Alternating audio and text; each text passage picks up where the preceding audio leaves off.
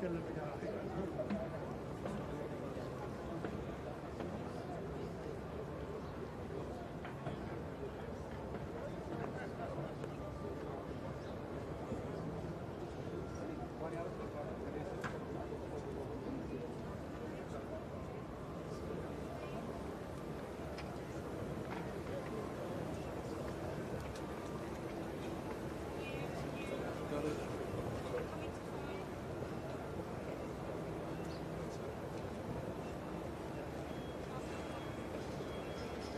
Let him go.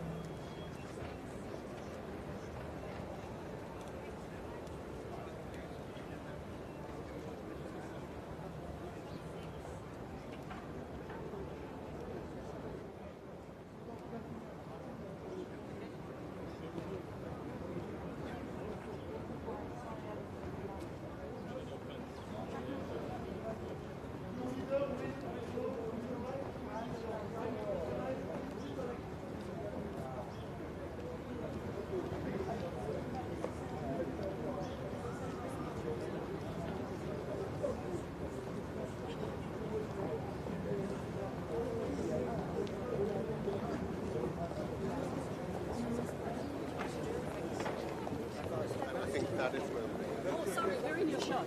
Sorry, guys.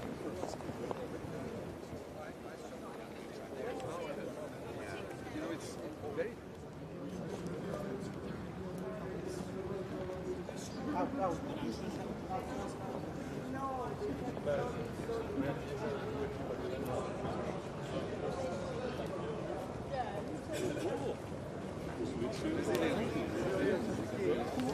I also come from my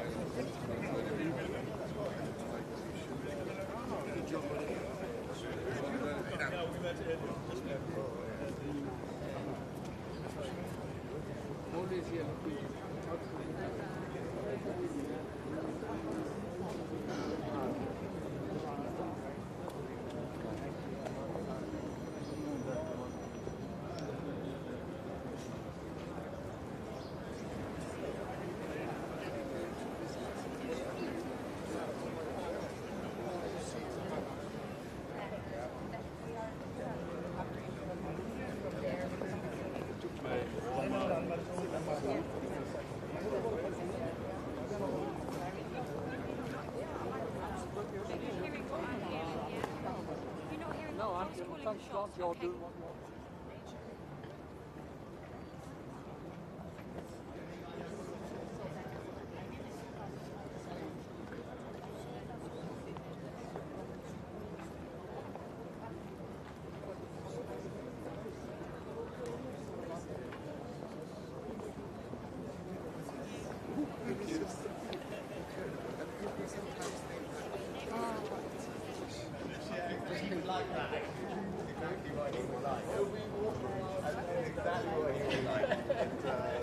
But he's great, and to have him back at a time like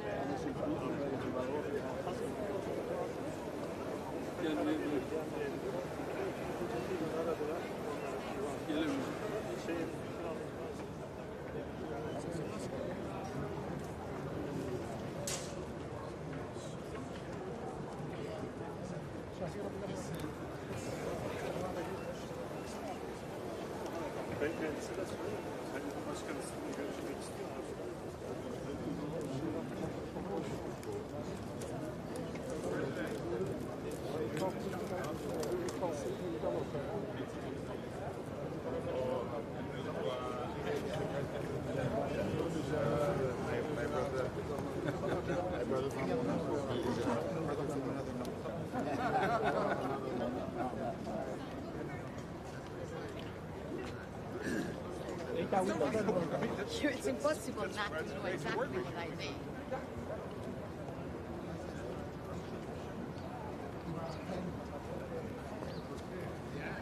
Sorry. Not to look back.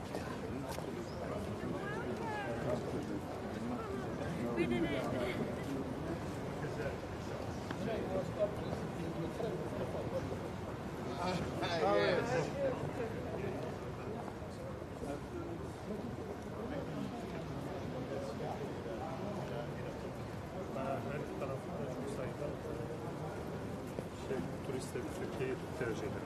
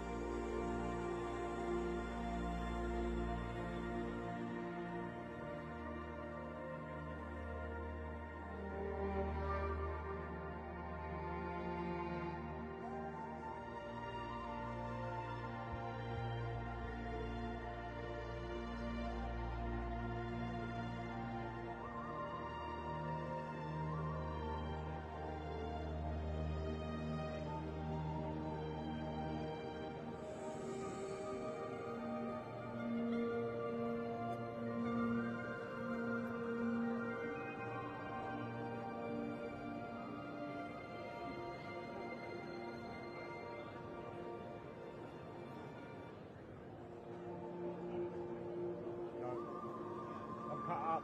Just check your returns. Check your returns. Make sure you.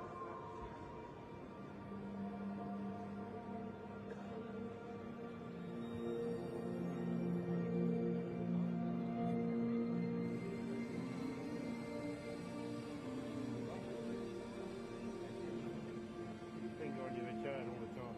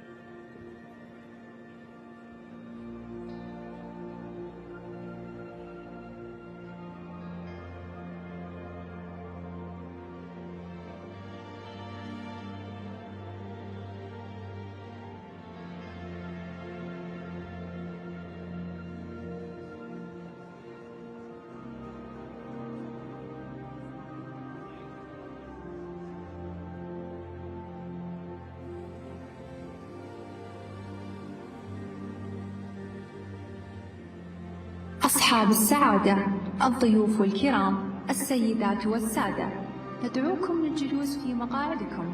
حفل الافتتاح على وشك البدء.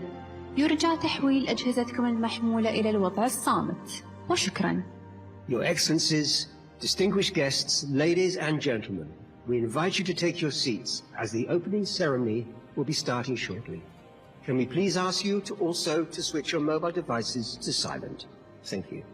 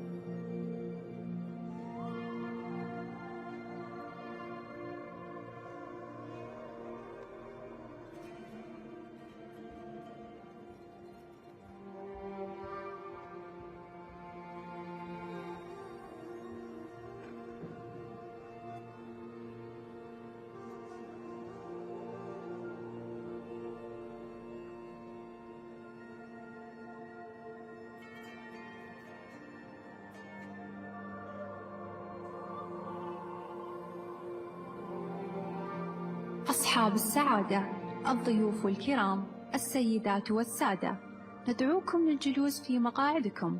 حفل الافتتاح على وشك البدء. يرجى تحويل أجهزتكم المحمولة إلى الوضع الصامت. وشكرا. Your Excellencies, distinguished guests, ladies and gentlemen, we invite you to take your seats as the opening ceremony will be starting shortly. Can we please ask you to also switch your mobile devices to silent? Thank you.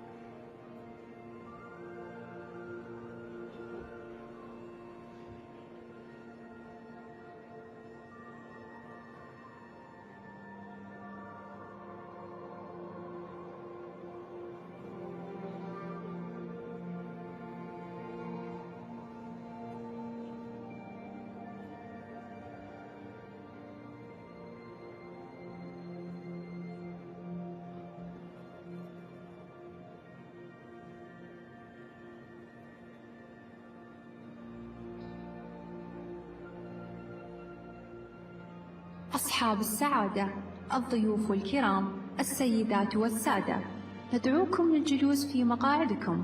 حفل الافتتاح على وشك البدء. يرجى تحويل أجهزتكم المحمولة إلى الوضع الصامت. وشكرا. Your Excellencies, distinguished guests, ladies and gentlemen, we invite you to take your seats as the opening ceremony will be starting shortly. Can we please ask you to also to switch your mobile devices to silent? Thank you.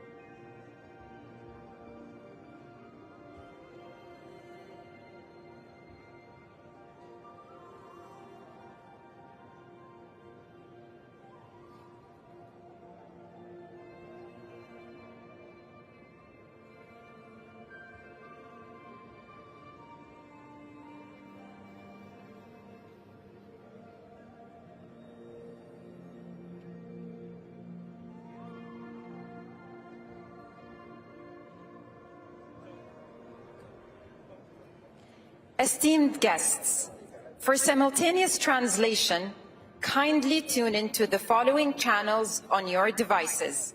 For English, Channel 1, for French, Channel 2, Russian, Channel 3, Spanish, Channel 4, Chinese, Channel 5, Arabic, Channel 6, Hindi, Channel 7, and Portuguese, Channel 8.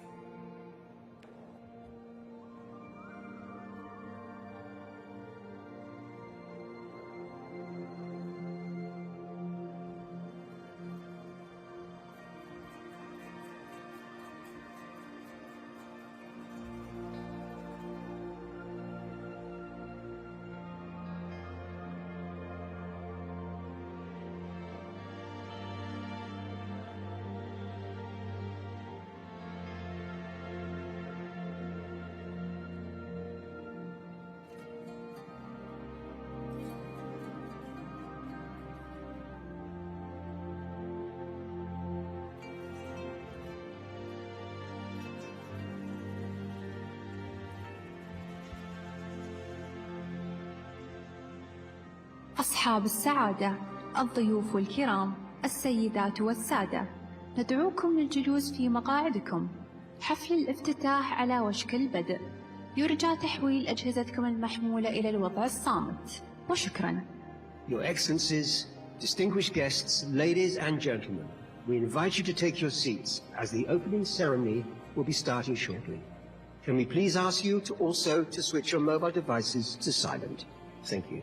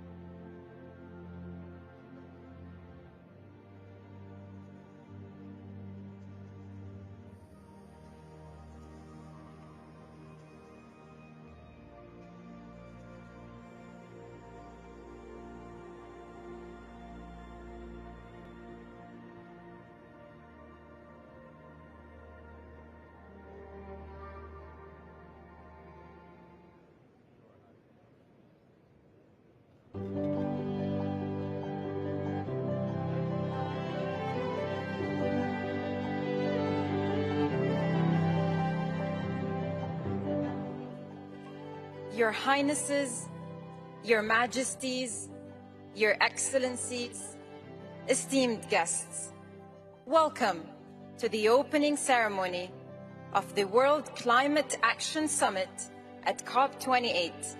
We are pleased to welcome you to the Al-Waha Theatre at Expo City, Dubai. Kindly take your seats. أصحاب السمو، أصحاب الجلالة، أصحاب المعالي والسعادة، الضيوف الكرام، مرحبا بكم في حفل افتتاح القمة العالمية للعمل المناخي في كوب 28. يسعدنا أن نرحب بكم في مسرح الواحة بمدينة إكسبو في دبي.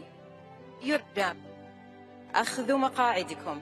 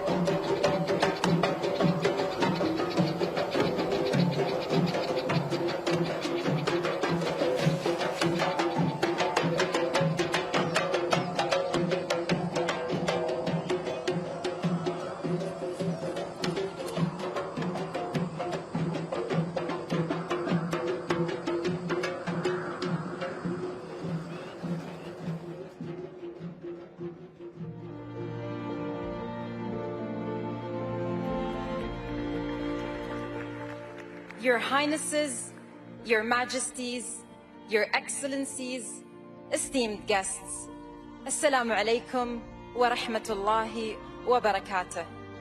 My name is Khulud Al-Atiyat, and welcome to the opening ceremony of the World Climate Action Summit at COP28.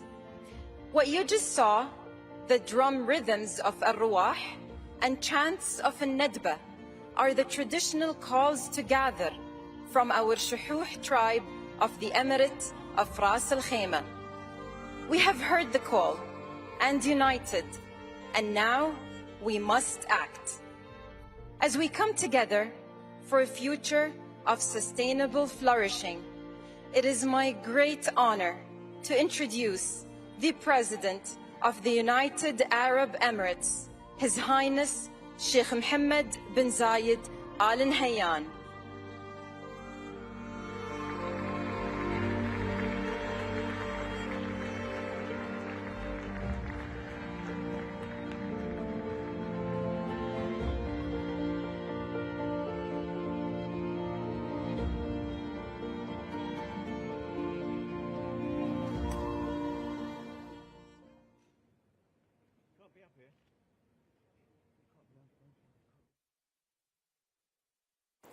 أصحاب الجلالة والفخامة والسمو، أصحاب المعالي والسعادة، معالي الأمين العام للأمم المتحدة،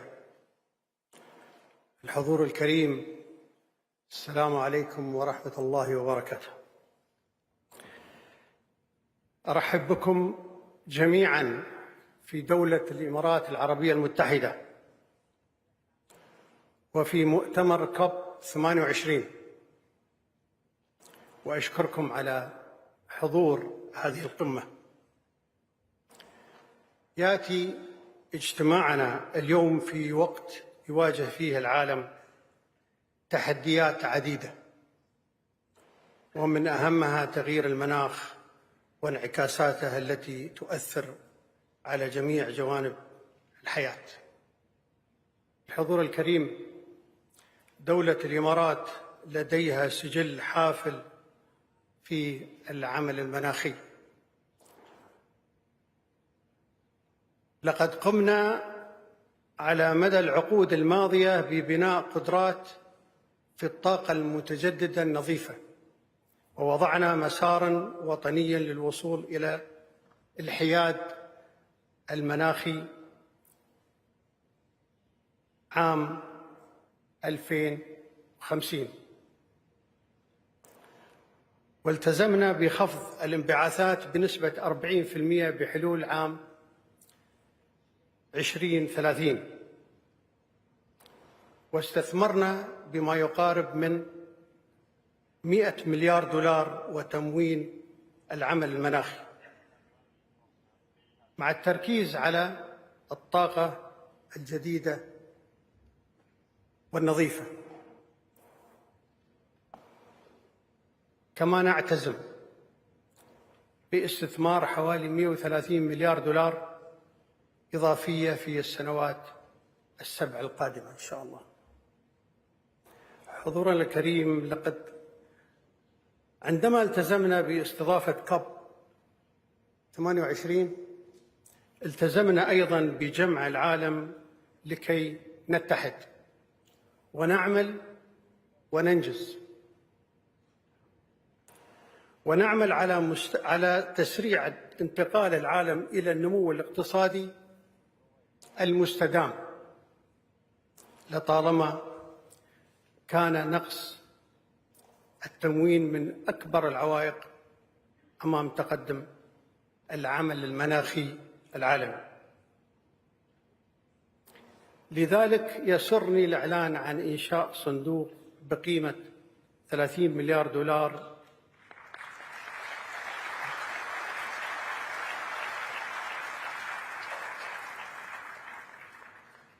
يسرني الإعلان عن إنشاء صندوق بقيمة 30 مليار دولار للحلول المناخية على مستوى العالم، والذي تم تصميمه لسد فجوة التمويل المناخي وتيسير الحصول عليه بتكلفة مناسبة. كذلك يهدف الصندوق إلى تحفيز جمع واستثمار 250 مليار دولار بحلول عام 2030. حضور الكريم، قبل أن أختتم كلمتي اسمحوا لي أن أروي لكم قصة قائد آمن بحب الأرض واحترام الطبيعة وصون مواردها وعمل يد بيد مع شعبه لرعاية هذه الأرض الطيبة، مدركاً أن الثروة الحقيقية للدول تكمن في أبنائها. وإنجازاتنا اليوم تشهد على عمل بناء مستقبل أكثر إشراقاً إن شاء الله. أيها السادة، أنه الوالد الشيخ زايد طيب الله ثراه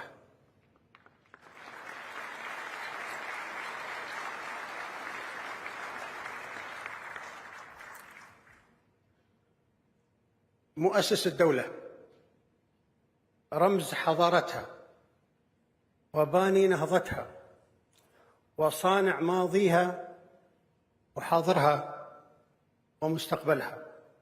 شكرا.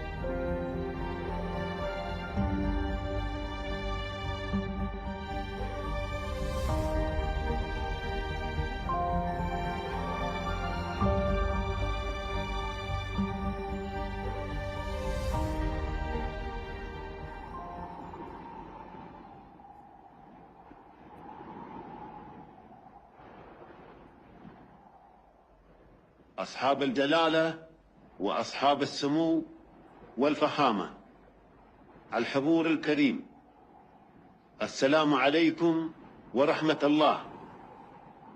نحن نرحب بكم جميعا في بلدكم دولة الإمارات، ونرحب بالوفود كلها اللي حضرت من أجل مؤتمر المناخ. نحمد الله ونشكره على ما أنعم علينا وحبانا بنعمة الأرض. حقيقة نحن بالنسبة لنا في دولة الإمارات ما يعتبر موضوع حماية البيئة مجرد شعار، بل هو في الواقع جزء لا يتجزأ من تاريخنا وتراثنا وحياتنا. كنا ولا زلنا ملتزمين بمبدأ التعايش بين الإنسان والطبيعة. عاش آبانا وأجدادنا على هذه الأرض وتعايشوا مع بيئتها في البر والبحر، وأدركوا مدى الحاجة للمحافظة عليها، وأن يأخذون منها قدر الحاجة فقط، ويتركون فيها ما تلقى فيه الأجيال القادمة مصدر للخير والعطاء والمعيشة. ومثل ما عملوا أجدادنا وأسلافنا، نحن اللي نعيش الآن فوق هذه الأرض الطيبة مسؤولين عن الاهتمام ببيئتنا وطبيعتنا. وواجب علينا، واجب الوفاء لأسلافنا وأحفادنا اللي من بعدنا على حد سوى. بتعيش الأجيال القادمة في عالم يختلف عن عالمنا اللي اعتدنا عليه. لهذا علينا أن نعد أنفسنا وأولادنا للعالم الجديد. حماية بيئتنا والمحافظة عليها في مسؤوليتنا جميعا، حكومات ومنظمات وأفراد. ولكن على الحكومات هي اللي تبادر. وأنا أدعوكم وأشجعكم اليوم أنكم تعملون الهدف واحد، تعملون للأجيال القادمة وتحققون اللي فيه مصلحة لهم. وكذلك أدعو العالم أجمع أن ينتهز الفرصة في اجتماعهم هذا في بلد السلام والتسامح للتعاون ومد جسور المحبة ونبذ الخلافات والتوصل إلى اتفاق يروي الجميع ويعيد العالم إلى مساره الصحيح، ونمشي قدم للمستقبل المصلحة الأرض واللي عايشين على الأرض، ونعمر الأرض. المصير واحد والحرص واحد والمصلحة وحدة والسعادة كذلك وحدة. وفقكم الله، والسلام عليكم ورحمة الله.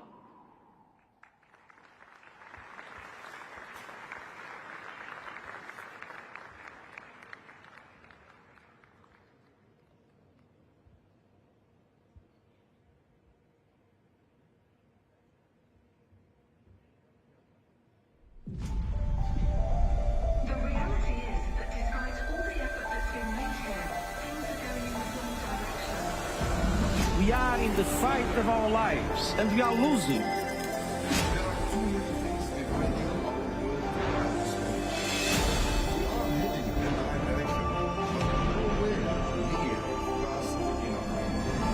Whether it will be enough will define this summit.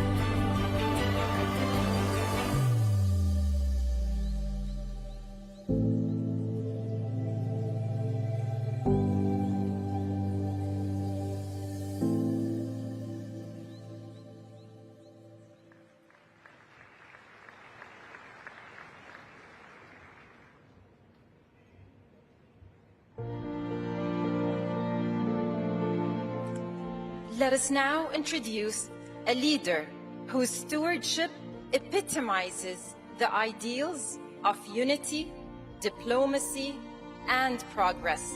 Ladies and gentlemen, the Secretary General of the United Nations, Mr. Antonio Guterres.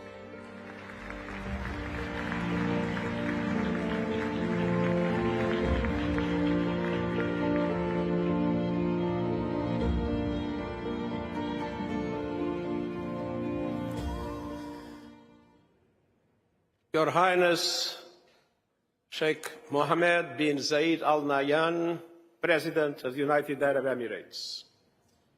I want to express my profound gratitude for the wonderful hospitality that we are enjoying in Dubai from the government and the people of the United Arab Emirates.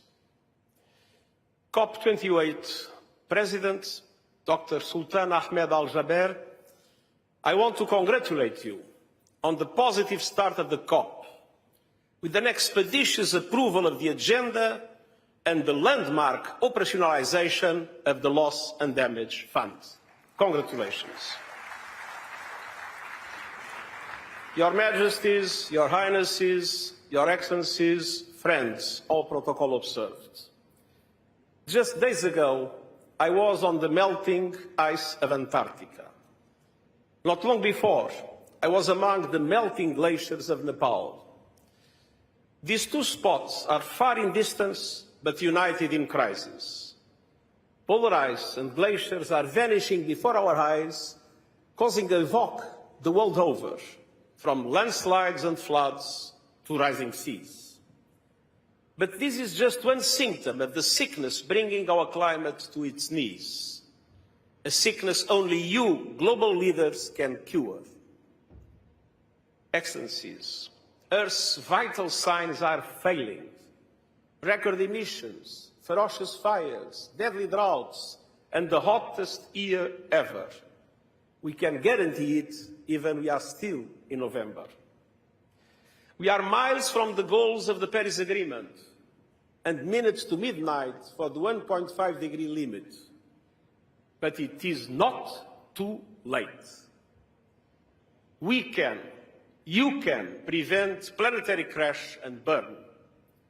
We have the technologies to avoid the worst of climate chaos if we act now. The Intergovernmental Panel on Climate Change has charted a clear path to the 1.5-degree world.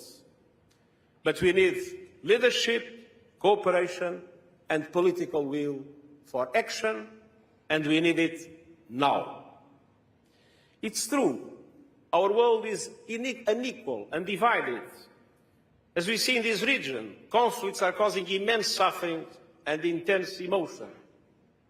We just had the news that the bombs are sounding again in Gaza. And climate chaos is fanning the flames of injustice. Global heating is busting budgets, ballooning food prices, upending energy markets, and feeding a cost of living crisis. But climate action can flip the switch. And renewable energy is the gift that keeps on giving. It's good for our planet, our health, and our economies, cleaning our air, meeting the world's growing energy demand, connecting millions of people to affordable electricity, bringing stability and security to markets, and saving money, as renewable energy has never been cheaper. Excellencies, friends, the diagnosis is clear. The success of the COP depends on the global stocktake prescribing a credible cure in 3 areas. First, drastically cutting emissions. Current policies would lead to an earth-scorching 3-degree temperature rise. So the global stocktake must set clear expectations for economy-wide national determined contributions presented by all countries that cover all greenhouse gases and align with 1.5-degree limits. The G20, which represents 80% of the world's emissions, must lead. And I urge countries to speed up their net zero timelines to get there as close as possible to 2040 in developed countries and 2050 in emerging economies. Second, we cannot save a burning planet via fire hose of fossil fuels. We must accelerate a just, equitable transition to renewables. The science is clear. The 1.5-degree limit is only possible if we ultimately stop burning all fossil fuels. Not reduce, not abate, phase out with a clear time frame aligned with 1.5 degrees. And the global stocktake must not only commit to that, it must also commit to triple renewables, double energy efficiency, and bring clean energy to all by 2030. The economics are clear. The global shift to renewables is inevitable. The only question is how much heating our planet will endure before it happens. The Intergovernmental Panel on Climate Change is recommending ending our addiction to coal by 2030 in OECD countries and 2040 for the rest of the world. At the same time, according to the International Energy Agency, the oil and gas industry accounts for just 1% of clean energy investments. So allow me to have a message for fossil fuel company leaders. Your old road is rapidly aging. Do not double down on an obsolete business model.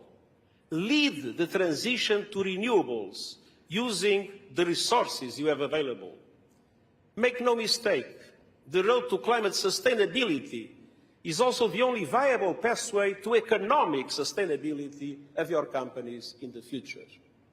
And I urge governments to help industry make the right choice by regulating, legislating, putting a fair price on carbon, ending fossil fuel subsidies, and adopting a windfall tax on profits. Excellencies, third, climate justice is long overdue. Developing countries are being devastated by disasters they did not cause. Extortionate borrowing costs are blocking their climate action plans, and support is far too little, far too late. The global stocktake must commit to a surge in finance, including for adaptation and loss and damage. And it must support reform of the multilateral development banks to leverage far more private finance at reasonable costs for developing countries in climate action. And developed countries must show how they will double adaptation finance to $40 billion a year by 2025, as promised, and clarify how they are delivering on the $100 billion as promised. Excellencies, the climate challenge is not just another issue in your inbox. Protecting our climate is the world's greatest test of leadership. And so I urge you to lead. Humanity's fate hangs in the balance. Make this COP count. Make this COP a game changer. Make this COP the renewal hope in the future of humankind. Thank you.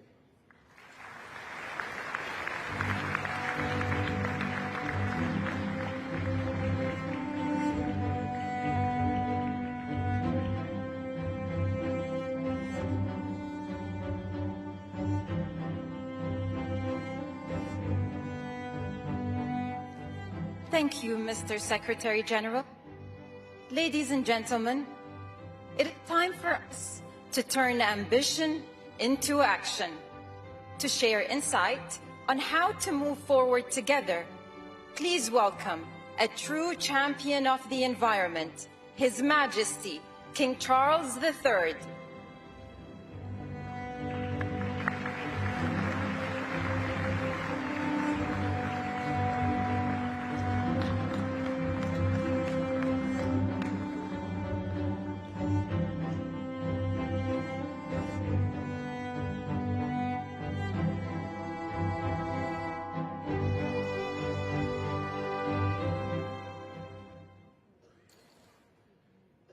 Your Highness, Secretary General, Your Majesties, Your Royal Highnesses, Presidents, Prime Ministers, Ministers, ladies and gentlemen. I would like to extend my heartfelt gratitude to His Highness Sheikh Mohammed bin Zayed Al Nahyan for his warm invitation to speak to you at the opening of COP28. 8 years ago, I was most touched to be asked to speak at the opening of COP21 in Paris, which of course culminated in the Paris Agreement, a landmark moment of hope and optimism when nations put differences to one side for the common good. I pray with all my heart that COP28 will be another critical turning point towards genuine transformational action at a time when already, as scientists have been warning for so long, we are seeing alarming tipping points being reached. I've spent a large proportion of my life trying to warn of the existential threats facing us over global warming, over climate change and biodiversity loss. But I was not alone. For instance, Sheikh Mohammed's dear father, Sheikh Zayed, was advocating for clean energy at a time even before the United Arab Emirates as such came into being. All these decades later, and despite all the attention, there is 30% more carbon dioxide in the atmosphere now than there was back then, and almost 40% more methane. Some important progress has been made, but it worries me greatly that we remain so dreadfully far off track, as the Global Stocktake report demonstrates so graphically. The dangers are no longer distant risks. I have seen across the Commonwealth and beyond countless communities which are unable to withstand repeated shocks, whose lives and livelihoods are laid waste by climate change. Surely, real action is required to stem the growing toll of its most vulnerable victims. Repeated cyclones batter vulnerable island nations like Vanuatu and Dominica. India, Bangladesh, and Pakistan have been experiencing unprecedented floods, and East Africa is suffering a decades-long drought. This past summer, in common with Spain, Greece, the United States, and many other countries, Canada experienced its most severe wildfire season on record, with 18.5 million hectares of land burned, causing terrible loss of life and property, and, of course, releasing enormous amounts of greenhouse gases that contribute to dangerous feedback loops to which climate scientists have been alerting us for decades. As I've tried to say on many occasions, unless we rapidly repair and restore nature's unique economy based on harmony and balance, which is our ultimate sustainer, our own economy and survivability will be imperiled. Records are now being broken so often that we are perhaps becoming immune to what they are really telling us. When we see the news that this last Northern Hemisphere summer, for instance, was the warmest global average temperature on record, we need to pause to process what this actually means. We are taking the natural world outside balanced norms and limits and into dangerous, uncharted territory. We are carrying out a vast, frightening experiment of changing every ecological condition all at once, at a pace that far outstrips nature's ability to cope. As we work towards a zero-carbon future, we must work equally towards being nature positive. With what we are witnessing, our choice now is a starker and darker one. How dangerous are we actually prepared to make our world? Dealing with this is a job for us all. Change will come by working together and making it easier to embrace decisions that will sustain our world, rather than carry on as though there are no limits or as though our actions have no consequences. As you gather, ladies and gentlemen, for these critical negotiations, the hope of the world rests on the decisions you must take. I can only encourage you to consider some practical questions which might inform the task ahead of you. Firstly, how can our multilateral organizations, which were established at a different time for different challenges, be strengthened for the crisis we face? How can we bring together our public, private, philanthropic and NGO sectors ever more effectively so that they all play their part in delivering climate action, each complementing the unique strengths of the others? Public finance alone will never be sufficient, but with the private sector firmly at the table and a better, fairer international financial system, combined with the innovative use of risk reduction tools like first loss risk guarantees, we could mobilize the trillions of dollars we need, in the order of $4.5 to $5 trillion a year, to drive the transformation we need. Secondly, how can we ensure that finance flows to those developments most essential to a sustainable future and away from practices that make our world more dangerous across every industry in every part of the world? I have, for instance, been heartened by some of the steps taken by parts of the insurance sector, which plays such a vital role in incentivizing more sustainable approaches and providing an invaluable source of investment to reduce the risks we face. Thirdly, how can we accelerate innovation and the deployment of renewable energy, of clean technology and other green alternatives to move decisively towards investment in this vital transition across all industries? For instance, how can we increase investments in regenerative agriculture, which can be a nature-positive carbon sink? What incentives are necessary? And how can those which have a perverse impact be eliminated with all due speed? Fourthly, how can we bring together different solutions and initiatives to ensure coherent long-term approaches across sectors, countries and industries? For virtually every artificial source of greenhouse gas emissions, there are alternatives or mitigations which can be put in place.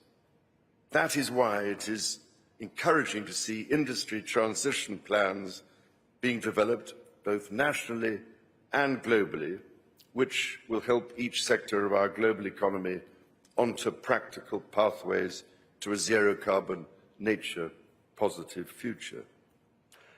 And, ladies and gentlemen, fifthly, how can we forge an ambitious new vision for the next 100 years? How can we draw on the extraordinary ingenuity of our societies, the ideas, knowledge and energy of our young people, our artists, our engineers, our communicators, and importantly, our indigenous peoples, to imagine a sustainable future for people everywhere, a future that is in harmony with nature, not set against her. Ladies and gentlemen, in your hands is an unmissable opportunity to keep our common hope alive. I can only urge you to meet it with ambition, imagination, and a true sense of the emergency we face, and together with a commitment to the practical action upon which our shared future depends.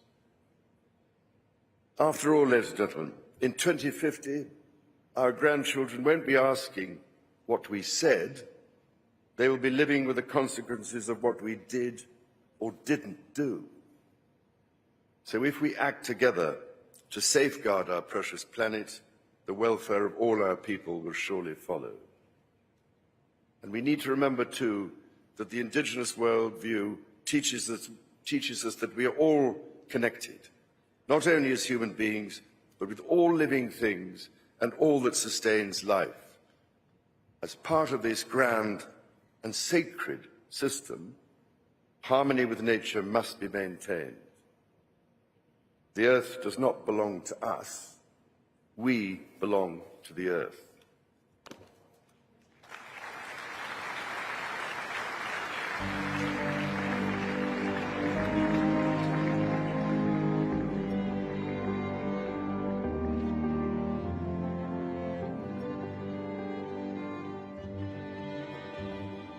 Thank you, Your Majesty. And now, please help me welcome to the stage the leader of Brazil and COP30 host nation, His Excellency Luiz Inácio Lula da Silva.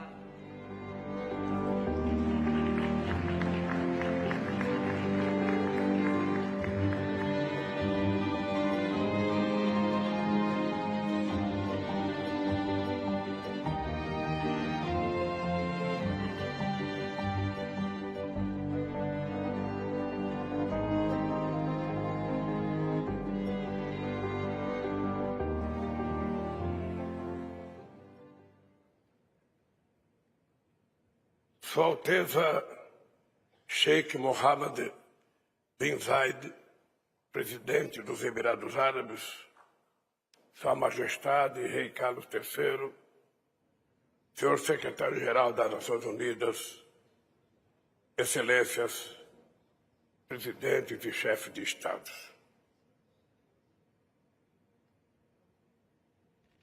Uma mulher africana, a queniana Wangari Maathai, vencedora do Prêmio Nobel da Paz, sintetizou bem o dilema da humanidade em sua relação com a natureza.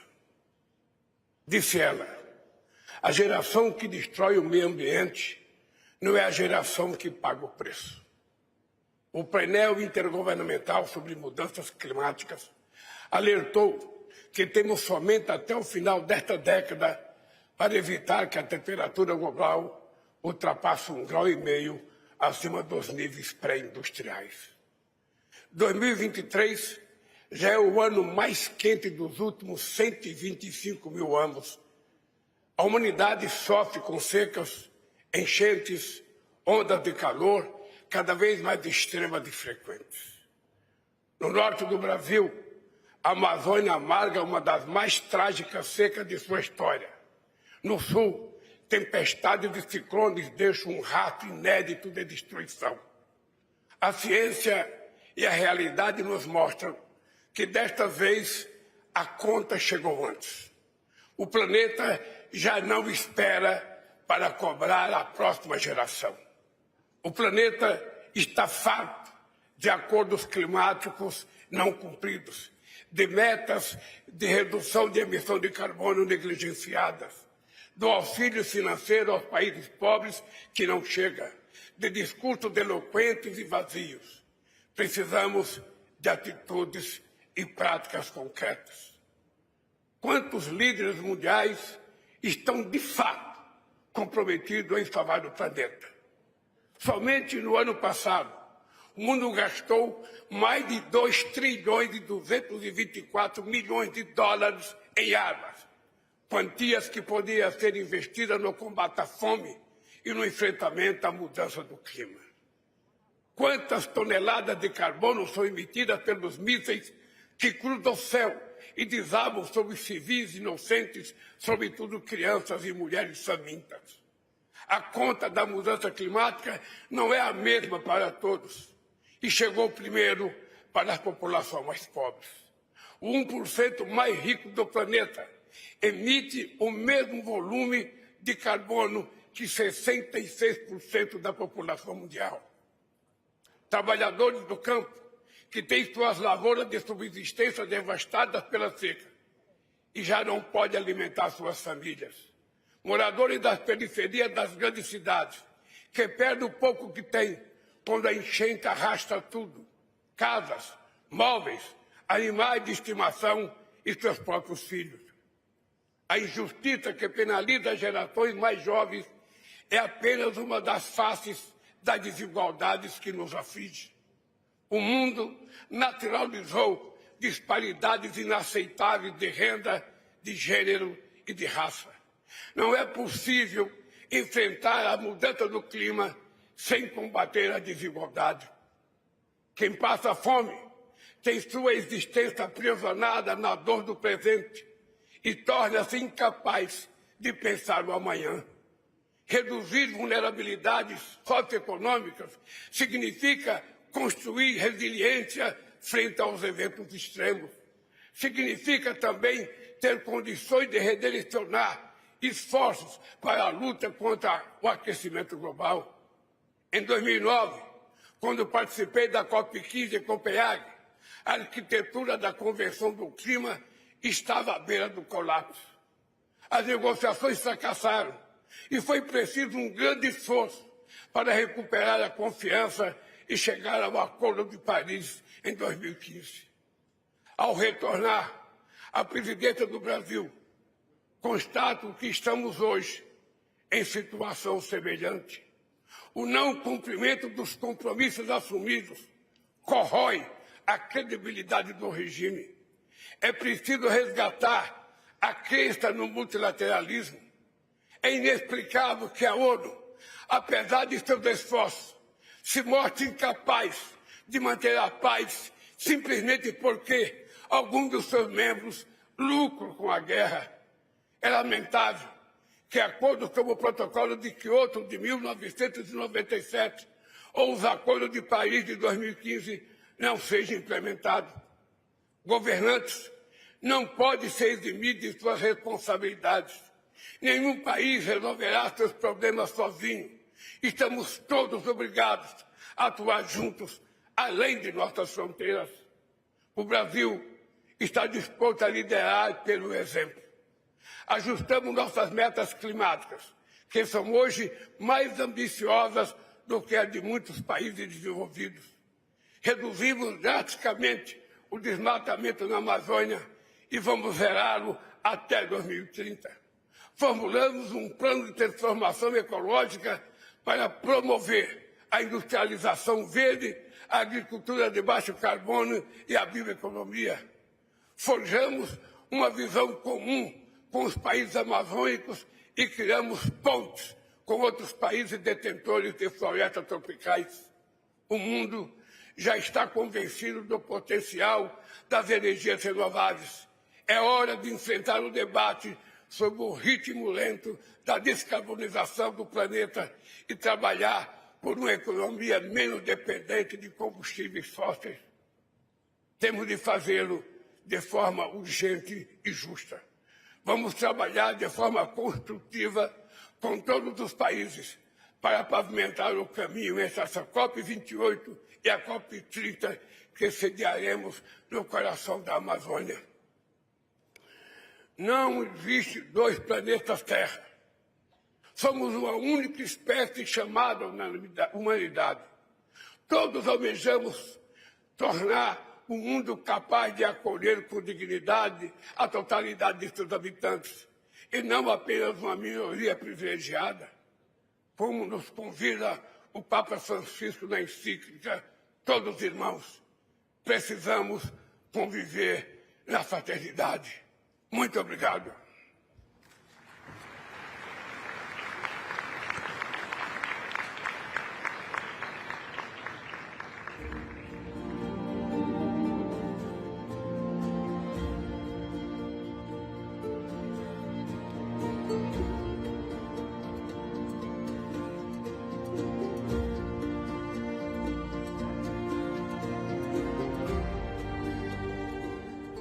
Muito obrigada, President Lula. And now, please join me in welcoming the co-founder and environmental director of Brazil's Instituto Zaghi, an indigenous youth-led organization dedicated to reforestation and preservation of traditional knowledge, Ms. Isabel Prestes da Fonseca.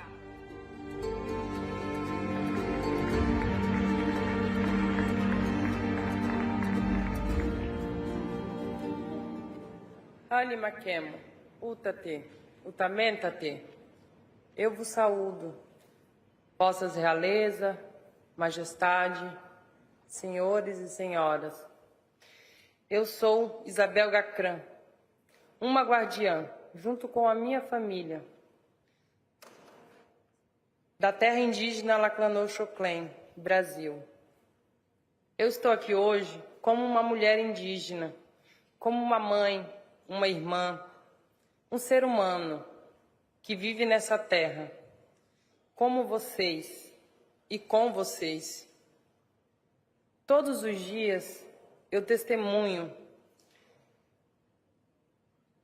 tudo que está acontecendo. Com muita tristeza, toda a devastação da nossa floresta. Apenas 2% do nosso território sagrado, do nosso bioma, sobrevive hoje. E a árvore Zang, a nossa árvore ancestral, chamada araucária, com milênios de vida, está à beira da extinção. Nossos antepassados preveram isso, alertaram-nos sobre o futuro e que o mundo precisaria do nosso conhecimento. Hoje enfrentamos desequilíbrios ambientais, catástrofes climáticas. Os rios estão secando, as montanhas estão desmoronando e o gelo está derretendo. O planeta aquece pela ação humana. No sul do Brasil, a neve praticamente desapareceu devido à drástica redução da nossa árvore sagrada araucária. Em todos os locais que ainda há neva, a araucária se faz presente de maneira exclusiva. Nós estamos correndo contra o tempo. Já plantamos milhares de árvores. Não estamos mais apenas protegendo o futuro, mas sim agindo no agora, já. Em nome das vidas indígenas, da floresta e da biodiversidade, junte-se a nós nessa luta. Nós somos a natureza, tentando se defender. Este é um chamado para a ação. Não podemos mais adiar. Unidos, restauraremos a nossa Mãe Terra. Preservaremos o nosso patrimônio e resgataremos a harmonia perdida. Nós, do Instituto Zag, não pedimos apenas apoio, pedimos companheirismo. Convido cada um a unir-se a essa missão e tornar-se parte dessa jornada. Pela regeneração da natureza e da vida.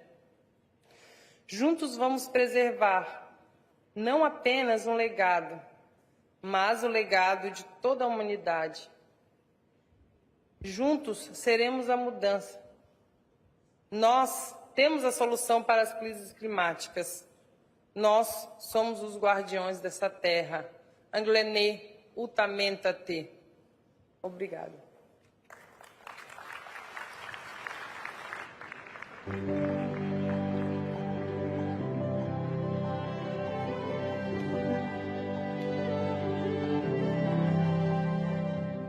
Muito obrigada, Ms. Prestes da Fonseca. Ladies and gentlemen, we are truly humbled to host you in the United Arab Emirates. May these coming days bring us together in collective action. If we take one thing away from today's ceremony, let it be that we have gathered here from around the world with the same goal: to unite, to act, and to deliver. And so we must. Welcome to the COP of Action.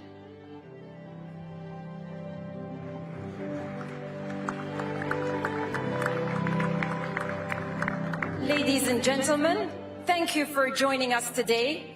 Please remain seated until the heads of state have left the theater. All gold badges holders will be able to exit the theater from the rear of the theater. Kindly follow the ushers, and thank you for joining us today at the World Climate Action Summit at COP28.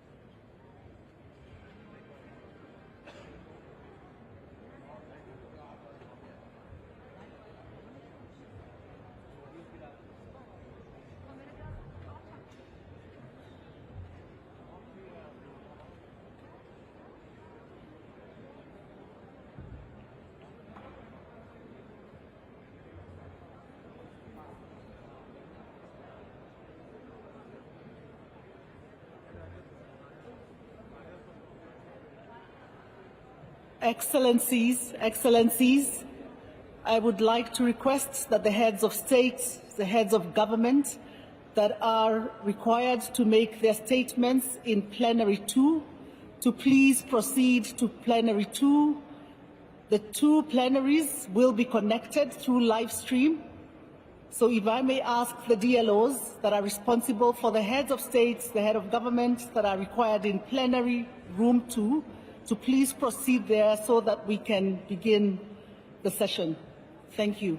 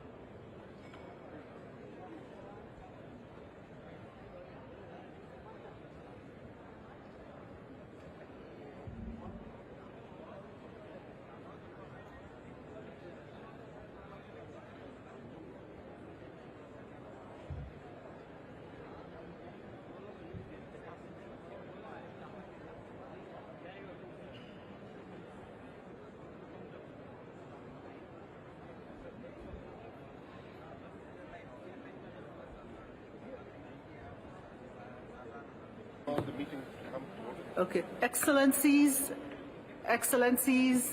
delegates, we are about to start. If I may kindly request you to take your seat.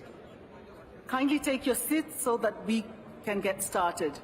I'd also like to remind the heads of state, the heads of government, who will be delivering their national statements in plenary 2, if the DLOs, the diplomatic liaison officers, can guide them to plenary 2 so that they do not miss their chance to make their statements. So the DLOs, please check your record, and if your respective head of state, head of government that you are looking after is required in plenary 2, to please swiftly move to plenary 2 to get us started. Thank you.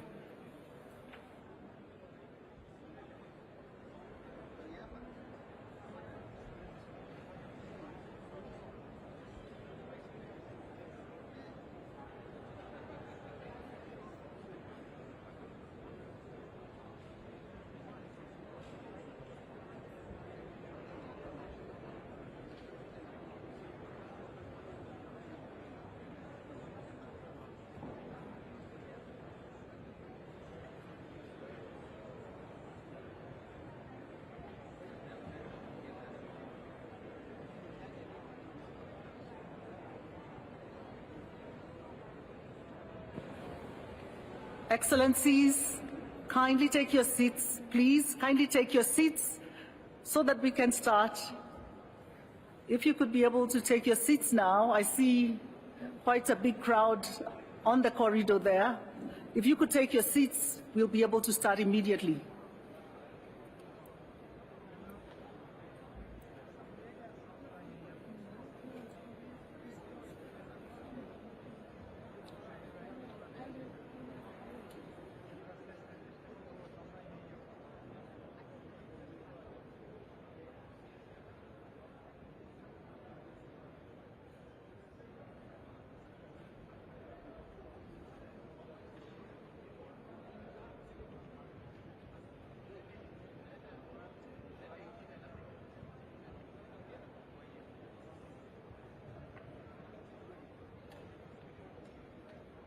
Can you please take your seats?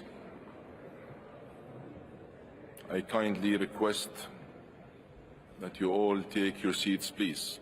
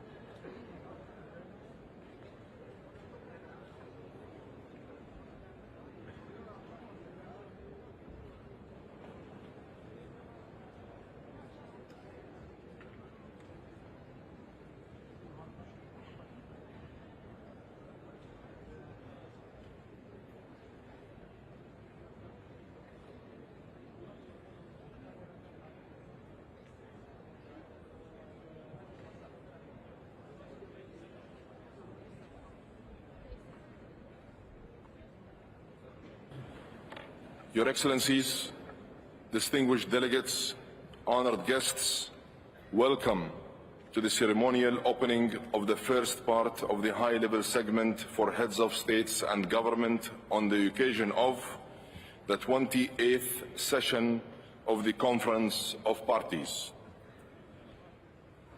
The 18th session of the Conference of Parties, serving as the meeting of the parties to the Kyoto Protocol, and the 5th session of the Conference of the Parties, serving as the meeting of the parties to the Paris Agreement.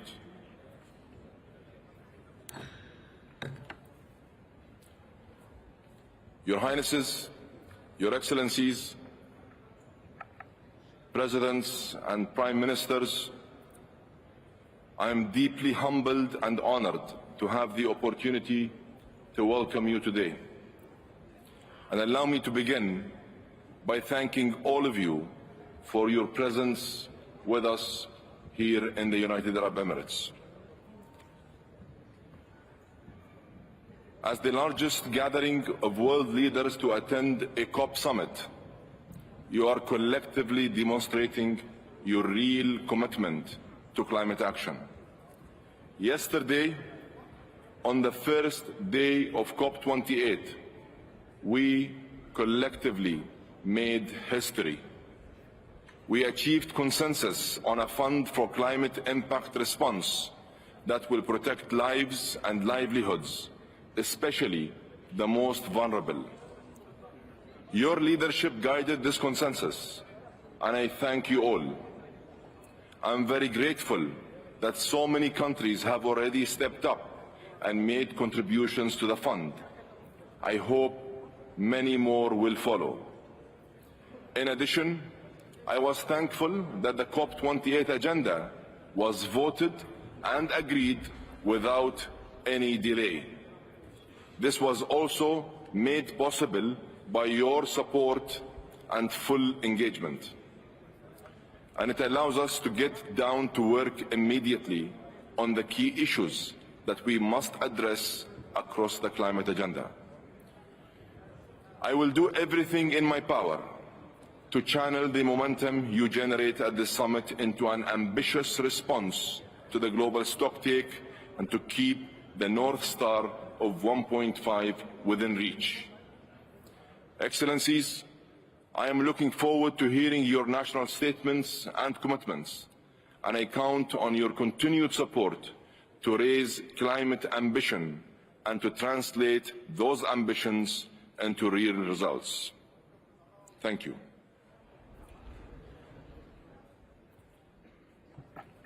Excellencies, this afternoon we are honored to have with us His Excellency Mr. Denis Francis, the President of the United Nations General Assembly, and His Excellency Mr. Narendra Modi, Prime Minister of India.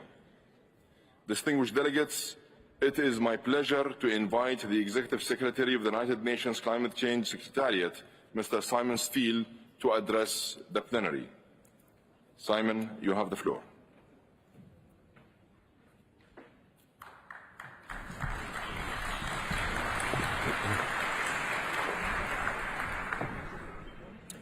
Excellencies, Ministers, honourable guests, I must begin by thanking the United Arab Emirates for their warm hospitality here in Dubai. Working with your team over the last year to prepare this event has been a pleasure. Looking out at this World Climate Action Summit, it's incredible to see so many leaders convened in one place. The strength of this demonstration of multilateralism is a testament to the scale of the problem we're convened here to address.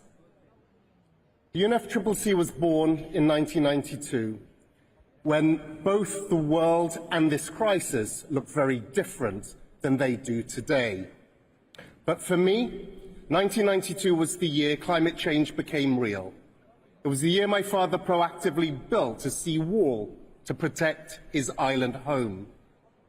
He'd never heard the concept of climate change, and his neighbours mocked him for how high he built it, how deep the foundations were, and how much of his own money he spent.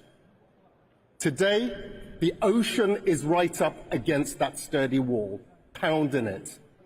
Its very foundations are exposed.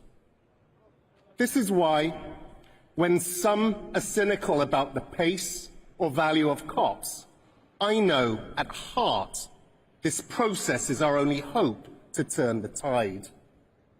Some of you sitting here before me share my first-hand experience and even more extreme experiences.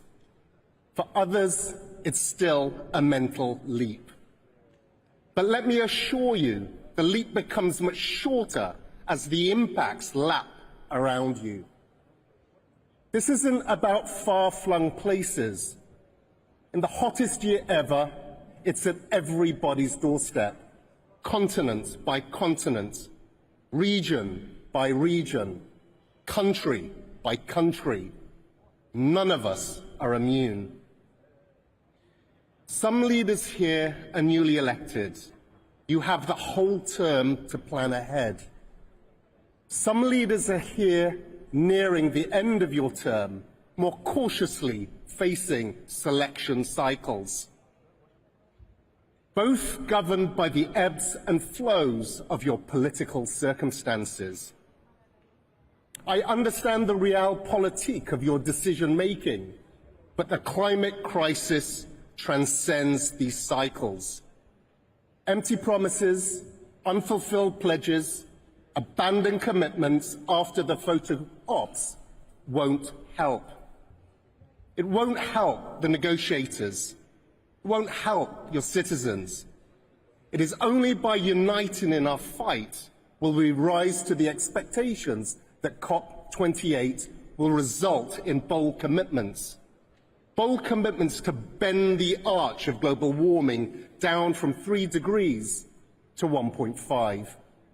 It's only by uniting in your commitment to doing this together that we'll fully respond to the needs of those affected and ensure that development and climate action are mutually reinforcing. It's only by focusing on understanding each other that we'll work out how to live in a fossil-free world. It's only by your leadership that we'll be able to use this global stocktake to accelerate the action taken thus far. Your political messages must translate into real, tangible action. Action that should be felt in the negotiating rooms.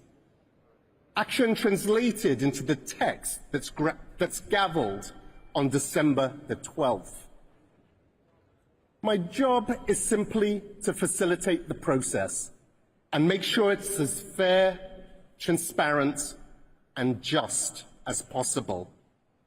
It's only the political signals you send today and their follow-up actions that can take us to a place beyond the encroaching seas. I thank you.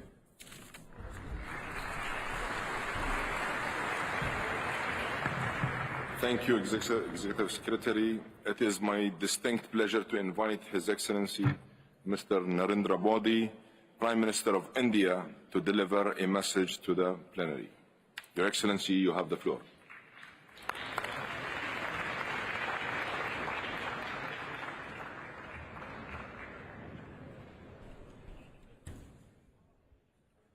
Your Majesties, Your Highnesses, Excellencies, ladies and gentlemen,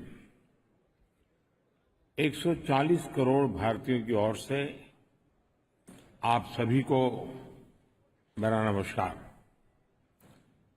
आज सबसे पहले मैं आप सभी का आभार व्यक्त करूंगा। मेरे द्वारा उठाए गए क्लाइमेट जस्टिस, क्लाइमेट फाइनेंस और ग्रीन क्रेडिट जैसे विषयों को आपने निरंतर समर्थन दिया है। हम सभी के प्रयासों से ये विश्वास बढ़ा है कि विश्व कल्याण के लिए सबके हितों की सुरक्षा आवश्यक है, सबकी भागीदारी आवश्यक है। फ्रेंड्स, आज भारत ने इकोलॉजी और इकोनॉमी के उत्तम संतुलन का उदाहरण विश्व के सामने रखा है। भारत में विश्व की 17% आबादी होने के बावजूद ग्लोबल कार्बन एमिशंस में हमारी हिस्सेदारी ओनली 4% से भी कम है। भारत विश्व की उन कुछ इकोनॉमीज में से एक है जो एनडीसी टारगेट्स को पूरा करने की राह पर है। एमिशंस इंटेंसिटी संबंधी टारगेट्स को हमने 11 साल पहले ही हासिल कर लिया है। नॉन फॉसिल फ्यूल टारगेट्स को हम निर्धारित समय से 9 साल पहले ही प्राप्त कर चुके हैं और भारत ने इतने पर ही नहीं रुके हैं। हमारा लक्ष्य 2030 तक एमिशंस इंटेंसिफाई को 45% घटाना है। हमने तय किया है कि नॉन फॉसिल फ्यूल का शेयर हम बढ़ाकर 50% करेंगे और हम 2070 तक नेट जीरो के लक्ष्य की तरफ भी बढ़ते रहेंगे। फ्रेंड्स, भारत ने अपनी G20 प्रेसिडेंसी में one earth, one family, one future की भावना के साथ क्लाइमेट के विषय को निरंतर महत्व दिया है। सस्टेनेबल फ्यूचर के लिए हमने मिलकर ग्रीन डेवलपमेंट पैक्ट पर सहमति बनाई। हमने लाइफस्टाइल फॉर सस्टेनेबल डेवलपमेंट के सिद्धांत तय किए। हमने वैश्विक स्तर पर रिन्यूएबल एनर्जी को 3 गुना करने की प्रतिबद्धता जताई। भारत ने ऑल्टरनेट फ्यूल्स के लिए हाइड्रोजन के क्षेत्र को बढ़ावा दिया और ग्लोबल बायोफ्यूल्स अलायंस भी लॉन्च किया। हम मिलकर इस नतीजे पर पहुंचे कि क्लाइमेट फाइनेंस कमिटमेंट को बिलियन से बढ़ाकर कई ट्रिलियन तक ले जाने की आवश्यकता है। साथियों, ग्लासगो में भारत ने आइलैंड स्टेट्स के लिए इंफ्रास्ट्रक्चर रेजिलिएंट इनिशिएटिव की शुरुआत की थी। भारत 13 देशों में इससे जुड़े प्रोजेक्ट्स तेजी से आगे बढ़ा रहा है। ग्लासगो में ही मैंने mission life style for environment का विजन आपके सामने रखा था। इंटरनेशनल एनर्जी एजेंसी की स्टडी कहती है कि इस अप्रोच से हम 2030 तक प्रति वर्ष 2 बिलियन टन कार्बन एमिशन कम कर सकते हैं। आज मैं इस फोरम से एक और प्रो प्लैनेट, प्रोएक्टिव और पॉजिटिव इनिशिएटिव का आह्वान कर रहा हूं। यह है ग्रीन क्रेडिट इनिशिएटिव। यह कार्बन क्रेडिट की कॉमर्शियल मानसिकता से आगे बढ़कर जन भागीदारी से कार्बन सिंक बनाने का अभियान है। मैं उम्मीद करता हूं कि आप सब इससे जरूर जुड़ेंगे। साथियों, पिछली शताब्दी की गलतियों को सुधारने के लिए हमारे पास बहुत ज्यादा समय नहीं है। मानव जाति के एक छोटे हिस्से ने प्रकृति का अंधाधुंध दोहन किया, लेकिन इसकी कीमत पूरी मानवता को चुकानी पड़ रही है। विशेषकर ग्लोबल साउथ के निवासियों को। सिर्फ मेरा भला हो, ये सोच दुनिया को एक अंधेरे की तरफ ले जाएगी। इस हॉल में बैठा प्रत्येक व्यक्ति, प्रत्येक राष्ट्राध्यक्ष बहुत बड़ी जिम्मेदारी के साथ यहां आया है। हम में से सभी को अपने दायित्व निभाने ही होंगे। पूरी दुनिया आज हमें देख रही है। इस धरती का भविष्य हमें देख रहा है। हमें सफल होना ही होगा। We have to be decisive. हमें संकल्प लेना होगा कि हर देश अपने लिए जो क्लाइमेट टारगेट तय कर रहा है, जो कमिटमेंट कर रहा है वो पूरा कर कर ही दिखाएगा। We have to work in unity. हमें संकल्प लेना होगा कि हम मिलकर काम करेंगे, एक दूसरे का सहयोग करेंगे, साथ देंगे। हमें ग्लोबल कार्बन बजट में सभी विकासशील देशों को उचित शेयर देना होगा। We have to be more balance. हमें यह संकल्प लेना होगा कि adaptation, mitigation, climate finance, technology, loss and damage, इन सब पर संतुलन बनाते हुए आगे बढ़ें। We have to be ambitious. हमें संकल्प लेना होगा कि एनर्जी ट्रांजिशन जस्ट हो, इंक्लूसिव हो, इक्विटेबल हो। We have to be innovative. हमें यह संकल्प लेना होगा कि इनोवेटिव टेक्नोलॉजी का लगातार विकास करें, अपने स्वार्थ से ऊपर उठकर दूसरे देशों को टेक्नोलॉजी ट्रांसफर करें, क्लीन एनर्जी सप्लाई चेन को सशक्त करें। Friend, Bharat UN framework for climate change process के प्रति प्रतिबद्ध है। इसलिए आज मैं इस मंच से 2028 में COP 2028 में COP 33 समिट को भारत में होस्ट करने का प्रस्ताव भी रखता हूं। मुझे आशा है कि आने वाले 12 दिनों में ग्लोबल स्टॉक टेक की समीक्षा से हमें सुरक्षित और उज्जवल भविष्य का रास्ता मिलेगा। कल लॉस एंड डैमेज फंड को ऑपरेशनलाइज करने का जो निर्णय लिया गया है, उससे हम सभी की उम्मीद और बड़ी है। मुझे विश्वास है यूएई की मेजबानी में ये COP 28 समिट सफलता की नई ऊंचाई पर पहुंचेगी। मैं मेरे brother his highness Sheikh Mohammed bin Zayed और संयुक्त राष्ट्र संघ के secretary general his excellency Guterres को मुझे ये विशेष सम्मान देने के लिए विशेष रूप से आभार व्यक्त करता हूं। आप सभी का बहुत बहुत धन्यवाद। Thank you.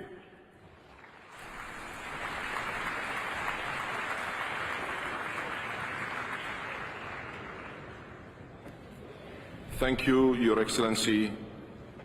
It is now my distinct pleasure to invite His Excellency Mr. Denis Francis, President of the United Nations General Assembly, to address the plenary. Your Excellency, you have the floor.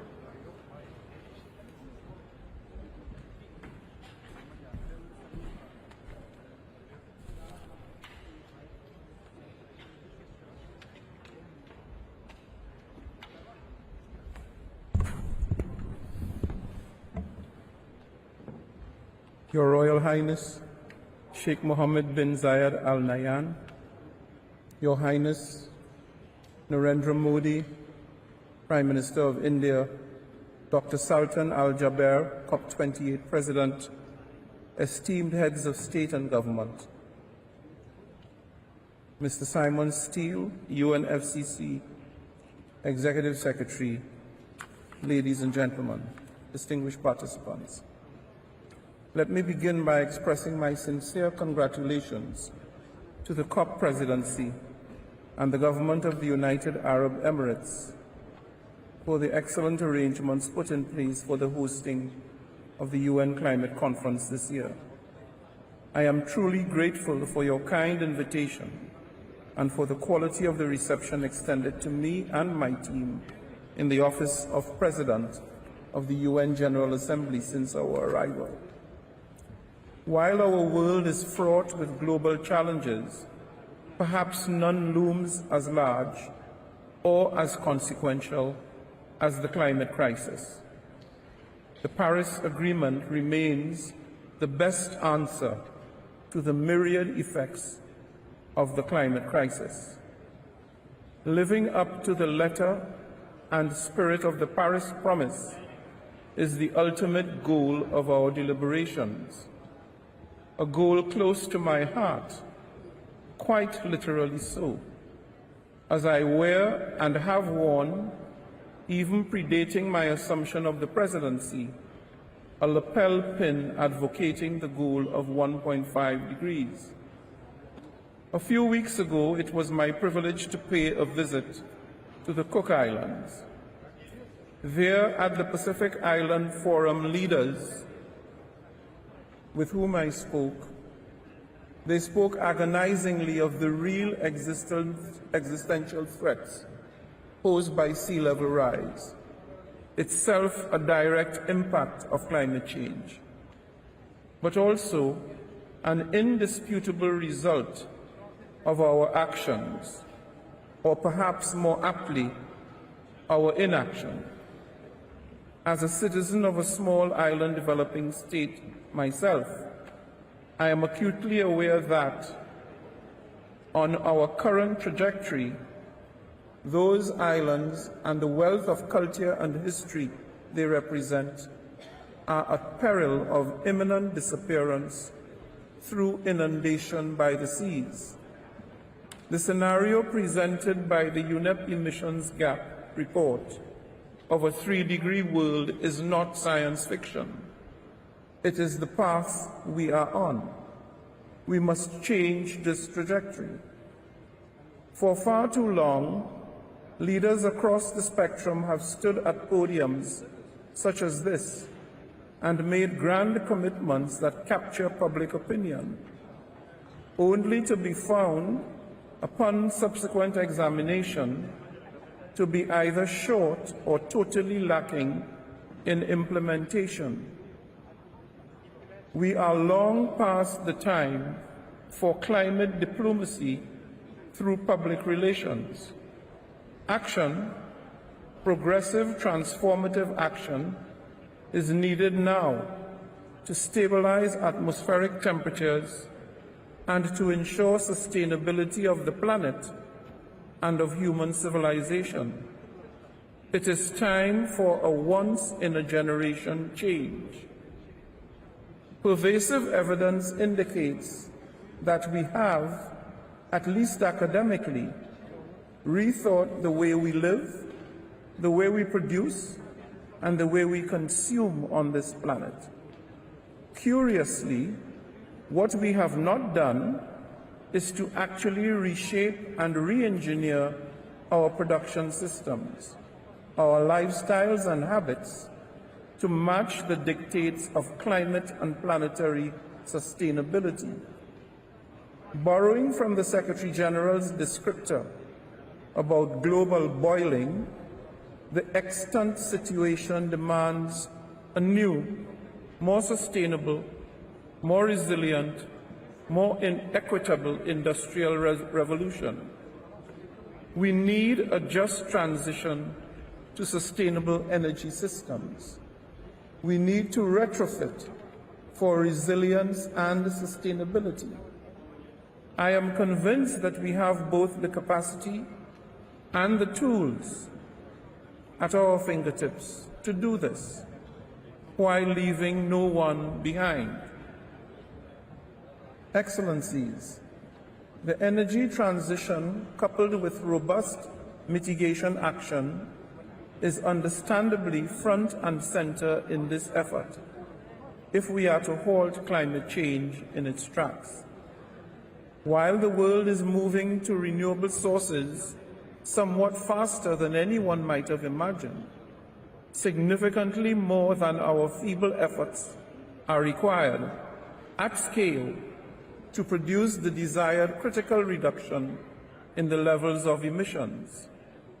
Let us therefore triple renewable energy capacity, as the COP28 presidency has challenged us to do. And then let us triple it again.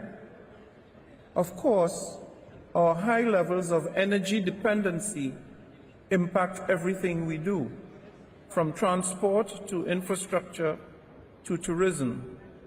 And for this reason, I intend to do my part in carrying forward these important sector-specific conversations at the General Assembly of the United Nations.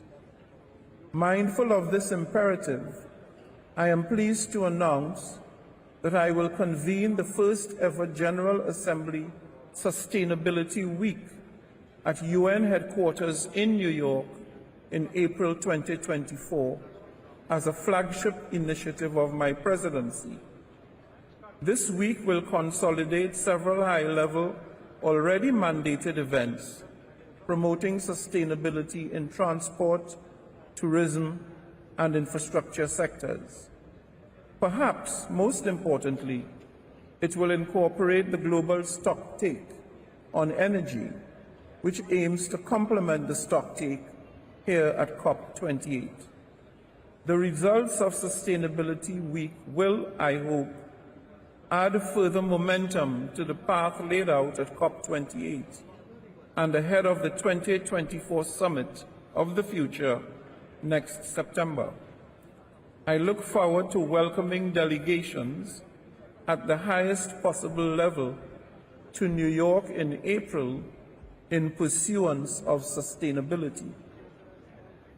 Excellencies, while we work towards fast-track energy transition, we must reconcile the reality that climate impacts are here already and will only intensify as we continue the march towards the 1.5 degrees.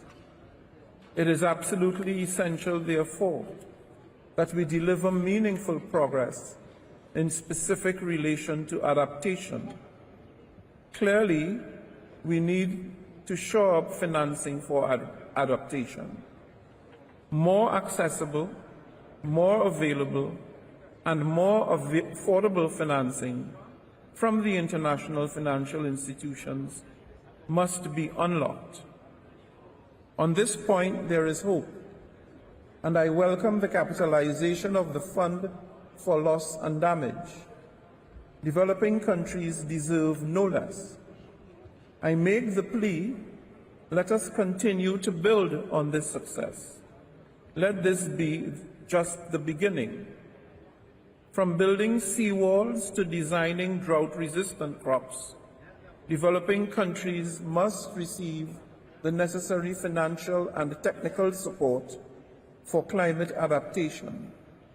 And I applaud the efforts of partners to make community grants and financing more available and quickly accessible, as such funding is particularly important for small island developing states and marginalized communities on the front lines of climate change, as well as for vulnerable groups, especially women and girls.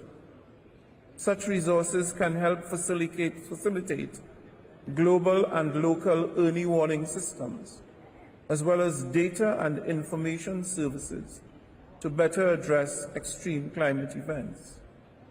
We need to not only be risk-informed, but also resilient at every level and across all stakeholders, thus leaving no one behind. Esteemed heads of state and government, excellencies, ladies and gentlemen, I am not just optimistic.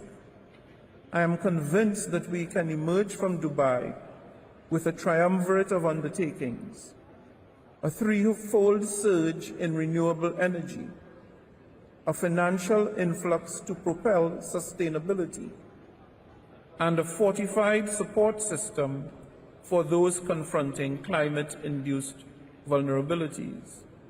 Our collective resolve must echo louder than the challenges we face. Together we can make COP28 a decisive win for our people, for our communities, and for our planet. The actions we take here will resonate for generations, proving that when nations and people unite in a common quest for peace, progress, prosperity, and sustainability for all, we can surmount any obstacle and create the future we want. Let's get it done. I thank you.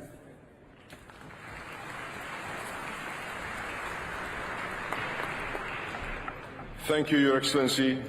Your Excellencies, distinguished delegates, this brings us to the end of the ceremonial opening of the high-level segment. Allow me to please ask you all to remain in your seats to allow our guests to leave the podium before we begin the delivery of national statements.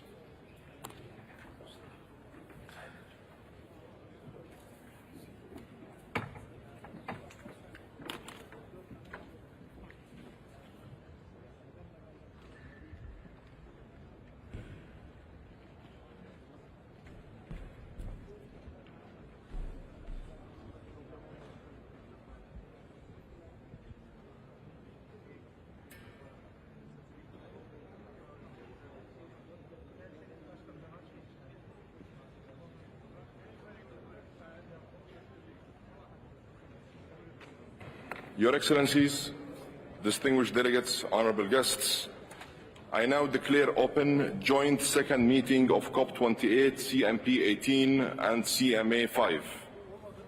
Today, heads of state and government will deliver their respective national statement. I'd like to inform you, Your Excellencies, of actions in place to ensure effective time management. There is a 3-minute time limit for statements during the high-level segment. Statements should be as concise as possible, noting the full texts of the official statements will be made available on the UNFCCC website. And finally, please note that heads of state or government who are not in the plenary at the time for delivery of their statements will be scheduled to speak at the end of all statements of the same category. Your Excellencies, distinguished delegates, honorable guests, the United Arab Emirates is delighted to welcome over 170 heads of states and government. Your presence here today is a testament to the milestone nature of this COP, to raise our shared ambition over this critical decade to keep 1.5 within reach. Success is underpinned by your commitment to take meaningful and tangible steps to address the climate crisis by implementing and achieving the long-term goals of the Paris Agreement and the ultimate objective of the Convention. It is essential that we expedite efforts towards implementing climate action. With political will and commitment, we can and must deliver an outcome in the United Arab Emirates that will allow for all of us to be proud of. Allow me now to ask everyone to get ready for us to begin. It is my pleasure to welcome His Excellency Mr. Abdel Fattah al-Sisi, President of Egypt. Your Excellency, you have the floor.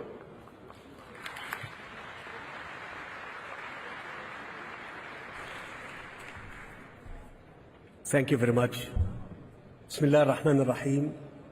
أخي صاحب السمو الشيخ محمد بن زايد آل نهيان رئيس دولة الإمارات العربية المتحدة الشقيقة، السادة رؤساء الدول والحكومات، أصحاب المعالي الوزراء، السيدات والسادة، يسعدني أن أستهل كلمتي بتهنئة دولة الإمارات الشقيقة على توليها رئاسة مؤتمر الأطراف 28 لاتفاقية الأمم المتحدة الإطارية لتغير المناخ COP 28، مشيدا بحسن التنظيم ومؤكدا ثقتي الكاملة في قدرة دولة الإمارات على الإسهام الفاعل في تحقيق أهداف هذه الدورة. إن مؤتمرنا اليوم ينعقد وعلى غرار مؤتمر شرم الشيخ العام الماضي وسط تحديات سياسية ودولية خطيرة لا تقل أهمية عن تداعيات التغيرات المناخية، وهو ما يتطلب منا كقيادات سياسية مسؤولة أمام شعوبها العمل المخلص على خروج مؤتمرنا هذا بنتائج طموحة وتنفيذ متسارع للتعهدات السابقة. وتدرك مصر في ضوء رئاستها للمؤتمر الماضي بشرم الشيخ وتأثرها المباشر بالتغيرات المناخية ضرورة تعزيز العمل الجماعي والعاجل للتعامل مع تحدي تغير المناخ بما يعزز قدرتنا على ضمان التنمية المتوافقة مع البيئة التي تحفظ كوكب الأرض للأجيال المستقبلية وتتعامل مع ما تشهده الأجيال الحالية من آثار مناخية شديدة وكوارث تتجاوز قدرة الدول خاصة النامية منها على التكيف معها أو احتواء آثارها على مختلف قطاعات التنمية. السادة الحضور، إن مسؤولياتنا كقادة المجتمعين اليوم هي تأكيد الرسالة الواضحة بأننا ملتزمون بل وطموحون في إجراءاتنا وفي تنفيذها بما يتفق مع ما توافقنا عليه في باريس، سواء ما يتعلق بالتجاوب مع التوصيات العلمية أو الالتزام بالمسؤوليات والتعهدات وفقا لقدرات كل دولة وحجم مسؤولياتها التاريخية والحالية عن التحديات المناخية الجارية. لذا فمن المهم تأكيد مبادئ الإنصاف والانتقال العادل والمسؤوليات المشتركة متباينة الأعباء باعتبارها مبادئ أساسية في الإطار متعدد الأطراف.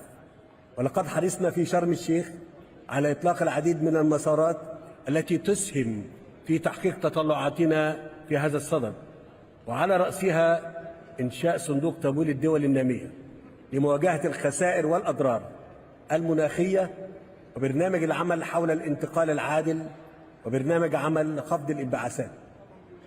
كما مهدنا الطريق أمام التوصل إلى هدف عالمي للتكيف مع التغيرات المناخية.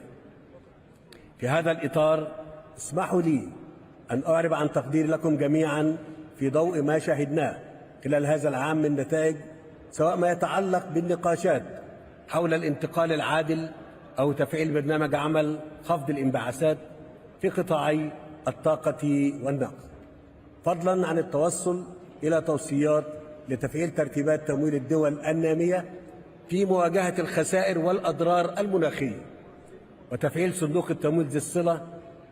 إلا أن نجاح هذه الجهود يرتكن إلى توافر التمويل المناسب سواء من حيث أدواته وآلياته أو مصادره وحجمه وتيسير النفاذ إليه، ويقودنا هذا إلى ضرورة صياغة رؤية مشتركة تتضمن توصيات متفقا عليها حول تطوير كافة عناصر المنظومة من مؤسسات وسياسات تمويل أو مؤسسات تقييم أو قطاع خاص. السيدات والسادة، إننا نؤمن بأن تحقيق هذه الأهداف هو أمر ممكن إذا عملنا معا بروح التعاون والمشاركة، ولذلك ندعو المجتمع الدولي إلى اتخاذ خطوات أكثر طموحا في مؤتمر دبي، إضافة إلى توسيع نطاق المشاركة المجتمعية مع تفادي الأفعال الأحادية التي لا تراعي سوى المصالح الضيقة. وأنني أتطلع لأن نخرج من مؤتمرنا هذا بإطار دولي معزز لتطوير التعاون وتوجيه الدعم المالي والتقني المطلوب للدول النامية.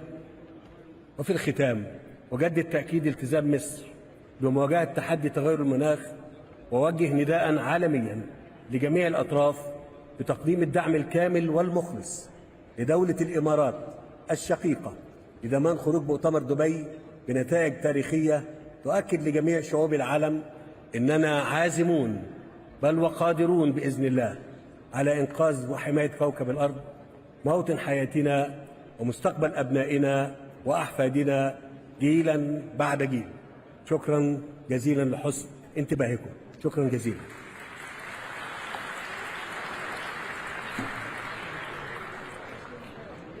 Thank you very much, Your Excellency. It is now my pleasure to welcome His Majesty King Abdullah ibn al-Hussein, King of Jordan. Your Majesty, you have the floor.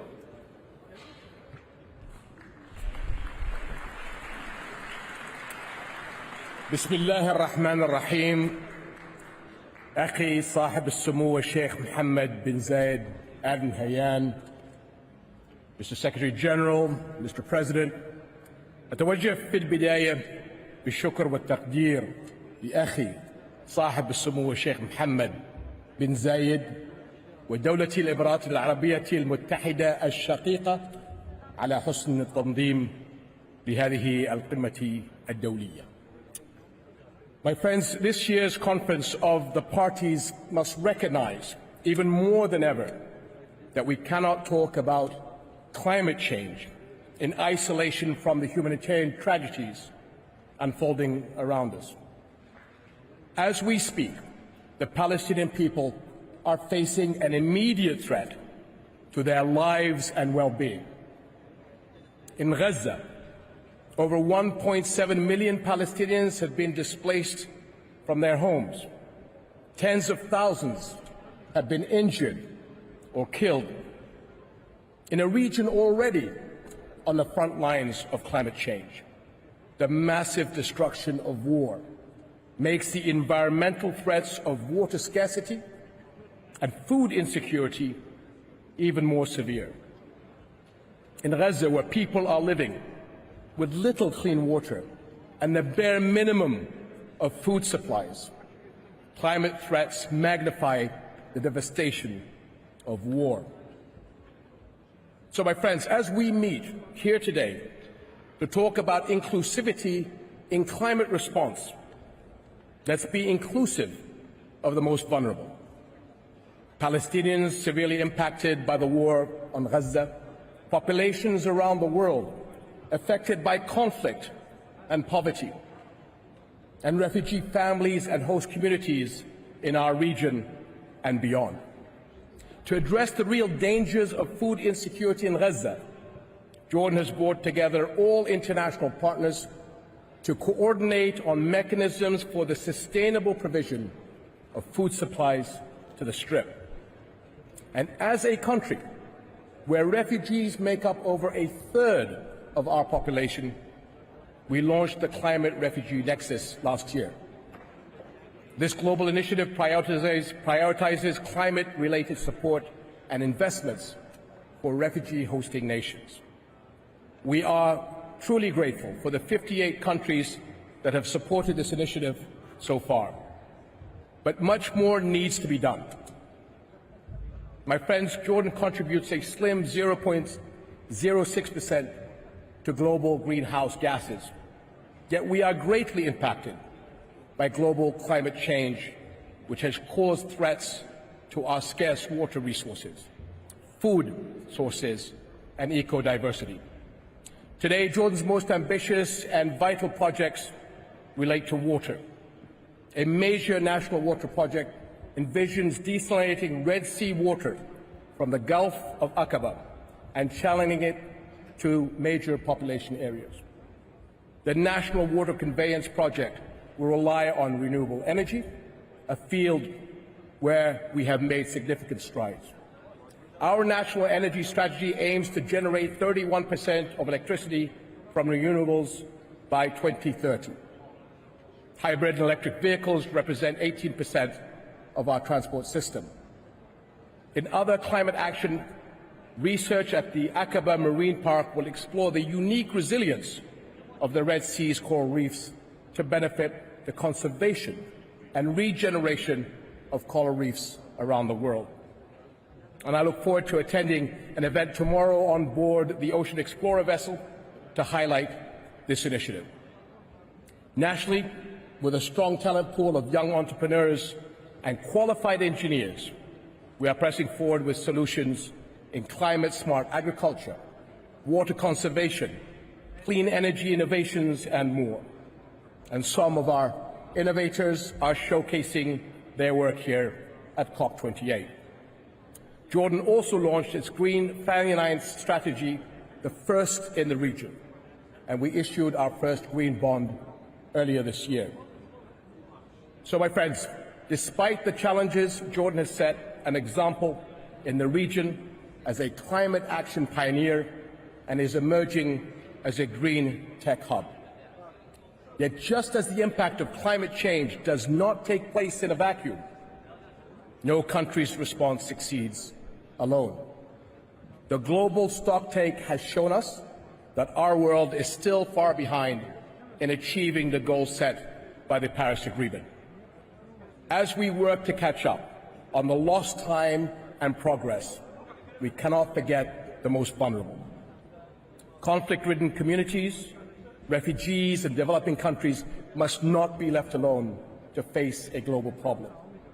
Nor can we stand by as the massive destruction of a relentless war in Gaza threatens more people and holds back progress towards a better global future.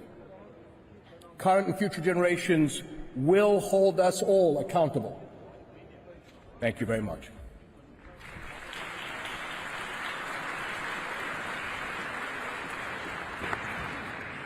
Thank you, Your Majesty. It is now my pleasure to welcome His Majesty King Tupu VI, King of Tonga. Your Majesty, you have the floor.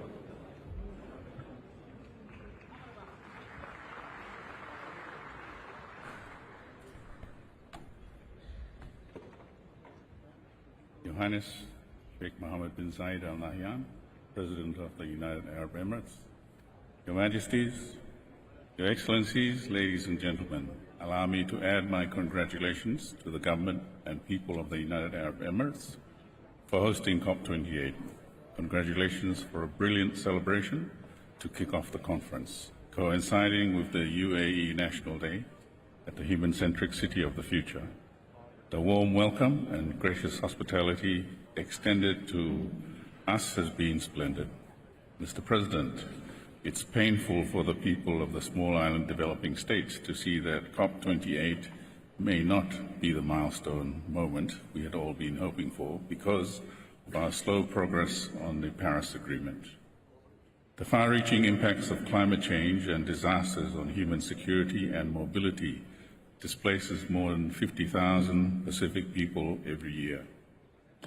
At the 52nd Pacific Islands Forum last month, leaders endorsed the Pacific Partnership for Prosperity as a political prioritization process to mobilize resources to empower Pacific people to bring about transformational change through national and regional development. We need a Pacific-led, member-owned and managed community resilience financing facility. We recognize Australia and New Zealand's commitments, and I therefore strongly urge all partners to contribute to funding the establishment of a Pacific Resilience Facility. We are ocean people. The ocean is our lifeblood. It feeds us. It is our mode of transportation and part of our deep-seated culture, making COP28 and the themes outlined by UAE right in line with major gaps and challenges that Tonga and small island development states are experiencing in the areas of technology, innovation, inclusion, frontline communities, and finance.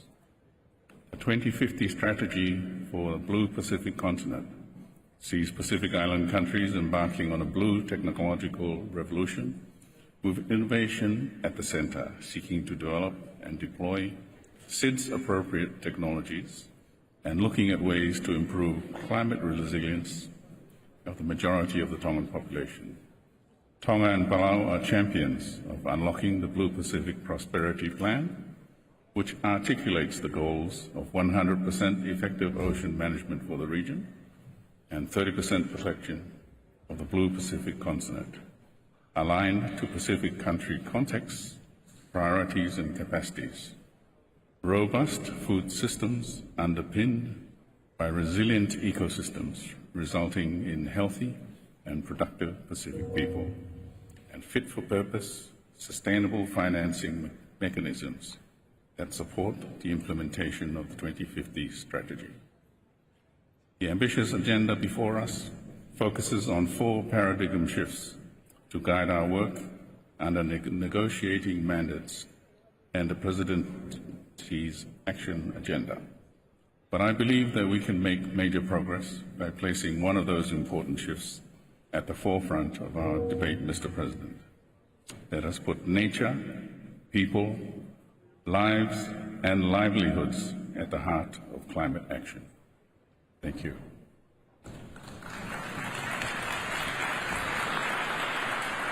Thank you, Your Majesty.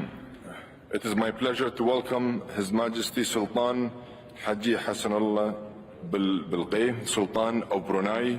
Your Majesty, you have the floor.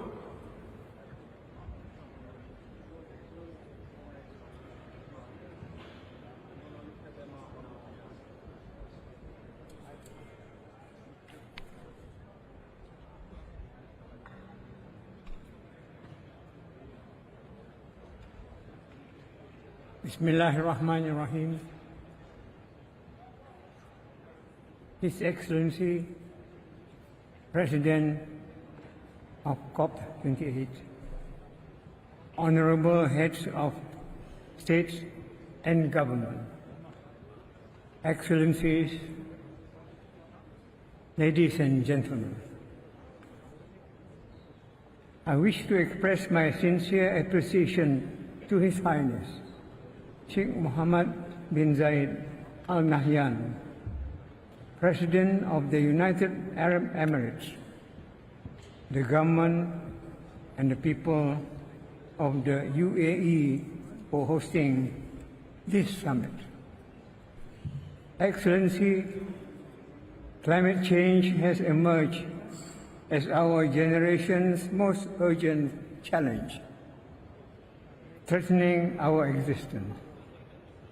Unfortunately, initial results from the first global stocktake have revealed that we are not on track to limit global temperature rise not beyond 1.5 degrees Celsius and to prevent a global disaster.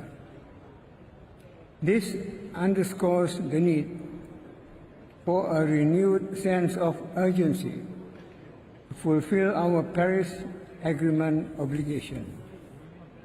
It also demands that developed countries honor past commitments and provide adequate resources and affordable technology to combat the impact of climate change. Despite accounting for a mere 0.017% of global emissions, Brunei Darussalam takes serious heed to this call for action.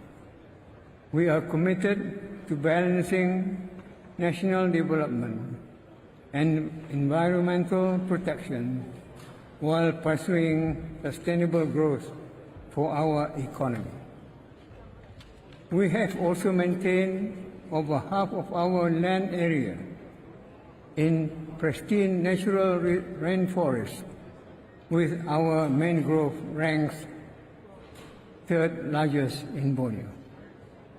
In addition, we aim to plant 500,000 permanent trees by 2035, expanding our carbon sink further.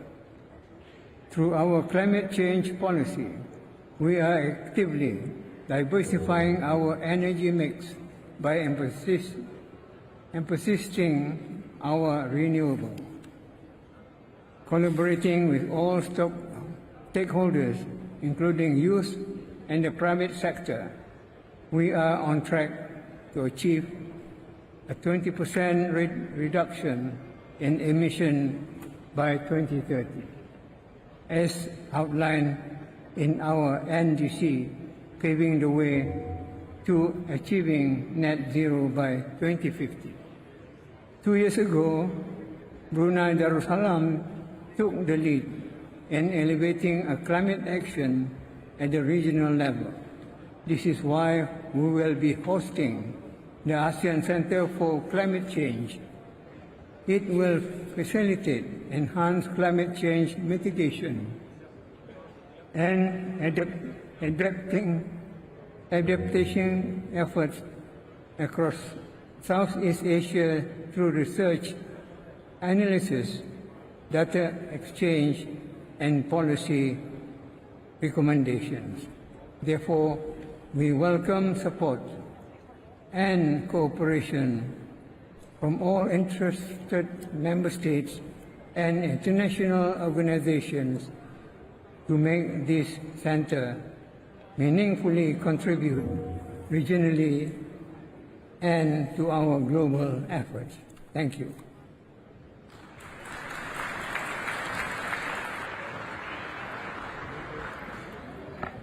Thank you, Your Majesty. It is my pleasure to welcome His Excellency Mr. William Ruto, the President of Kenya. Your Excellency, you have the floor.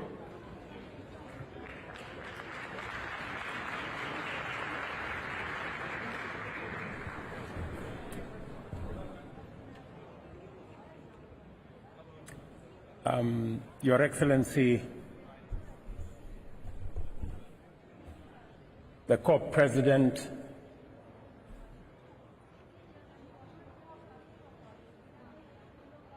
Your Highness, Excellencies, ladies and gentlemen, fellow leaders,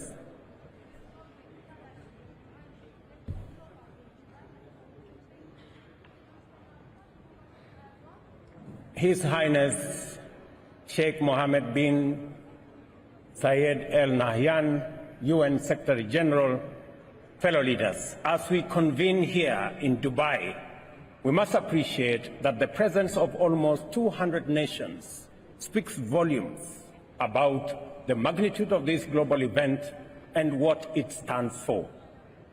This gathering is a testament to the universal recognition that among the multitude of global challenges confronting us today, climate change stands out as by far the defining issue of our era. COP28 underscores our shared commitment to confront with unwavering resolve a challenge that transcends borders, impacts every facet of human existence and well-being, and demands a concerted global response as a matter of grave urgency. The reality before us is irrefutable. According to the latest UN data, unless there is a significant and radical shift in our economic and industrial patterns, we are hurtling at a perilous velocity on a trajectory towards the dire scenario of a world that is warmer by 3 degrees Celsius. The evidence is alarming.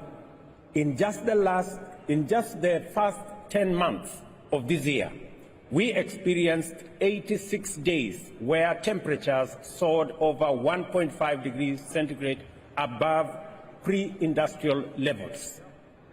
Adding to this worrying scenario is the fact that global greenhouse gas emissions have not decreased, but rather increased by a deeply worrying 1.2% between 2021 and 2022, culminating in a staggering 57.4 gigatons of CO2 equivalent, a record high that underscores the magnitude of the climate crisis we face.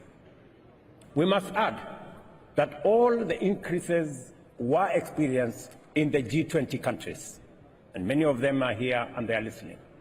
This crisis must never be seen as a distant threat.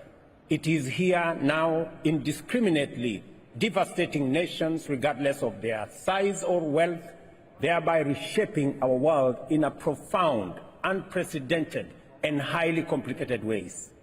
A stark illustration of this disastrous turn of events is currently unfolding in Eastern Africa, where catastrophic flooding has swiftly followed the most severe drought the region has seen in over 40 years. Scientific evidence clearly and strongly links these extreme weather events to human-induced climate change. Studies indicate that droughts are now at least 100 times more likely in parts of Africa than they were in pre-industrial era. This translates into a dramatic reduction in long-term rainfall, while short-term rainfall patterns remain erratic and unpredictable. All of us are already living in this dire reality. Kenya has been besieged by relentless torrents that have claimed lives and displaced countless communities. The ensuing injury loss and damage extends beyond immense human toll to the destruction of vital infrastructure and the disruption of critical supply chains across many vital sectors. Beyond mere logistical challenges, the devastation further complicates the daily struggle for survival for many households and communities. The situation in our Horn of Africa region, in many other developing countries, lay bare the harsh reality of climate change. It is a poignant reminder of its disproportionate impact and a call to action for all of us to mobilize rapidly to address this imbalance with urgency, solidarity, and inclusivity. We are also here because we are convinced of our collective ability to effect change. Our mission for this COP is clear: to foster radical cooperation that steers the world firmly back onto a 1.5 degrees Celsius ceiling. Equally critical, we are here to affirm our commitment to provide robust support to those of us who have contributed least to climate change, yet bear its most catastrophic impacts. As Africa, we are ready to play our part in full. The Nairobi Declaration, which we adopted at the conclusion of the first Africa Climate Summit, set out the vision and pathway for Africa to be a vital part of the global solution to the existential climate challenge we face. The declaration captures the consensus of the African government leaders for climate-positive growth that harnesses our ample human natural resources. It commits us to triple renewable energy capacity, establish green manufacturing, halt and reverse deforestation, promote sustainable agriculture, promote nature-based solutions, support the global call to phase down coal plants and eliminate inefficient fossil fuel production subsidies, and further amplify calls for a new global financial architecture and global carbon tax. In Kenya, we have transformed this vision into tangible goals. Our plan is ambitious to expand our current energy capacity of approximately 3 gigawatts to 100 gigawatts of entirely renewable power by 2050 as a cornerstone of our green industrialization strategy. This level of ambition must be matched by the global commitment to achieve concrete, action-oriented outcomes. The first global stocktake at this COP is not just a checkpoint.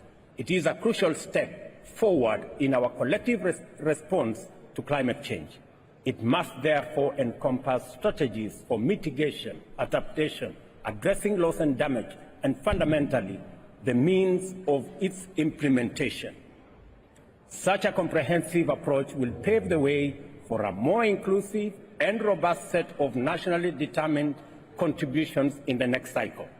At the heart of our discussion at this COP28 must be a package of ambitious energy transition and investment goals and incentives aligned with our commitment to maintain a global temperatures within 1.5 degree limit. This entails a pledge to triple renewable energy capacity and double energy efficiency by 2030, alongside a significant reduction in fossil fuel dependency. I commend my brother, the COP presidency, for their efforts to converge the world around this global call. The strong participation of traditional hydrocarbon energy leaders in this global endeavor has transformed the conversation and brought us closer to consensus based on democratic inclusion and the best spirit of collective action, as well as multilateralism. Notably, the vision demands deliberate support for developing countries. In the past 2 decades, only 2% of the $3 trillion invested globally in renewable energy has reached Africa, despite the continent's vast resource endowments and great need for investment. The consequences of this investment gap are starkly evident.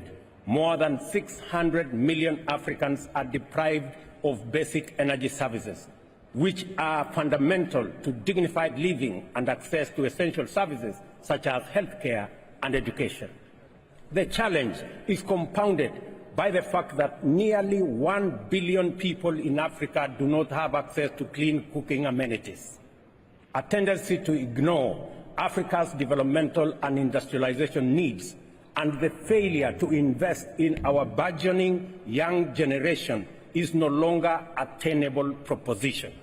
We cannot afford to neglect the immense potential or ignore the pressing needs of a continent on the cusp of transformative growth. Turning Africa into a green powerhouse is not just essential for the continent, it is also vital for global industrialization, decarbonization. Going forward, clear, actionable roadmaps for implementations are required. In turn, these call for a unified global effort to mobilize the necessary capital for both development and climate action.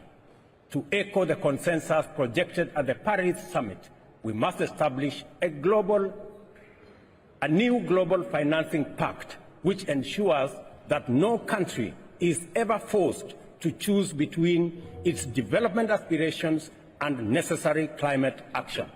Fundamentally, this is a call for an integrated approach where economic growth and developmental sustainability are not mutually exclusive but are pursued in tandem for the greater global good.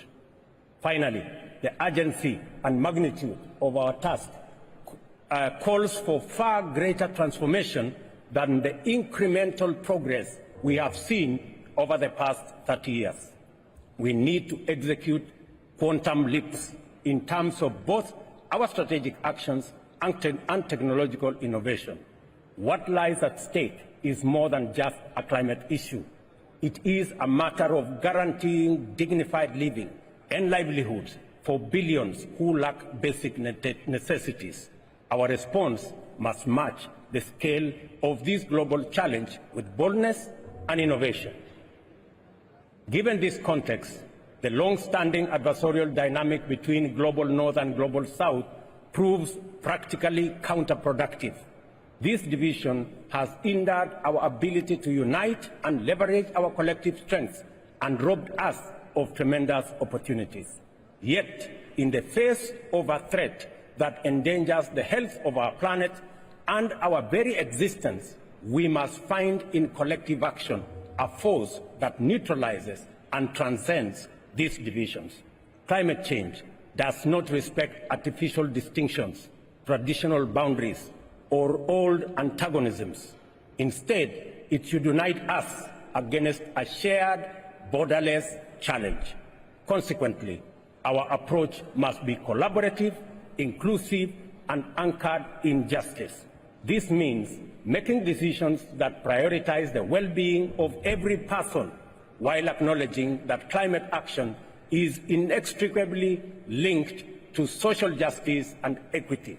In this room, ladies and gentlemen, we have the power, the means, and most of all, the responsibility to act.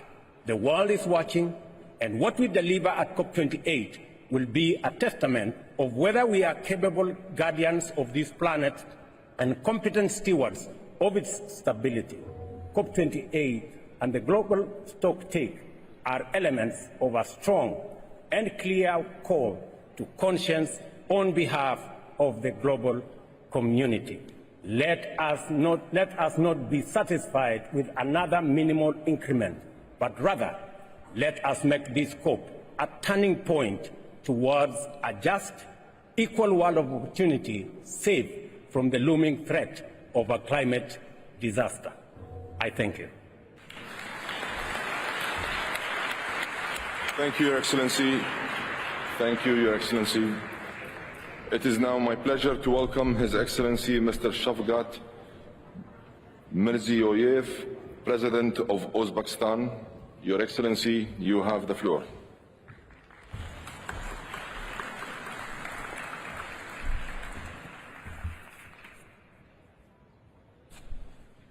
Hurmatli delegatsiya rahbarlari, bugungi tarixiy sammitga taklif etilganimiz hamda anjumanning yuqori darajada tashkil qilingani uchun Birlashgan Arab Amirligi prezidenti Muhammad bin Zoid al Nahyan A'lo hazratlariga bildirilgan samimiy minnatdorchilik so'zlariga qo'shilaman. Biz amirlikning iqlim o'zgarishiga qarshi kurashda global tashabbuslari va yashil taraqqiyotga qo'shayotgan katta hissasini olqishlaymiz. Fursatdan foydalanib Birlashgan Arab Amirliklari xalqining milliy bayrami bilan chin dildan qutlayman.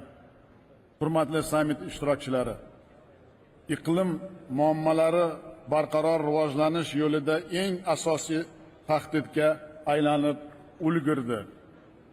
Bu xavf-xatarlar hatto dunyo geosiyosiy arxitekturasiga ham ta'sir ko'rsatmoqda. Iqlim o'zgarishining salbiy oqibatlari Orol fojiasi tufayli Markaziy Osiyoda ayniqsa jiddiy sezilmoqda. Mintaqamizda havo haroratining oshishi jahondagi o'rtacha ko'rsatishdan 2 barobar ko'pdir. Favqulodda issiq kunlar soni 2 marta ortdi. Muzliklar maydonining 3dan 1 qismi yo'qoldi. Tuproq yemirilishi jarayonlari 30 million aholi turmush tarziga salbiy ta'sir ko'rsatmoqda. Kuchli chang va qum bo'ronlari odatiy holga aylandi. Ichimlik suvi taqchilligi, havo ifloslanishi, bioxilma-xillik yo'qolishi, qishloq xo'jaligi hosildorligi pasayishi kabi muammolar tobora avj olmoqda. Bu global xavflar keng mintaqamizda xatarli nuqtaga yetib kelmoqda. Hurmatli anjuman qatnashchilari, yashil iqtisodiyotga o'tish va uglerod neytralligiga erishish yangi O'zbekistonning ustuvor strategik vazifasidir. So'nggi yillarda yurtimizda muqobil energiya ulushi 2 barobarga ko'paydi. Biz 2030-yilga borib 25 gigavat qayta tiklanuvchi energiya quvvatlarini barpo etamiz. Yashil vodorod ishlab chiqarish bo'yicha ilk amaliy qadamlarni tashladik. Yashil makon tashabbusi doirasida mamlakatimizda 1 milliard tub ko'chat ekilmoqda. Orol dengizining qurigan tubida 2 million gektar maydonda o'rmonlar barpo etdik. Biz iqlim o'zgarishiga qarshi faqat birdamlik va keng xalqaro hamkorlik orqali samarali kurashishimiz mumkin. Bu borada quyidagi takliflarni ilgari surmoqchiman. Birinchidan, Parij shartnomasi doirasida iqlim o'zgarishiga moslashish sohasida global xatli mexanizmni tezroq kelishishi tarafdorimiz. Biz Markaziy Osiyo iqlim muloqoti platformasida adaptatsiya strategiyasini ishlab chiqmoqdamiz. Kecha yo'qotish va zararlar jamg'armasini tashkil etish bo'yicha qabul qilingan muhim qarorni yuksak baholaymiz. Ikkinchidan, global miqyosda kam uglerodli iqtisodiyotga o'tish adolatli, shaffof va inklyuziv bo'lishi shart. Bunda rivojlanayotgan davlatlarning manfaatlari albatta inobatga olinishi juda muhim. Bu muammo katta 7lik va 20lik formatlarda doimiy ko'rib chiqilishi maqsadga muvofiqdir. Uchinchidan, biz Birlashgan Millatlar Tashkilotining rezolyutsiyasi asosida Orolbo'yi hududining ekologik ofat zonasidan innovatsiyalar, texnologiyalar va yangi imkoniyatlar mintaqasiga aylantirmoqchimiz. Bu yerda iqlim texnologiyalari xalqaro ekspo hubini yaratishda yaqin hamkorlikni taklif etamiz. To'rtinchidan, iqlim o'zgarishiga qarshi kurashda ilm-fan yutuqlaridan keng foydalanishimiz lozim. Toshkentdagi Yashil universitet negizida iqlim ilmiy forumida davlatlaringiz yetakchi olim va ekspertlarni ishtirok etishiga chaqiraman. Yer degradatsiyasi, suvdan foydalanish, oziq-ovqat xavfsizligi muammolari forum kun tartibidan joy oladi deb ishonaman. 5-dan, Birlashgan Millatlar Tashkiloti bilan 2024-yilda O'zbekistonda iqlim migratsiyasi konferensiyasini o'tkazish niyatdamiz. Xalqaro mehnat tashkiloti bilan yashil bandlik dasturini ishlab chiqish va modellashtirish markazini tashkil etish taklif qilaman. Ko'p yoshlar konferensiyasini mamlakatimizda yuqori darajada tashkil etishga tayyormiz. Hurmatli do'stlar, O'zbekiston iqlim o'zgarishiga qarshi kurash bo'yicha umumbashariy g'oyalarga doimo sodiqdir. Bu ezgu maqsadda kelgusi yili Samarqand xalqaro iqlim forumini o'tkazish va Birlashgan Millatlar Tashkilotining alohida rezolyutsiyasini qabul qilish tashabbusini qo'llab-quvvatlashga chaqiraman. Ishonchim komil, bugungi sammitimiz sayyoramizning yanada barqaror, farovon va xavfsiz kelajagini ta'minlash yo'lida do'st xalqlarimizni yaqinlantirishga xizmat qiladi. E'tiboringiz uchun rahmat.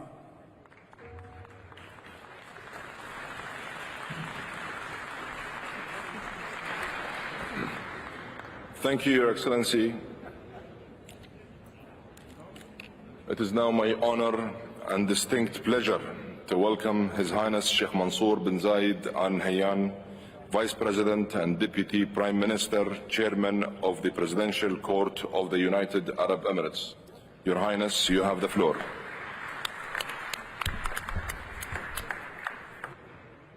بسم الله الرحمن الرحيم.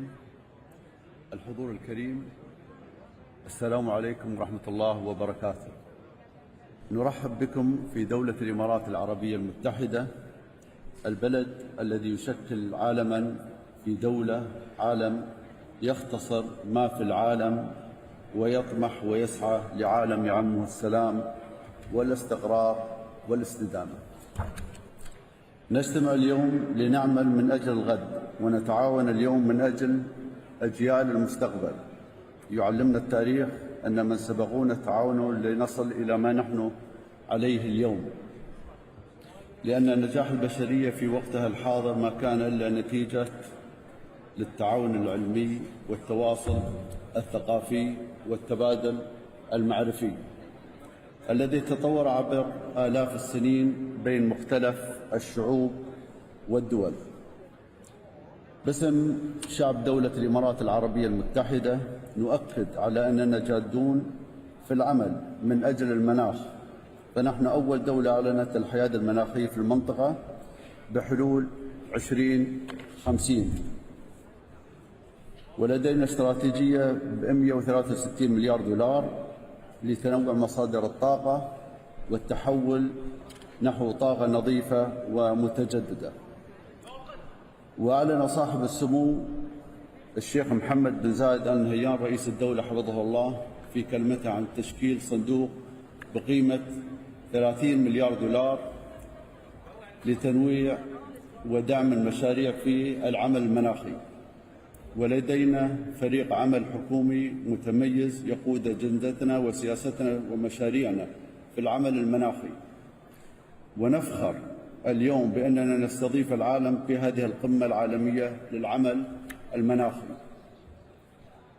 الحضور الكريم، نكرر ترحيبنا بكم في دولة الإمارات العربية المتحدة، ونكرر التزامنا الجاد في العمل من أجل كوكب الأرض، ونكرر رسالتنا المعلنة والواضحة بأن التواصل والتعاون بين الدول والثقافات والحضارات هو الطريق للتغلب على التحديات المناخية التي تواجه كوكب الأرض. شكرا لكم والسلام عليكم ورحمة الله وبركاته.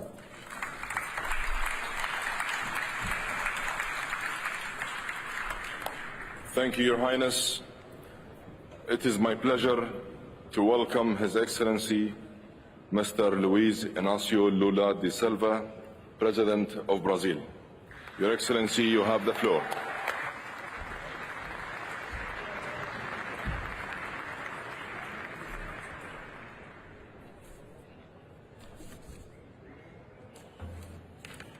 Senhor Sultan Al-Jaber, presidente da COP28, excelências,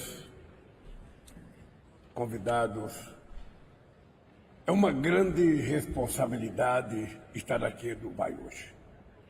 Estamos diante do que talvez seja o maior desafio já enfrentado pela humanidade.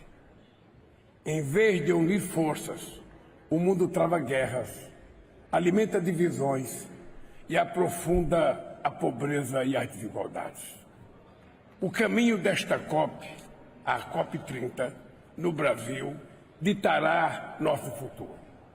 Aqui faremos o primeiro balanço global do Acordo de Paris.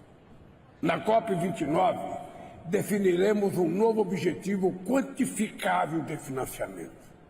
Em Belém, formularemos nossas novas contribuições nacionalmente determinadas, NDCs. O último relatório do IPCC é categórico sobre o perigo de um aumento na temperatura global superar a 1,5 grau. A meta do Acordo de Paris é mantê-lo entre 1,5 grau e 2, já é insuficiente para conter o aquecimento global em nível seguro. Temos um problema coletivo de inação, outro de falta de ambição.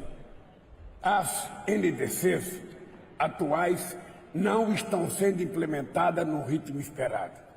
E mesmo que estivesse, não conseguiriam manter a temperatura abaixo do limite de 1,5 grau.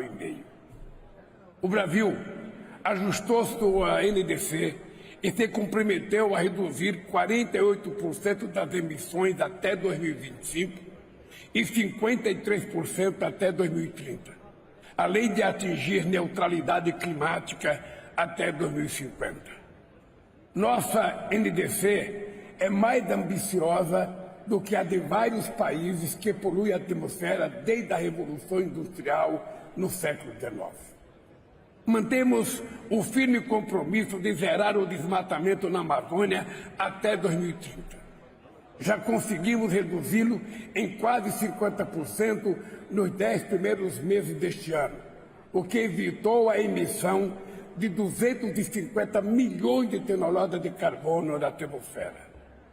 Mas muitos países do sul global não terão condições de implementar suas NDCs, nem de assumir metas mais ambiciosas.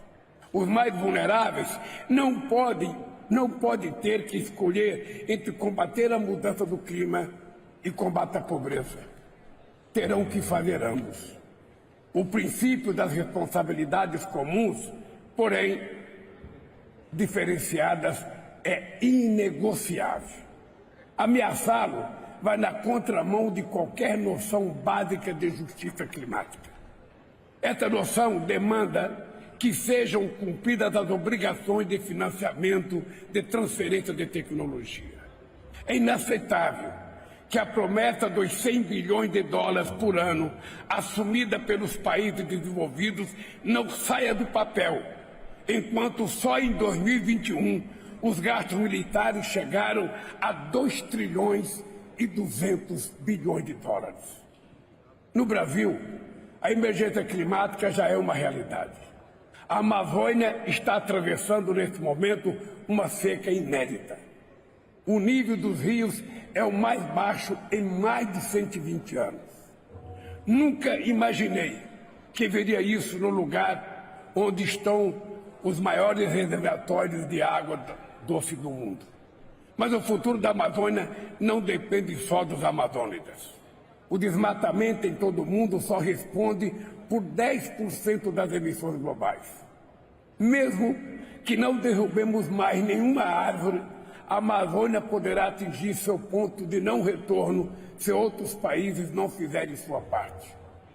O aumento da temperatura global poderá desencadear um processo irreversível de savanização da Amazônia. O setor de energia, indústria e transporte emite muito gás de efeito estufa. Temos que lidar com todas essas fontes. É por isso que o Brasil está propondo a missão 1.5, uma missão coletiva que vai nos manter na trilha de 1,5 grau. Nos 2 anos, até a COP 30, será necessário redobrar os esforços para implementar as NDCs que assumimos. E em Belém, precisamos anunciar NDCs mais ousadas e garantir os meios de implementação necessária para concretizá-la. Os países em desenvolvimento requerem incentivos positivos para promover medidas de ação climática alinhadas às suas prioridades de seu desenvolvimento. No Brasil, tem a mitologia indígena que diz que o rio Amazonas nasceu das lágrimas da lua. A lua teve de abrir mão de seu amor pelo sol para que a terra não fosse destruída pelo calor.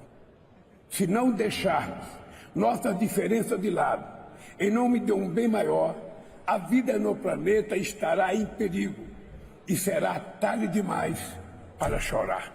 Muito obrigado.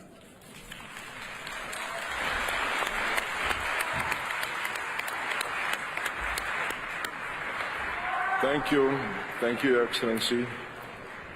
It is now my pleasure to welcome His Excellency Mr. Charles Michel, President of the European Council, and Her Excellency Ms. Ursula von der Leyen, President of the European Commission. Your Excellencies, you have the floor.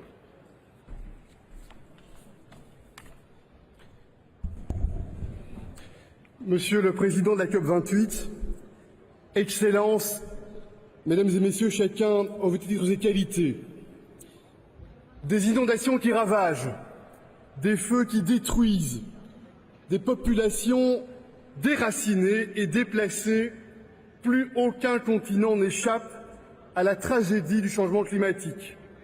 Et pourtant, la science, la connaissance, la raison nous amènent à connaître le diagnostic. Pas seulement le diagnostic, nous connaissons aussi les solutions. Nous devons maintenir l'objectif de 1,5 degré et nous devons nous débarrasser le plus rapidement possible de nos dépendances aux énergies fossiles qui mettent notre avenir commun en danger. Mesdames et Messieurs, ce sommet n'est pas une simple conférence, ce sommet est en réalité un examen, et même un examen de conscience.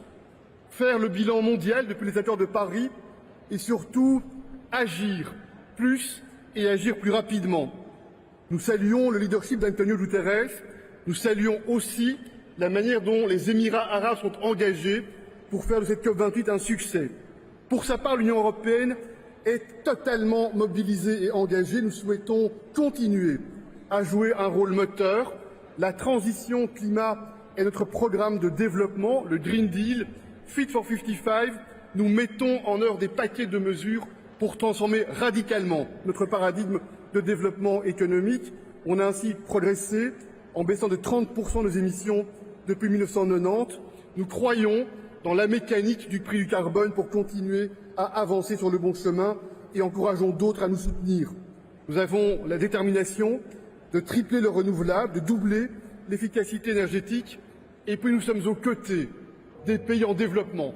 Nous savons notre solidarité, nous savons notre responsabilité, c'est une question de confiance. C'est ainsi que nous honorons nos engagements relatifs aux 100 milliards.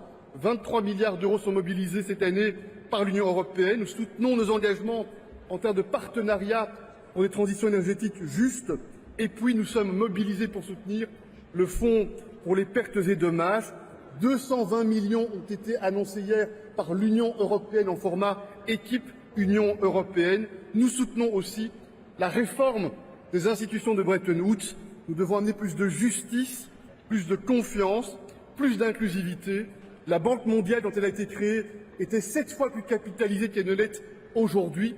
L'Union européenne est un partenaire loyal et engagé parce qu'en effet, la Terre ne nous appartient pas. La Terre appartient à nos enfants. Ce n'est pas un slogan publicitaire, c'est une réalité existentielle.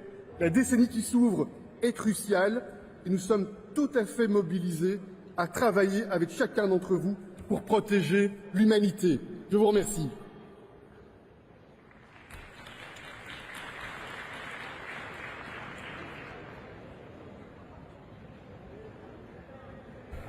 Thank you, Your Excellency. It is my pleasure to welcome Her Excellency Mr. Ursula von der Leyen, President of the European Commission. Your Excellency, you have the floor. Thank you very much, Mr. President. Fellow leaders, last September at the Climate Action Summit in New York, we called for concrete action. Now in Dubai, we have to deliver. At this COP, we will set a decisive step forward to protect the most vulnerable citizens worldwide. They undergo runaway climate change. They suffer loss and damage, and we will stand by their side. This COP is about ambition, it is about targets, and it is about finance. Let me start with ambition. Global emissions must peak by 2025. We must phase out fossil fuels, and we must reduce methane emissions. But what we are calling for globally, we also have to deliver domestically. So let me report on what we do in the European Union. The European Union has peaked already. We have reduced emissions, and we are on track to overshoot our target for 2030. And we just adopted a law to drastically reduce methane emissions. Second, on targets. This COP can make history. Last spring, the European Union launched a call to triple renewables and to double energy efficiency by 2030. We were joined by some early champions like the COP presidency, President Ruto, Prime Minister Motley, and many thanks to the International Energy Agency and IRENA for your strong support. By now, our call has grown into a powerful movement. More than 110 countries have already joined. That's fantastic. So I call now on all of us to include these targets in the final COP decision, because this sends a strong message to investors and consumers alike.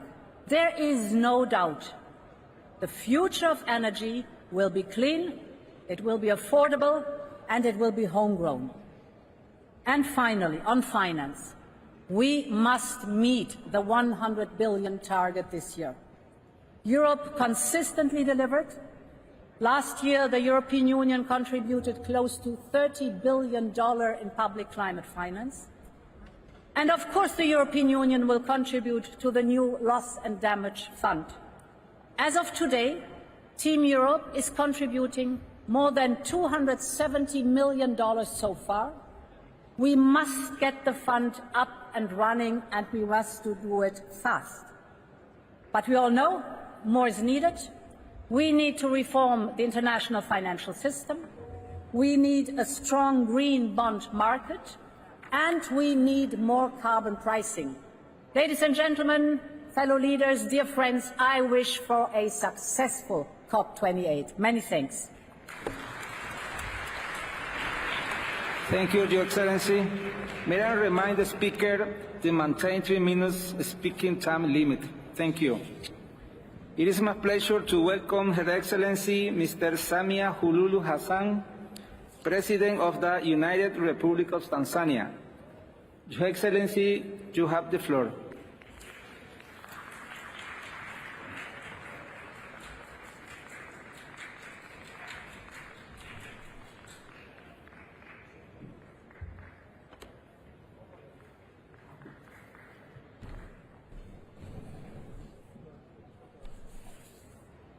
Your Excellency, President of COP28, Your Highnesses and Majesties, Excellencies, ladies and gentlemen, in Copenhagen, we committed 100 billion annually for climate action. Though far less than required, it is still not forthcoming. In Paris, we resolved to keep warming below 1.5 degrees Celsius. However, the current rate of warming is alarming. It must be said, unfulfilled commitments erode solidarity and trust and have detrimental and costly consequences for developing countries. My own country is losing 2 to 3% of its GDP due to climate change. Excellencies, the clock is ticking. This year's IPCC report cautioned that adaptation options that are visible and effective today will become constrained and less effective with increasing global warming. Putting in place the global goal on adaptation framework is a matter of urgency and not a choice. We must match our intent with our actions, and we must act now. The decision is therefore ours: adhere to science or face the consequences. On our part, the United Republic of Tanzania, despite of our minimum emission contribution, we are doing our part. At this COP28, we seek to mobilize support for increased use of clean and affordable cooking fuels and technologies across Africa, especially for women. Our call is for all of us to play our part. Excellencies, honoring our commitments and advancing the pace of climate action is a solution to this scourge. As we seek to unite, act and deliver here in Dubai, we must deliver on climate finance. Thanks for effecting the loss and damage fund. So let us now make the fund be accessible for developing countries, predictable, and of course, transparency should be the way of operation. I thank you very much for your... Thank you, Your Excellency. It is my pleasure to welcome His Excellency Mr. Gitanas Nausėda, President of Lithuania. Your Excellency, you have the floor.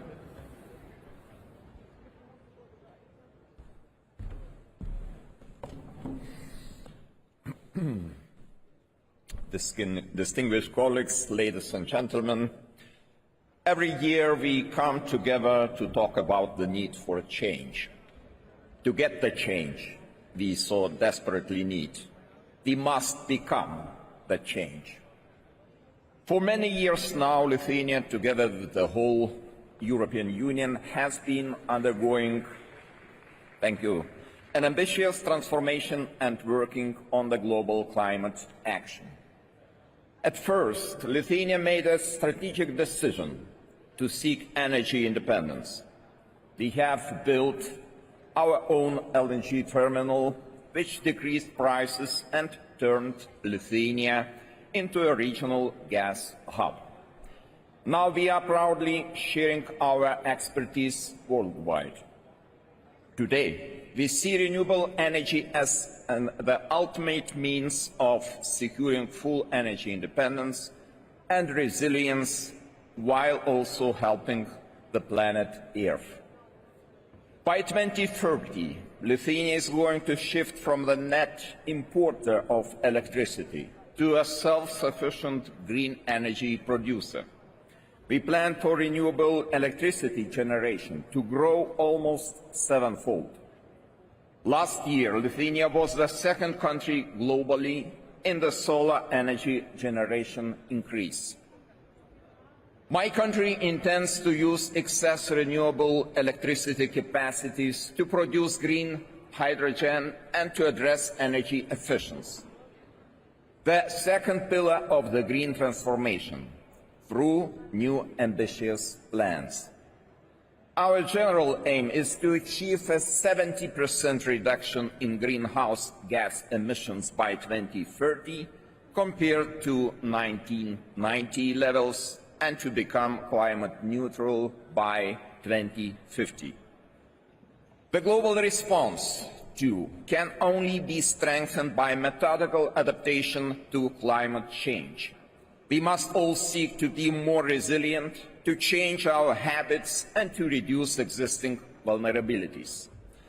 We also have to address the worst cases of ecocide, such as the one committed by Russia in its war of aggression against Ukraine. These actions are incompatible with international law and go against our joint efforts to stop climate change. Ladies and gentlemen, today Lithuania strongly commends the Presidency for a strong global response to the first global stocktake of the Paris Agreement. We call on all leaders to approve global 2030 renewables and energy efficiency targets. Let us work together as one team. Thank you. Thank you, Your Excellency. It is my pleasure to welcome His Excellency Mr. Emerson Dambudzo Mnangagwa, President of Zimbabwe. Your Excellency, you have the floor.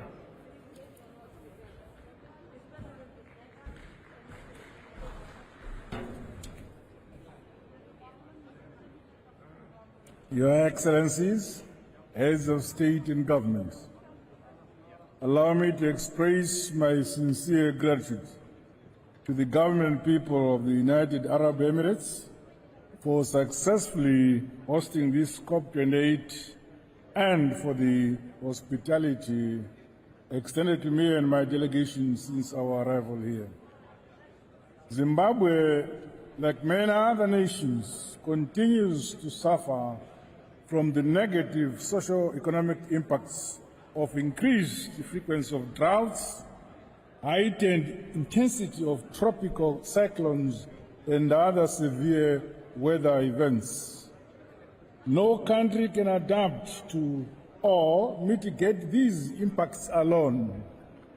The ambitious emissions reductions expected from developed countries are urgent and critical to prevent a climate catastrophe.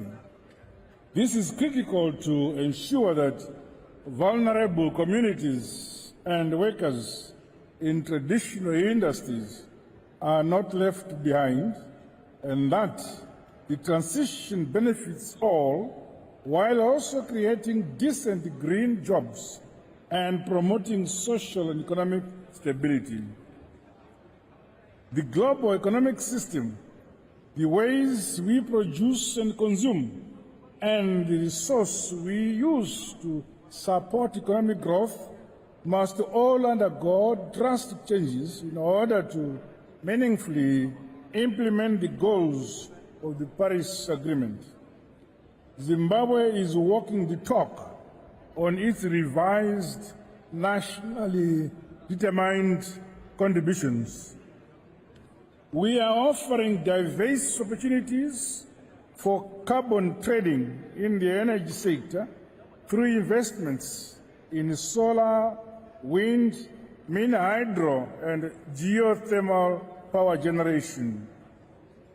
However, the illegal economic sanctions imposed on our country are inadvertently hindering climate action by impeding progress in our quest to address environmental challenges. We reiterate our calls for the immediate and unconditional lifting of these heinous sanctions. Aspects related to sustainable methods for increased agriculture production and productivity remain essential to our ability to feed ourselves. We welcome the first global stocktake at this COP28, which should help us to continuously review, improve, and transparently disclose our climate plans. This COP28 is called upon to persist in the mobilization of resources and adopting clear strategies for achieving the promised 100 billion climate finance. Let us all fulfill our responsibilities and use this gathering as another opportunity to carve out a sustainable future for the generations to come. May history remember us as those who took bold and resolute action to preserve our planet. I thank you. Thank you, Your Excellency. It is my pleasure to welcome His Excellency Mr. Umaro Sissoko Embalo, President of Guinea-Bissau. Your Excellency, you have the floor.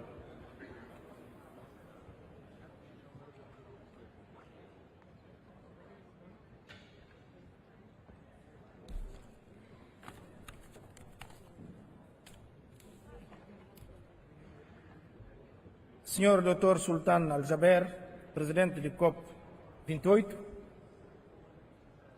como muitos países da África Ocidental, a Guiné-Bissau é particularmente vulnerável às alterações climáticas.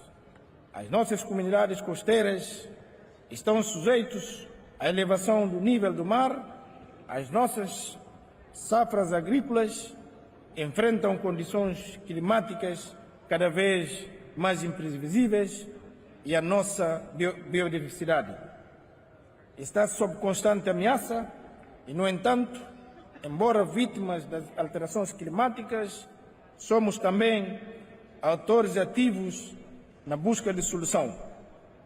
Temos empreendido ações significativas para a implementação da estratégia de gestão sustentável dos nossos recursos naturais, a promoção de energias limpas e renováveis e a adaptação de infraestruturas críticas para resistir aos impactos climáticos.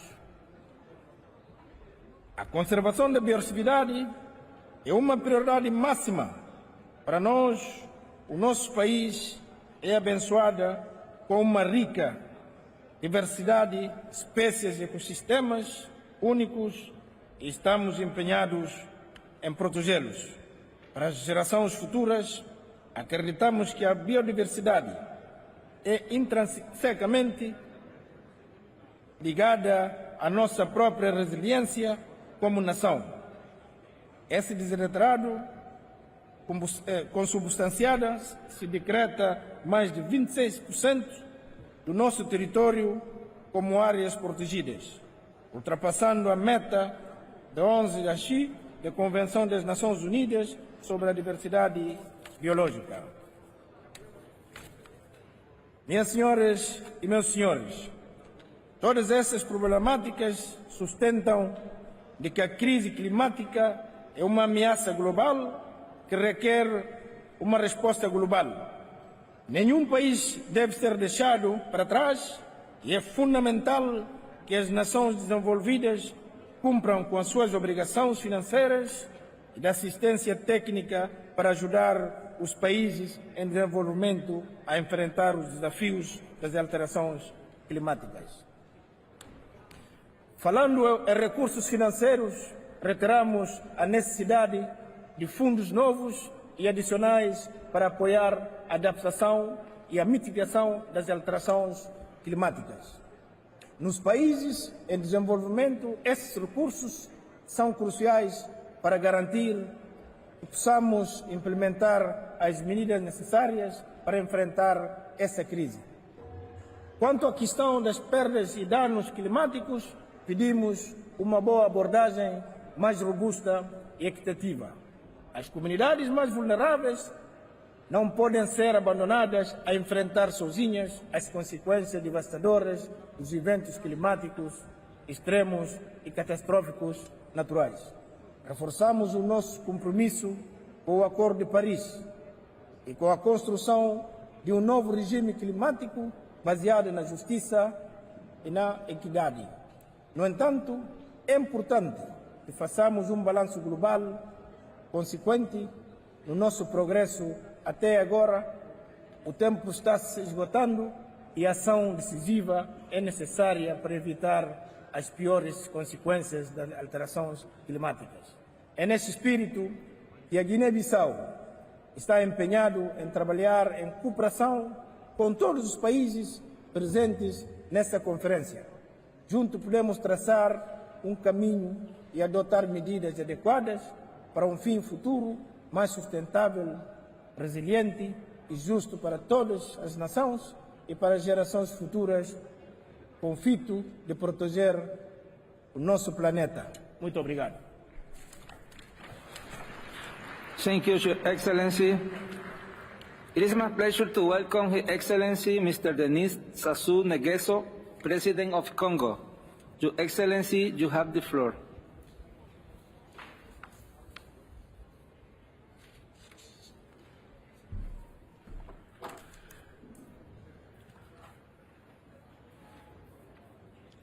Mesdames et Messieurs, les chefs d'État et de gouvernement, Monsieur le secrétaire général des Nations Unies, Monsieur le Président de la COP 28, Mesdames et Messieurs,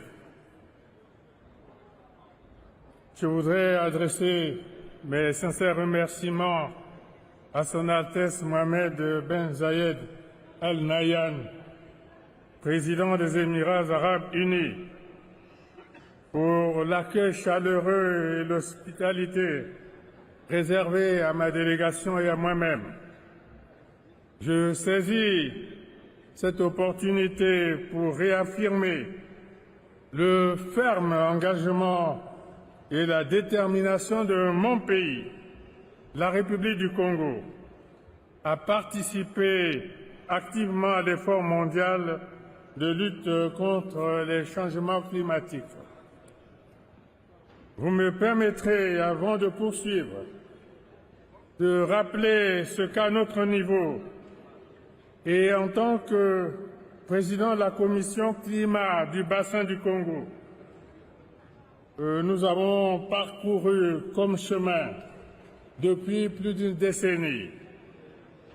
Après l'accord de Paris, le rôle essentiel de nos forêts tropicales du bassin du Congo dans la régulation du climat a été enfin reconnu comme l'un des derniers poumons verts de la planète. Et les enjeux sont connus et les solutions ont été identifiées. Préoccupés par la recherche de ressources durables pour financer la gestion des écosystèmes forestiers et la préservation de sa biodiversité, nous avons initié l'idée de la création du Fonds bleu pour le bassin du Congo, dans le but de concilier la lutte contre les changements climatiques et le développement économique.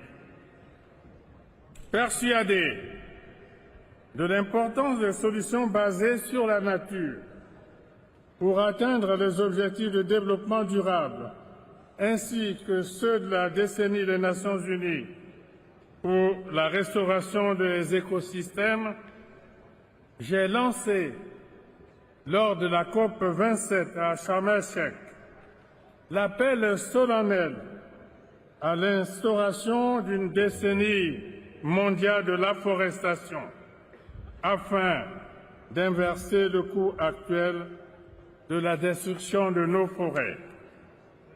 C'est dans ce contexte que, 12 ans après sa première édition, mon pays a abrité en octobre dernier à Brazzaville le deuxième sommet des 3 bassins forestiers tropicaux et de biodiversité, à savoir l'Amazonie, le Bornéo-Mékong, Asie du Sud-Est et le Congo.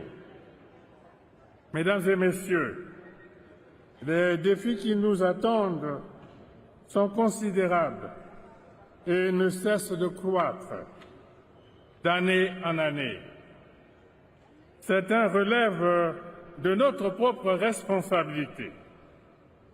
Il nous revient de redoubler d'ardeur pour préserver ces derniers poumons de la planète et ces trésors de biodiversité que sont nos forêts tropicales.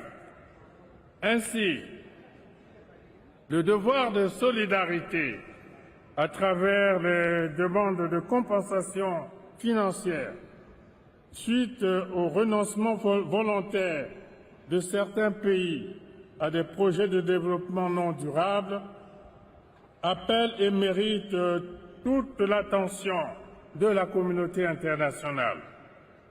C'est le juste effort de solidarité et d'équité qui incombe à tous les pays appelés à œuvrer ensemble pour une planète Terre plus sûre, à l'abri des menaces et autres effets néfastes des changements climatiques.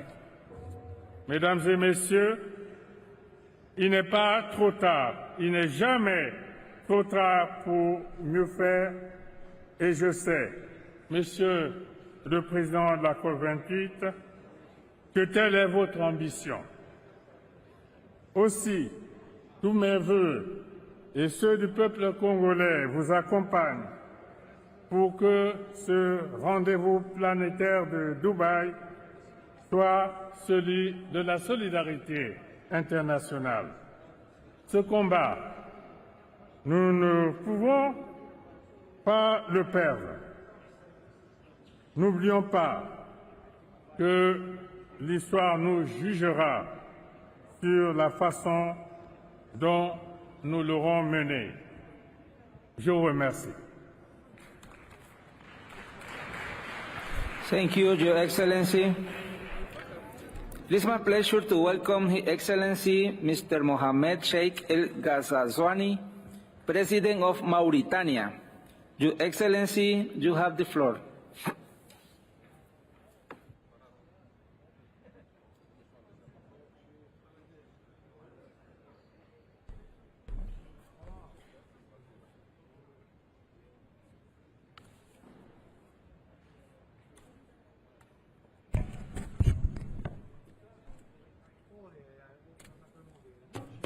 أصحاب الجلالة والفخامة والسمو، أصحاب المعالي، السادة والسيدات، أيها الحضور الكريم، أود ابتداء أن أتقدم بجزيل الشكر لأخي صاحب السمو الشيخ محمد بن زايد آل نهيان رئيس دولة الإمارات العربية المتحدة الشقيقة على حفاوة الاستقبال وكرم الضيافة الأصيل، مهنئا إياه والشعب الإماراتي عموما على الاحتفاء بعيد الاتحاد وعلى استضافة هذه الدورة 28 لقمة دول اتفاقية الأمم المتحدة الإطارية حول التغير المناخي. فلطالما تبوأت دولة الإمارات العربية المتحدة بفضل الرؤى الاستشرافية لقيادتها الحكيمة مواقع الريادة في مجال تعزيز الاستدامة عموما ومواجهة التحديات البيئية خصوصا. وأهنئ كذلك صاحب المعالي سلطان الجابر رئيس قمة كوب 28 على التنظيم المحكم لهذه الدورة. كما أتقدم بالشكر الجزيل إلى صاحب المعالي السيد أنطونيو غوتيريس الأمين العام لمنظمة الأمم المتحدة على جهوده الكبيرة في مجال التغيرات المناخية. أيها السادة والسيدات، لا تبرز وحدة المصير الإنساني في أي مستوى من مستويات الحياة بأقوى وأوضح مما تتجلى عليه في التحديات البيئية. فمواجهة التغيرات المناخية إذن معركتنا جميعا، نربحها معا أو نخسرها معا، وكلنا ندرك أن لا سبيل لكسبها إلا بتضافر الجهود والتعاضد والتضامن، وهي تخاض أساسا على مسارين: مسار تعزيز القدرة على التكيف والصمود في وجه الانعكاسات السلبية للتغيرات المناخية على الأنسجة الاقتصادية والاجتماعية خاصة في الدول الأقل نمواً، ومسار الحد التدريجي من الانبعاثات الغازية ببناء مسارات تنموية ضئيلة الاعتماد على الكربون والتوسع في استخدام الطاقات المتجددة النظيفة. ولن تكون النتائج على أي من المسارين إلا بقدر التعاون والتضامن الدوليين. وباد للعيان أن هذا التضامن لا يزال من حيث الحجم والفاعلية دون المستوى المطلوب. فمن الملح والضروري إذن زيادة التمويلات الموجهة للتكيف والتحول البيئي بشكل كبير، ودفعها على نحو لا يفاقم مديونية الدول النامية. أيها السادة والسيدات، إننا في الجمهورية الإسلامية الموريتانية من أكثر الدول تأثرا بالتغيرات المناخية، وما ينشأ عنها من تصحر وجفاف واضطراب في التساقطات المطرية من حيث الندر والغزارة. فقد أصبح التصحر يغطي ما يربو على 80% من مساحتنا الترابية، وتسببت موجات الجفاف المتتالية في تمزيق أنسجتنا الاجتماعية والاقتصادية الريفية على قطاعات حيوية مثل الموارد المائية والإنتاج الزراعي والتنمية الحيوانية والثروة البحرية والمنظومات البيئية الطبيعية. ولذلك فنحن مدركون جيدا أن مواجهة التغيرات المناخية ضرورة اجتماعية واقتصادية وبيئية بل وأمنية. وانطلاقا من ذلك بذلنا جهودا كبيرة في مكافحة التصحر من خلال مبادرة السور الأخضر الكبير والمساهمة النشطة في لجنة المناخ لمنطقة الساحل واللجنة المشتركة لمكافحة آثار الجفاف في الساحل وباعتماد ميثاق مبادرة الشرق الأوسط الأخضر التي أطلقتها المملكة العربية السعودية الشقيقة. كما استثمرنا في التسيير المستدام للمناطق البحرية والساحلية ذات النفع البيئي العالمي. وعلاوة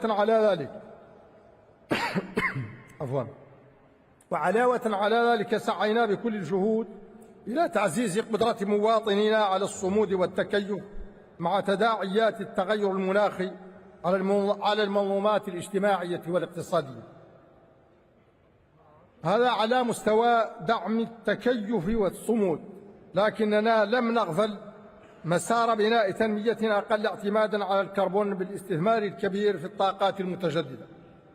فعلى الرغم من ضآلة إسهامنا في انبعاثات غازات الاحتباس الحراري، فقد استطعنا زيادة حصة الطاقات المتجددة من مجمل استهلاكنا الطاقوي على نحو معتبر، حيث وصلت إلى 34% سنة 2020 مع التخطيط للوصول إلى نسبة 50% سنة 2030.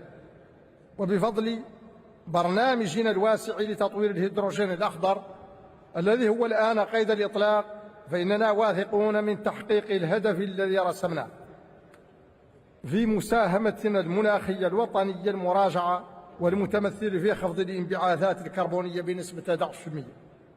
غير أننا في كل هذه الجهود لا نزال نحتاج شأننا في ذلك شأن معظم الدول النامية إلى زيادة الدعم الدولي لتعزيز القدرة على الصمود والتكيف ولتأمين انتقال طاقوي منصف وفعال.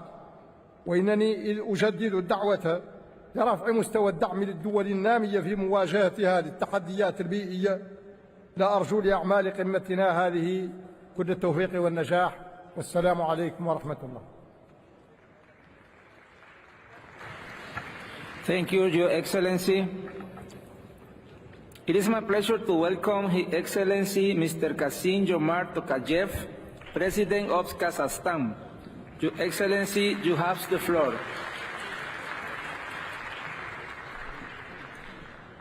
Kazakhstan fully supports the United Nations' urgent call for tangible actions to safeguard our environment for future generations. We were the first country in the region to have ratified the Paris Agreement and adopted a carbon neutrality strategy for 2060.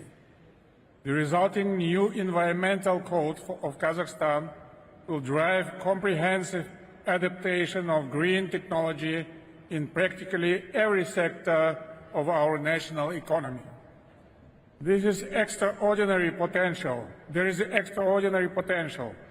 for wind and solar power in my country, as well as for green hydrogen. We will continue to work closely with our partners to unlock it. As the world's leading exporter of uranium, providing 43% of global supply, Kazakhstan plays a crucial role in carbon-free electricity generation on a global scale. Indeed, as the world decarbonizes in the coming decades, critical minerals, including rare earth metals, will become indispensable. Kazakhstan is poised to become a major supplier of these transition minerals. We are also actively supporting private green initiatives. For example, Kazakhstan-based the Plastic Association works on plastic waste-free projects contributing to eco-friendly solutions. Cutting methane emissions is the fastest opportunity we have to immediately slow the rate of global warming. That's why I am pleased to announce today that Kazakhstan has decided to join the Global Methane Pledge. At the same time, we are eager to tackle the enormous challenge of coal in our region by implementing our region's first ever Just Energy Transition Partnership in Kazakhstan. For both of these to succeed, we look to our friends and partners for their concrete support. More widely, we look to the international community to scale up its commitments to greater meaningful climate finance. But finance is just the first hurdle. Even if we successfully limit global temperature rise to 1.5 degrees by 2050, Central Asian countries will still experience up to 2.5 degrees of temperature rise. So adaptation is both inevitable and imperative. Therefore, we urge that more resources be allocated to support the International Fund for Saving the Aral Sea. Moreover, we are pleased, together with France, to co-chair the first One Water Summit on the margins of the next United Nations General Assembly. To build a momentum on climate action in Central Asia, we decided to convene a regional climate summit in Kazakhstan in 2026 under the United Nations auspices. The climate emergency is a global crisis that requires a global response. Kazakhstan firmly believes that only through collective action and cooperation we can resolve the climate crisis. And finally, I extend my warmest congratulations to His Highness Sheikh Mohammed bin Zayed Al Nahyan for successful COP28 presidency. Thank you. Thank you, Your Excellency.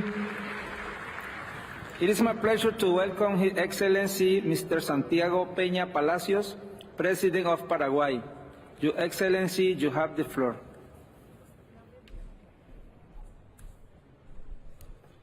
Excelencias, me siento honrado de participar de la COP28. Nos reunimos aquí diferentes culturas y tradiciones para definir en conjunto cómo abordar un desafío común, los efectos negativos del cambio climático. Esto demuestra que no es cierto que no pueda existir un diálogo entre tradiciones distintas. Espero sinceramente que aquí en Dubái marquemos un antes y un después en las medidas para reparar el daño aparecido en la tierra y el mar por manos humanas.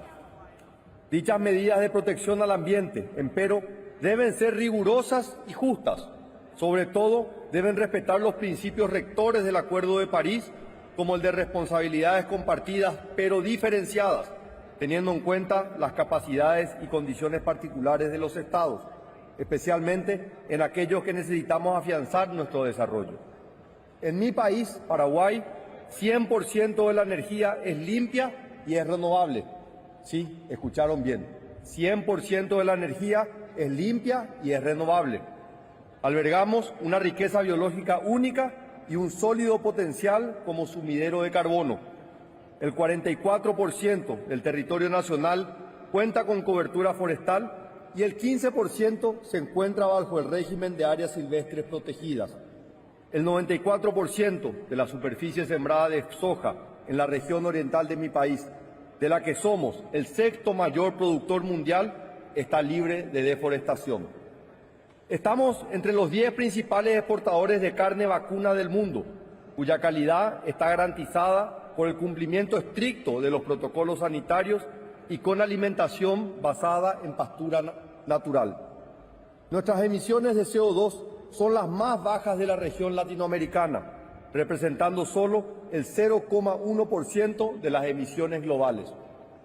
La cuarta comunicación nacional sobre cambio climático demuestra una reducción del 44% de las emisiones del sector de cambio de uso de la tierra y silvicultura y un 40% de las emisiones de metano en el sector agrícola y ganadero con respecto al año 2010.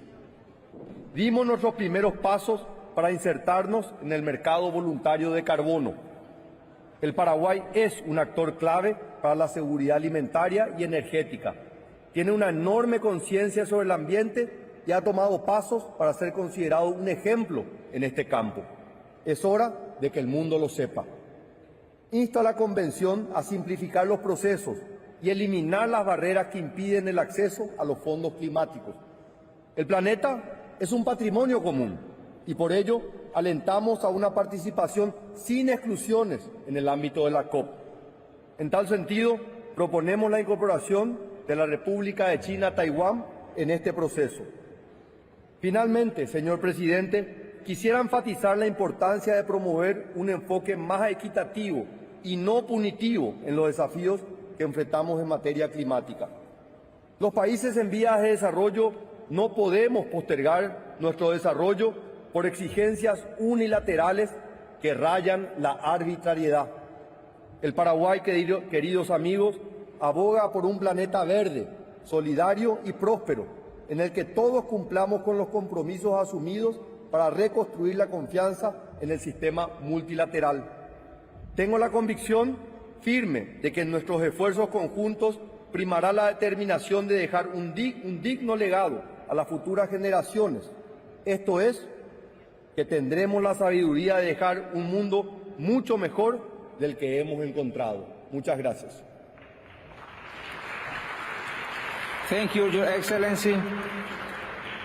It is my pleasure to welcome His Excellency Mr. Abdulatif Jamal Rashid, President of Iraq. Your Excellency, you have the floor.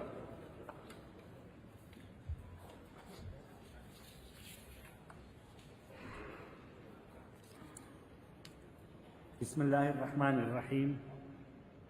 أصحاب الجلالة والفخامة والسمو والمعالي، السلام عليكم ورحمة الله وبركاته. نتقدم لكم بأطيب التحيات من العراق، بلاد وادي الرافدين، مهد الحضارات البشرية التي قدمت العلم والمعرفة والقانون، فكانت أول أرض شرعت فيها القوانين المقترحة لآثارها الطبيعي المستمد من نهريهما الدجلة والفرات، والذين أصبحوا اليوم مهددين للانحسار والجفاف بفعل تأثيرات عديدة من بينها التغير المناخي. إن العراق بلد القليل انبعاثات من غازات الاحتباس الحراري، إلا أنه من أكثر بلدان العالم هشاشة تجاه التغييرات المناخية، خصوصا في قطاع المياه والزراعة، إذ يواجه أزمة مائية شديدة الخطورة. فما نعانيه اليوم بفعل تراجع إيراداتنا المائية من دول المنبع وتأثير التغيير المناخي وأساليب الري التقليدية أصبح يهدد إرث الحضارة وحاضرنا ومستقبل الأجيال القادمة. وخير مثال على ذلك جفاف الأهوار في جنوب العراق المدرجة ضمن لائحة التراث العالمي، فإن أحداث الطقس المتطرفة في العراق من درجات الحرارية القياسية وقلة التساقط المطري تسبب في اتساع رقعة الجفاف والتصحر وتقلص أراضي زراعية وتدور الأراضي وزيادة العواصف الترابية والرملية وخسارة الموارد الطبيعية، وما نتج عنها من تحديات اقتصادية أدت إلى زيادة الفقر وزيادة معدل النزوح الداخلي والهجرة الخارجية. إن الصراع فيما يخص المياه ليس جديدا، وضع العراق كدولة مصب ليس نادرا، ولضمان التوزيع العادل للمياه نرجو أن يشمل نقاشكم فيما يخص الخسائر والأضرار والحقوق العادلة لدول المصب لضمان أمنها المائي، فلا أمن غذائي من دون ماء. وهنا نشير إلى ما قام به أسلافنا في بلاد الرافدين، حيث أوجدوا حلولا لهذه الإشكالية قبل 4500 سنة، وذلك بعقد أول اتفاقية لتقاسم الموارد المائية عن طريق التفاوض. وها نحن اليوم نسعى لذلك على مستوى عالمي من خلال مجموعة من الاتفاقيات، آخرها اتفاقية الحماية والاستخدام المستدام للمياه العابرة، والتي نعمل على اعتمادها وتفعيلها بالسرعة الممكنة. يأتيكم العراق متأخرا إذا لم ينتمي لاتفاقية المناخ إلا سنة 2009، وذلك بسبب إهمال النظام السابق للبيئة، إلى أننا مصممون على مضى قدما وبخطوات متسارعة لكي نقوم بما يجب علينا. فقد قدم العراق وثيقة مساهمته المحدودة وطنيا NDC لتكون السياسة العليا الطموحة لزيادة المرونة تجاه تغيير المناخ، والتي ترسم خطتنا المستقبلية لتخفيف وتكييف وإنجاز أهداف التنمية المستدامة بسنة 2030. لذا يتم إعداد تقرير البلاغ الوطني الثاني للتغييرات المناخية، والتقرير المحدد لكل سنتين، والخاص بجرد الانبعاثات في العراق، وهو ما يعكس التزام العراق بمشاركة العالم بالالتزاماته المناخية. وبناء على ذلك اتخذت الحكومة العراقية إجراءات سريعة لتنفيذ مشاريع الطاقة النظيفة والمتجددة، ولتقليل انبعاثات الغاز المصاحب في إنتاج النفط وإيقاف حرقه والاستفادة منه، وصولا إلى تصوير انبعاثات الغاز المصاحب في 2030، وتخفيض انبعاثات الغازية الدفيئة من منظومة الكهربائية من خلال تعزيز كفاءتها. نحن على ثقة بأن مخرجات مؤتمر دبي للمناخ ستكون شاملة ومتوازنة ومنصفة فيما يخص التقييم العالمي والانتقال العادل وصنوف الخسائر والأضرار، والهدف العالمي لتكييف مستندة إلى مبدأ المسؤولية المشتركة لكل ما تبنيها وحسب القدرات والظروف الوطنية لكل دولة، وبما يحقق الانتقال العادل والمنصف نحو الطاقة النظيفة المتجددة والمستدامة، وزيادة مرونة التكييف مع التغيير المناخي، مع مراعاة حاجة البلدان النامية في الحصول على تمويل المناخي لبناء القدرات ونقل التكنولوجيا. وفيما يخص منطقتنا فإن العراق والدول المجاورة في الخليج على خطوط أمامية لمجابهة آثار التغييرات المناخية، وحتى إن استطاع العالم أن ينجز أهداف اتفاق باريس ويحدد من زيادة معدل الحرارة إلى ما دون الدرجتين، إلى أن ارتفاع الحرارة خاصة على شواطئ الخليج سيتجاوز هذا الحد لعدة درجات. ونحن منذ الآن نعاني من ارتفاع درجات الحرارة ومن العواصف الترابية ومن شحة المياه، وكذلك هذه التغييرات لا تعترف بحدود الدول، كما أن دولنا تعتمد في اقتصادنا على الوقود الأحفوري، وهي فئة تأخذ اتفاقية المناخ ظروفها الخاصة بنظر الاعتبار، وكل إجراء يقوم به أي منا سواء في مجال التخفيف أو في مجال التكييف سيكون له أثر إيجابي يمتد إلى دول الأخرى. فلا خيار لدينا إلا أن نتضافر بجهودنا كي نواجه سوية وبكل إمكانياتنا أخطار التغيير المناخي. لذا ومن هذه المنصة ندعو دول الجوار في الخليج إلى بذل مزيد من الجهود للسعي معا كمجموعة تفاوضية واحدة وبموقف موحد يبين صعوبة مستقبلنا المناخي للعالم، ويسعى لضمان حقوق شعبنا وإقامة تجمع إقليمي يضم الدول المتشاطئة الثمان على الخليج، وهي التي ستتعرض أكثر من غيرها لآثار تغييرات المناخ الخطيرة. وفي الختام لا يفوتنا إلا وإن ندين العدوان المستمر على غزة، ونطالب المجتمع الدولي بالوقوف أمام هذا العدوان، ونكرر موقفنا في العراق في القضية الفلسطينية حقه في تقرير المصير. وأشكركم والسلام عليكم ورحمة الله وبركاته.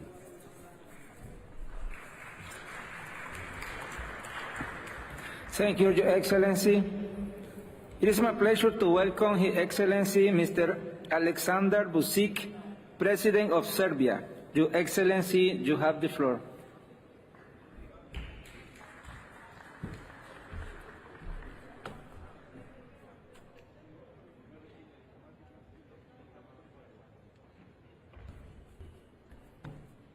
Mr. President, ladies and gentlemen, dear colleagues. First and foremost, allow me to extend a heartfelt congratulations to the United Arab Emirates government for bringing the world together at a critical moment for global transformative climate action, despite the challenges we all face today worldwide. As we once again gather to face the greatest challenge of our time, we are at a critical time in the fight against climate change. Catastrophic global warming and ongoing extreme weather events are casting a dangerous shadow over our collective future. Today I stand before you not only as the representative of the Republic of Serbia, but also as a global citizen advocating for global well-being. Across the border of the Republic of Serbia, the echoes of climate change resonate disturbingly loudly.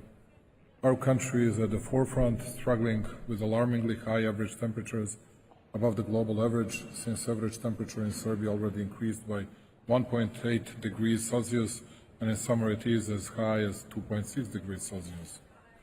At the same time, climate projections indicate that if we continue business as usual, by the end of the century we can expect an increase in the average temperature up to 5.8 degrees Celsius, a cataclysm of a kind that threatens our economic and social fabric.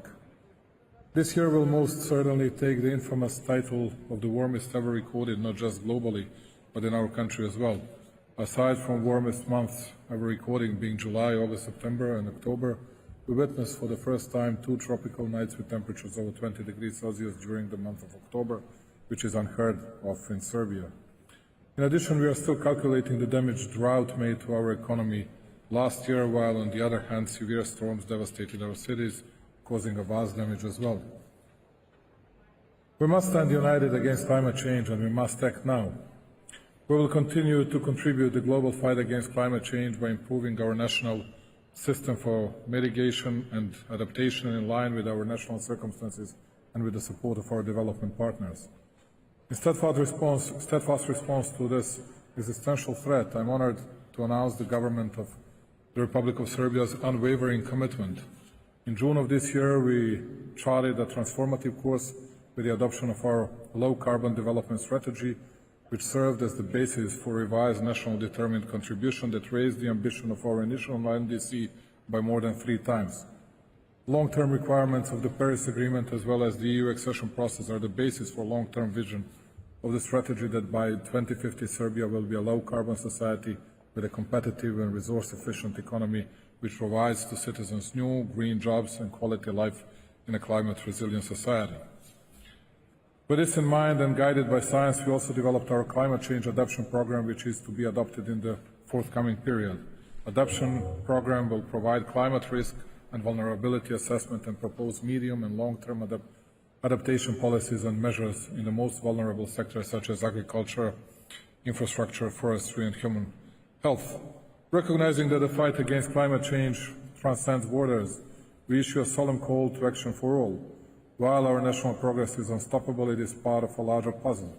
The Republic of Serbia is ready to play its role in the global orchestra against climate change.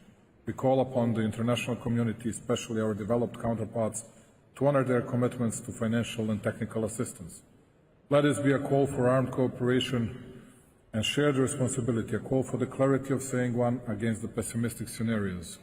Although I have to add something, which is my personal opinion, and once again, many thanks to Sheikh Mohammed bin Zayed Al Nahyan, the President of the United Arab Emirates, for his great hospitality.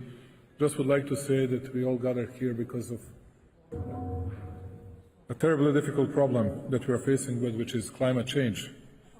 But how are we going to resolve this issue if we are not able to resolve all the geopolitical problems we are facing with today? There are many wars throughout the world that we haven't been able to stop in the recent period. And moreover, I'm afraid that we won't be able to do so. If we were not capable of delivering results in this, how we can be so sure, how we can be so certain that we'll deliver the very best results, the very proper results on climate change issues as well. And just to add to that, I believe that bringing us all back to the real principles of the Organization of the United Nations that we established after the Second World War, because we have to act in accordance and adherence with rules, regulations that were accepted by most of the members of the international community, by most or by all the states of international community. It has to happen, otherwise we'll always face arbitration, different approaches, and we'll never deliver better results even on this.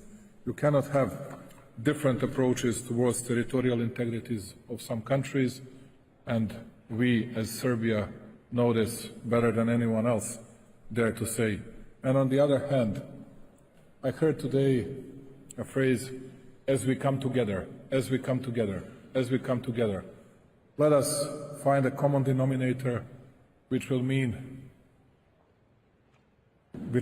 find a way, find a path to resolve firstly the biggest geopolitical issues, and then to tackle in a very proper way an issue of climate changes, which is becoming one of the most important. Thank you once again. Thank you, Your Excellency. It is my pleasure to welcome His Excellency Mr. Wawel John Charles Rankalawan, President of Seychelles. Your Excellency, you have the floor.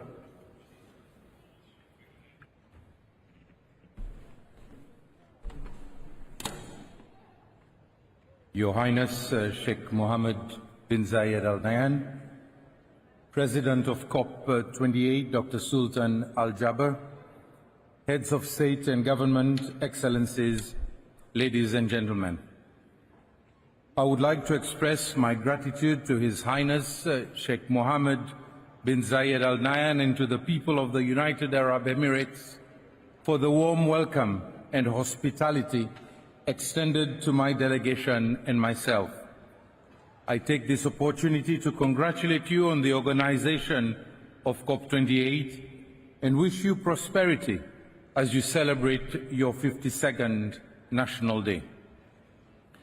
The collective efforts to foster cooperation in response to the most pressing issue of our time are indeed commendable. I am honored, therefore, to address this esteemed assembly on behalf of the people of Seychelles. In our shared pursuit of a sustainable future, the urgency of our deliberations here in Dubai cannot be overstated. As parties to the Convention, we committed to deliver on commitments such as the USD 100 billion promise, scaling up adaptation finance, new collective quantified goal on finance, and most recently, the Loss and Damage Fund. We are yet at another COP, and I am disheartened to state that most of these commitments are yet to be fulfilled, despite the urgency required to address the climate crisis. As leaders, I call for your unwavering shift in political will that will translate into concrete actions so as to confine global temperature rise within the critical threshold of 1.5 degrees Celsius. Excellencies, ladies and gentlemen, small island developing states are on the front line of climate change, facing rising sea levels, coastal erosion, increased frequency of extreme weather events, and the loss of vital ecosystems. Whether we are high income, low income, or among the least developed countries, our specificities are the same, and what the industrialized nations emit have a direct impact on our coastlines and livelihoods. We are simply islands floating in the ocean, and therefore we must be treated as a unique and separate category when it comes to assisting us. I call on SEEDS to unite and support each other.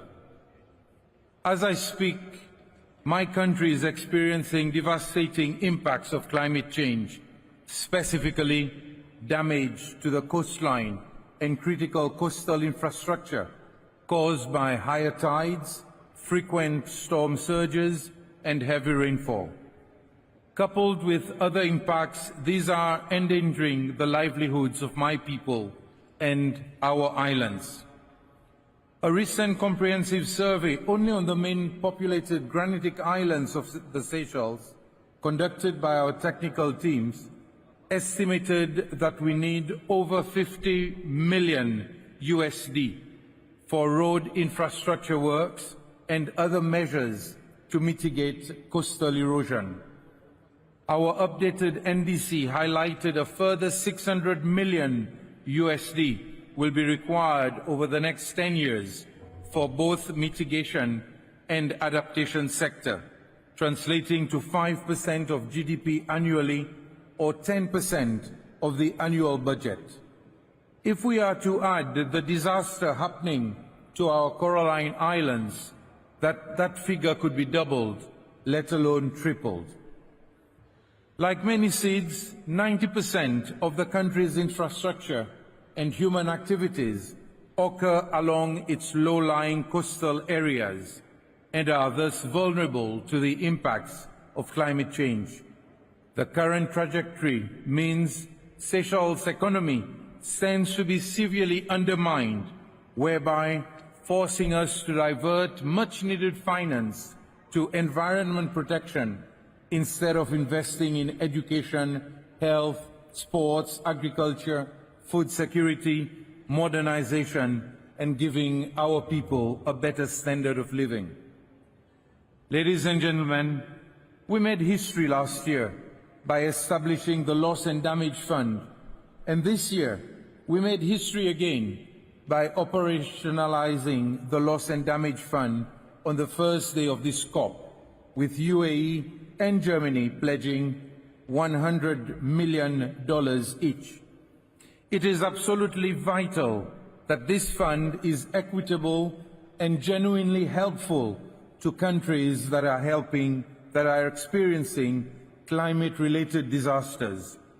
It should be inclusive enough without limiting access to finance, especially for high-income seeds like Seychelles. We need less complicated and complex financial mechanisms that will allow us seeds to easily access those financial opportunities. Again, my call is to consider our special circumstances as islands in the middle of oceans. Seychelles, for example, is known to be outside the cyclone belt, and we are considered high income. But when a cyclone hits neighboring Madagascar or Mauritius, the effects of adverse weather conditions affect all our islands, including our capital. In April 2016, Fantala, a Category 5 cyclone, hit one of our islands 3 times, destroying everything, including the communication network and homes of workers, creating 2 new islands in the lagoon. The resulting tsunami of the earthquake of December 2004 in Sumatra, Indonesia, thousands of miles away, traveled all the way to Seychelles, destroying human life and coastal infrastructure. My point is very simple. Don't categorize islands into economic bands, but treat all islands in the same manner and allow all of us to have access to the Loss and Damage Fund. We all lose from the damage you cause, yet we clean up our emissions and help mop up those of industrialized nations. The current criteria used to access concessionary finance puts seeds such as Seychelles at a severe disadvantage under the current labels. There is an urgent need to reform the multilateral international financial institutions to address the restrictive conditionalities.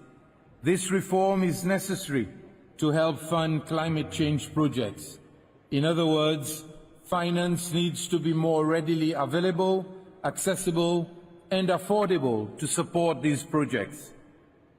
As the current chair of SEEDSTOCK and the African Island States Climate Commission, my plea to COP28 is for the developed world and the multilateral international financial institutions to have a fresh look at the seeds, which in fact are large oceanic states, and to take into account our respective particularities. Despite contributing very little to global emissions, seeds like Seychelles bear the brunt of the climate crisis. We are actively engaged in decarbonizing our energy sector, including transitioning to green mobility. Additionally, as a dedicated environment champion, Seychelles remains committed to safeguard its terrestrial and marine ecosystems. When I signed the United Nations High Seas Treaty, or the BBNJ, earlier this year at the UN, I smiled to myself because, in a sense, Seychelles had already ratified it, since we are already protecting 32% of the ocean under our care. We are protecting nearly 100% of our seagrass and that of our mangroves, and another 50% of our scarce land mass. Recent sightings of blue whales in our waters after more than 60 years' absence serves as evidence that our conservation efforts are creating a safe haven for marine life. The message is loud and clear. Seychelles is a committed partner that can be trusted. We believe in what we preach, and we walk the talk. The evidence is there. However, we cannot do it alone. We need the financial support of the whole world to help the 100,000 people on these islands in the middle of the Indian Ocean. Excellencies, ladies and gentlemen, the metaphorical hourglass is grinding. COP28 presents a pivotal call to action to build climate resilience before the last grain of sand slips away. In unity and determination, let us seize this moment to reverse our course and forge a sustainable and resilient future for generations to come. Let's not leave anyone behind. I thank you. Thank you, Your Excellency. May I remind the Speaker to maintain 3 minutes speaking time limit? Thank you. It is my pleasure to welcome His Excellency Mr. Recep Tayyip Erdogan, President of Turkey. Your Excellency, you have the floor.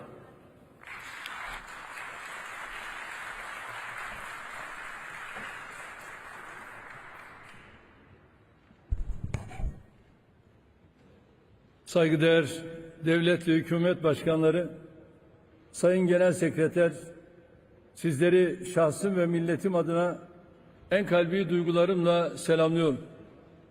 Zirve toplantımızın hayırlara vesile olmasını diliyorum. Samimi misafirperverlikleri için emirlik makamlarına teşekkür ediyorum.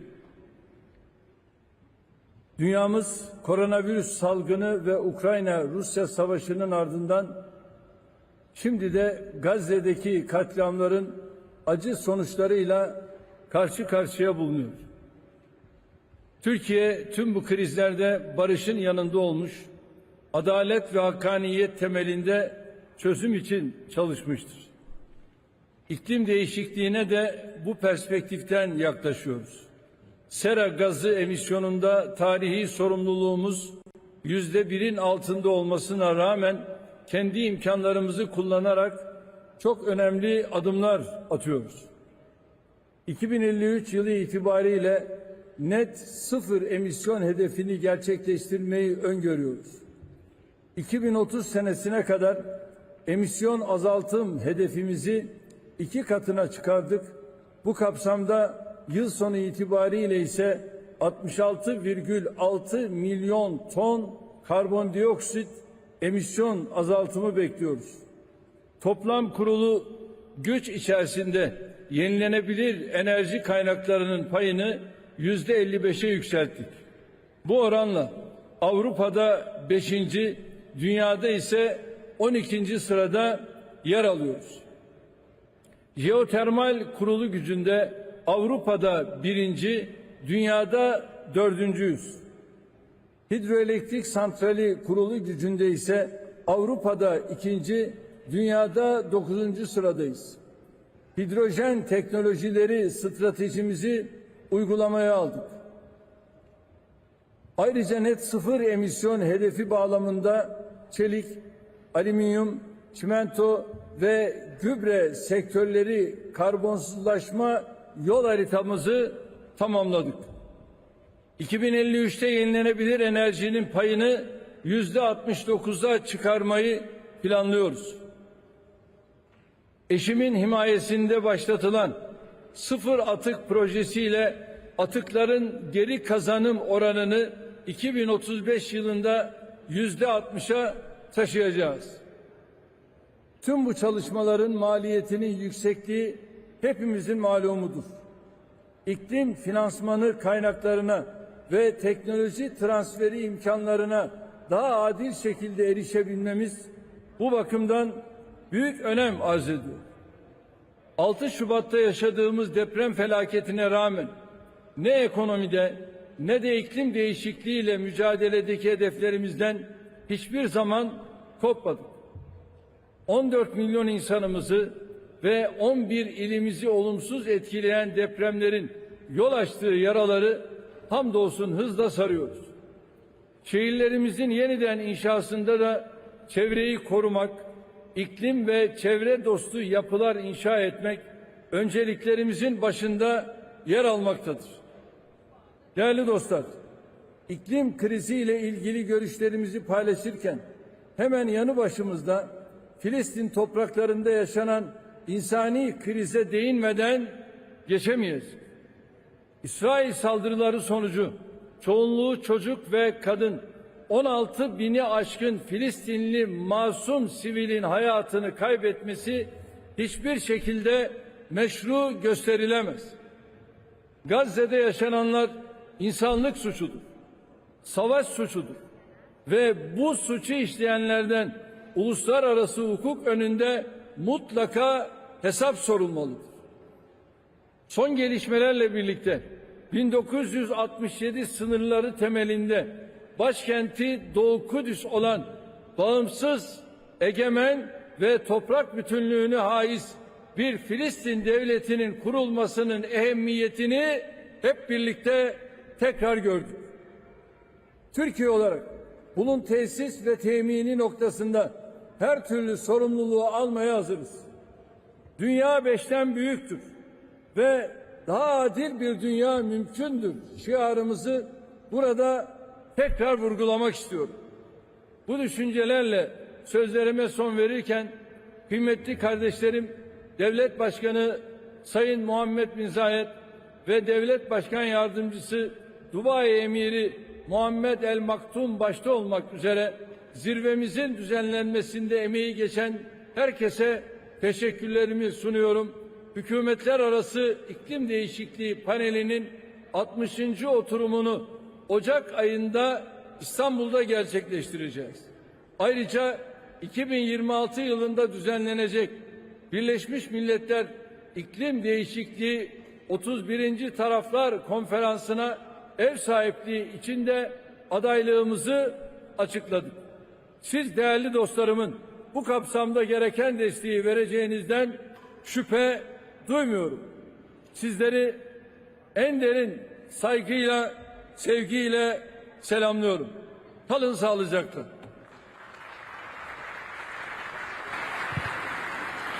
Thank you, Your Excellency. It is my pleasure to welcome Her Excellency Mr. Zuzana Kaputova, President of Slovakia. Your Excellency, you have the floor.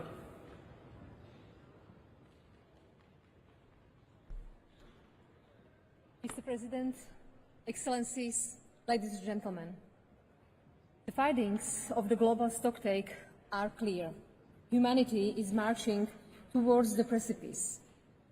How many more climate fora do we need to avoid a free fall into it? The number of weather-related disasters almost tripled in the past 4 decades. Every 5 seconds, someone dies a premature death because of pollution. Our inaction will soon make it every 4 seconds. 88% of the existing disease as a result of climate change occurs in children under 5 years of age. How much more do we want to harm the future generations? Excellencies, decisions which can avoid the current deadly course are ours to take. The solutions are right in front of us, feasible, effective, and low-cost options are already available to mitigate the climate crisis impact. We have the technologies, resources, and skills needed. Let's use them. Our efforts must be ambitious, collective, and universal. The science is clear. Our emissions must peak before 2025. Slovakia will do its fair share. Our emissions have peaked already. By 2030, they will be 55% less than in 1990. In the next 7 years, we will invest 5% of our GDP from public sources to decarbonize our economy and society. At the end of this year, Slovakia is stopping the use of coal as a source of electricity. In 3 years, we will phase it out from heat generation. By 2030, we plan to reach 29% of renewables share in our electricity production. 85% of our electricity is already made with zero emissions. We commit to increase this to 90% by 2025. Slovakia is endorsing the Global Renewables and Energy Efficiency Pledge. Since 2015, Slovakia's green finance has grown almost fivefold, including in greener ODA and our contribution to Green Climate Fund. The Loss and Damage Fund should help support the most vulnerable, and all big emitters and economies must step in and step up. Excellencies, let's make this COP the first one, where the benefits of our concrete commitments exceed our excuses and the carbon footprint of the planes we arrived on. Thank you.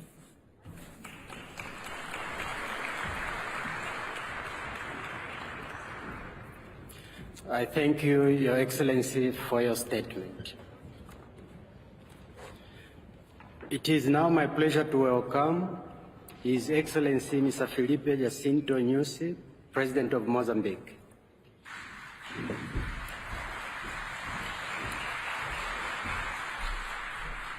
Your Excellency, you have the floor. Senhor Presidente, Excelências, minhas senhoras e meus senhores, é com elevada honra e satisfação que, em representação do povo e governo de Moçambique, uso a palavra nesta sessão de abertura da COP28 com o objetivo de rever o que fizemos nos últimos anos para, em conjunto, reorientarmos a nossa agenda na ação climática. Moçambique, apesar de contribuir com menos de 0,5% em emissões de gases de efeito estufa, está entre 10 países que sofrem dos efeitos adversos de mudanças climáticas. As intempéries registradas de janeiro a março deste ano, que inclui o ciclone Fred, o mais duradouro, causou morte de 306 pessoas, afetou cerca de 1,3 milhões de pessoas e destruiu diversas infraestruturas econômicas, sociais e produtivas.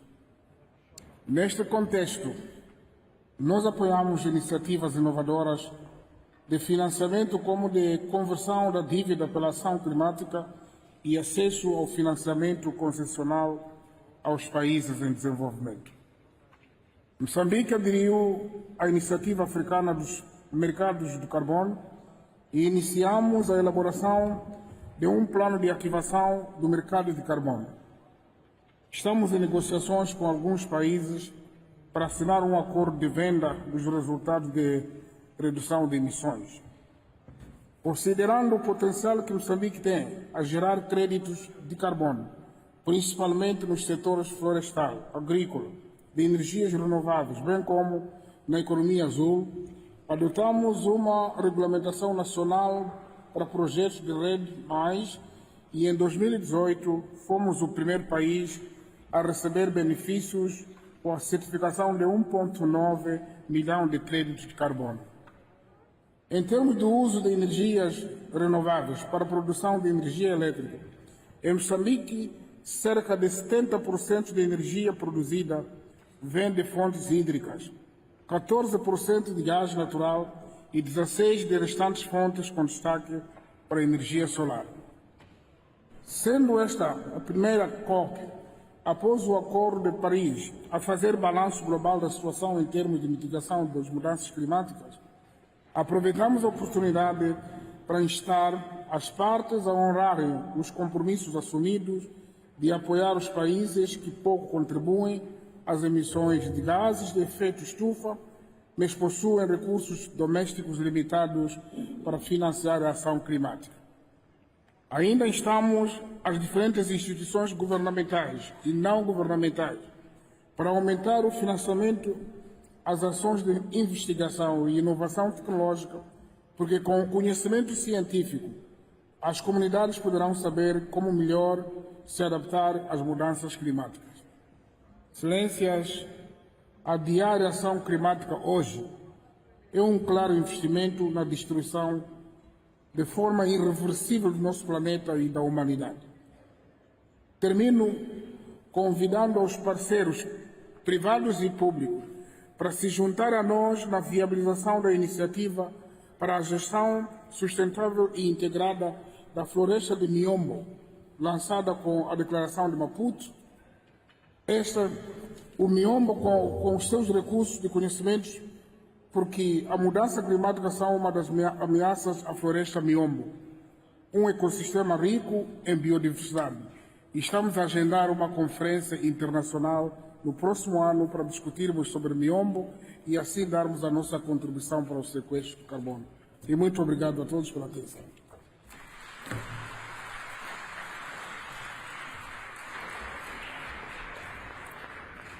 But thank you, Your Excellency. It is my pleasure to welcome His Excellency Mr. Rashad Mohammed Ali Al-Alimi, President of Yemen.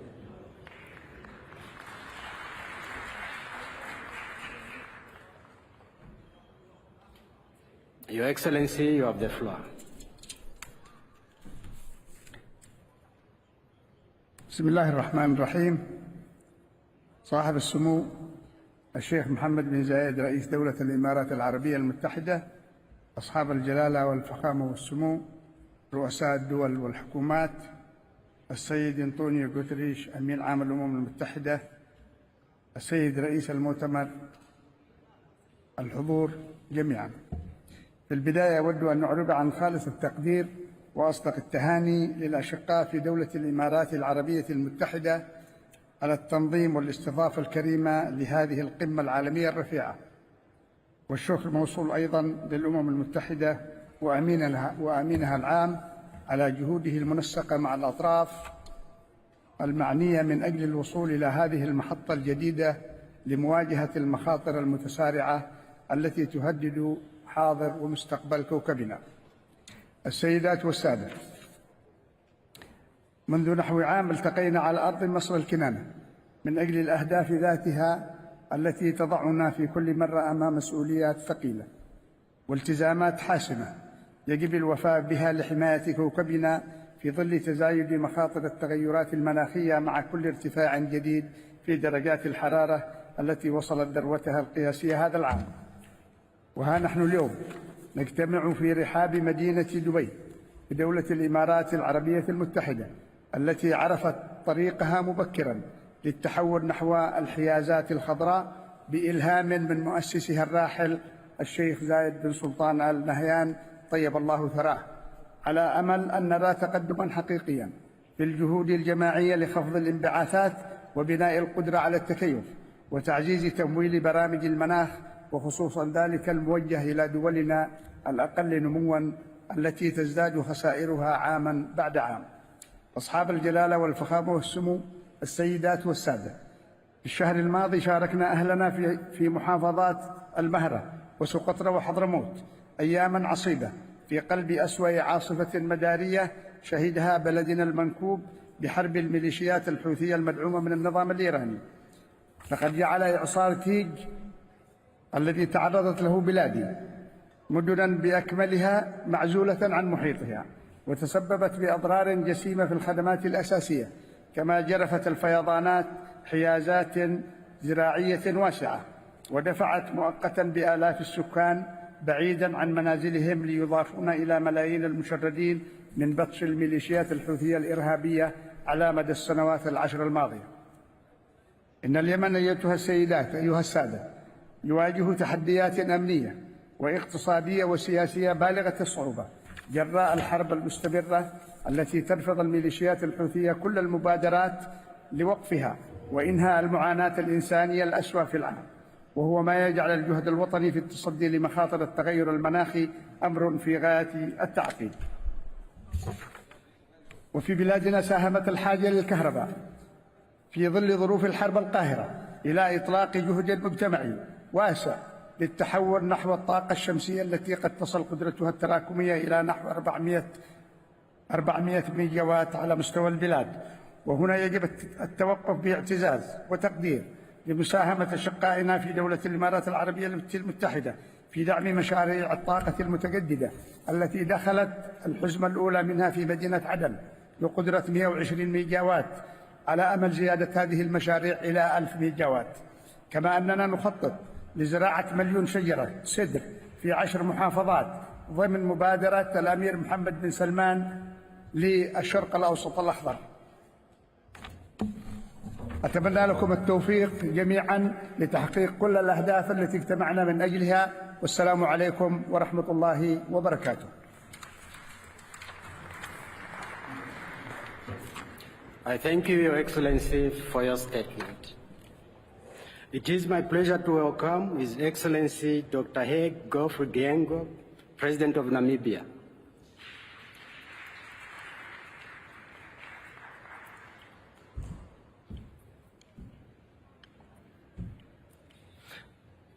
Your Excellency, you have the floor. Thank you.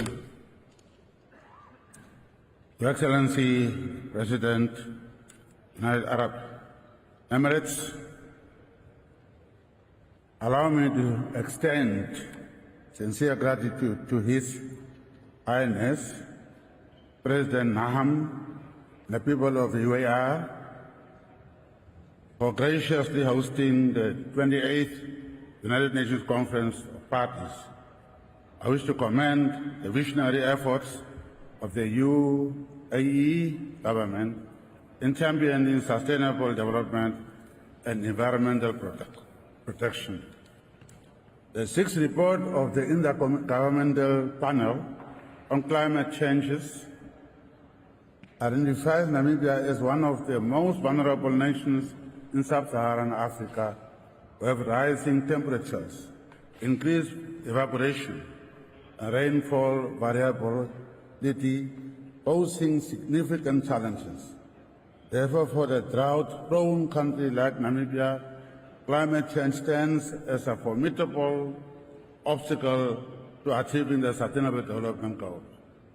The estimated cost for implementing our nationally determined contributions is $15 billion by 2030, with 90% of it contingent on financial support from the multilateral financing windows under UN FCCC. Namibia has established a world-class blended finance infrastructure fund that is ready to receive climate financing today to facilitate necessary action we need. Our national adaptation plan is enhanced by the announcement Namibia made 3 years ago during the 75th General Assembly, boldly signaling our intention to leverage innovative financial tools to mobilize sustainable climate financing to combat climate change. 1 year later in Glasgow, Scotland, on the margins of COP26, we announced the development of large-scale green hydrogen projects that will provide the world of the clean molecules needed to decarbonize hard-to-abate sectors. Today, as part of our efforts to build green industrial clusters in Namibia, we are developing more than 9 hydrogen projects. To do so successfully, we must deploy more than $20 billion to give future generations a fighting chance against a warming climate. Ladies and gentlemen, as we enter the inauguration global stock take, Namibia emphasizes that the process should help us to identify gaps in financial support needed, the support that was provided so far since the adoption of the Paris Conference in 2015 to date. Finally, COVID-28 provides a platform for nations to strengthen partnerships, share knowledge, and collectively tackle the global challenges posed by climate change. Solidarity, equity, and cooperation are essential if we are serious about fixing climate finance and placing livelihood at the heart of climate action. Let us seize this moment at COP28 to avert a climate catastrophe. Let us seize this moment by taking bold decisions that will protect our planet for generations to come. No more conferences, but only implementation. I thank you.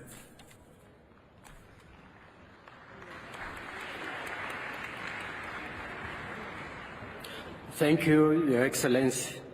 It is my pleasure to welcome His Excellency Mr. Nikos Christodoulides, President of Cyprus. Your Excellency, you have the floor. Excellencies, distinguished guests, I would like to take this opportunity to express my deepest appreciation to the government of the United Arab Emirates for hosting and steering the work of COP28 and indeed for its leadership on climate change. There is an evident reason why the world's attention is focused on our deliberations here in Dubai.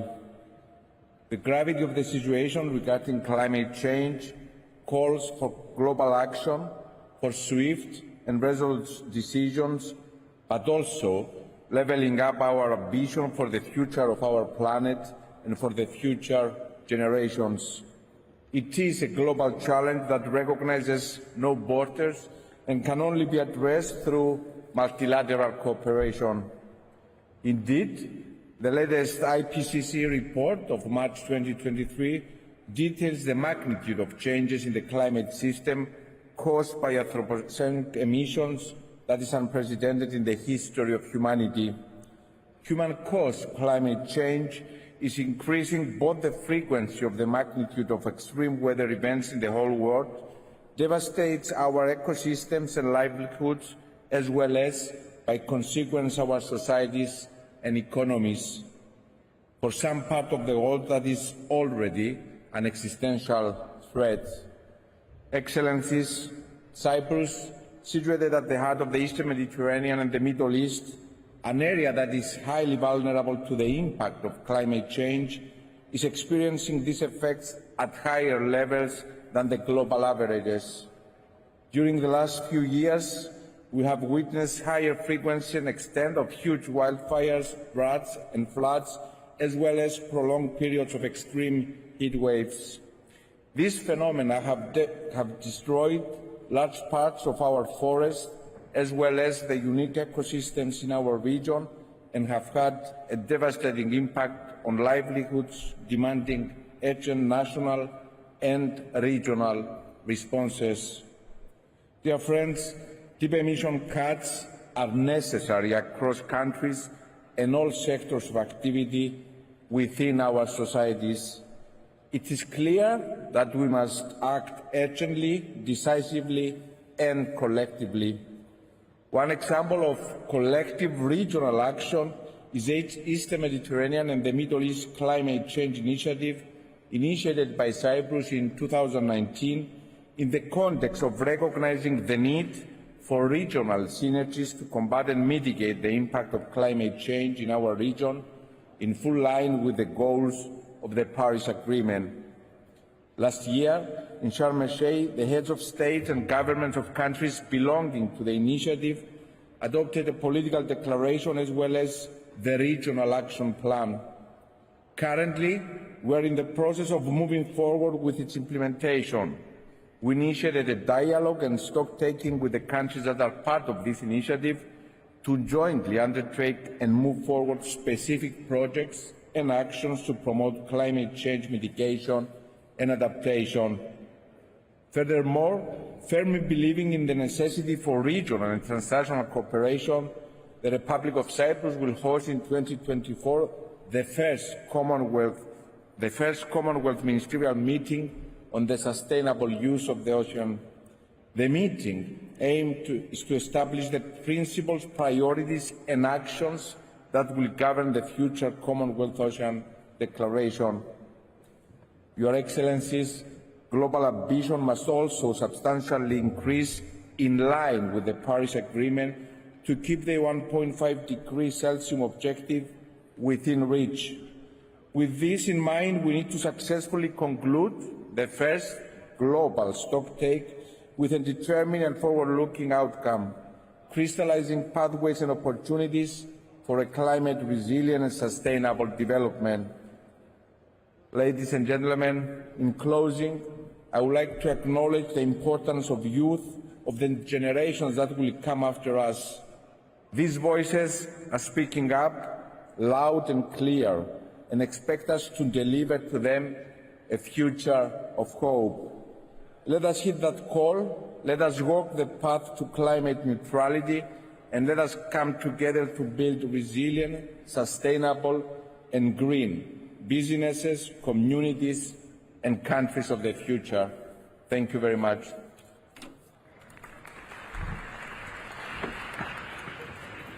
I thank you, Your Excellency, for your statement. It is my pleasure to welcome His Excellency Mr. Vehegin Uchturan, President of Armenia.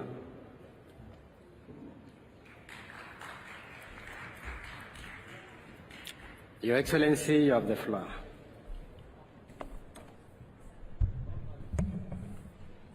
Mr. President, Excellencies, ladies and gentlemen, I would like to congratulate the President of the United Arab Emirates, His Highness Sheikh Mohammed bin Zayed Al Nahyan, and the government of United Arab Emirates on excellent organization of the COP28.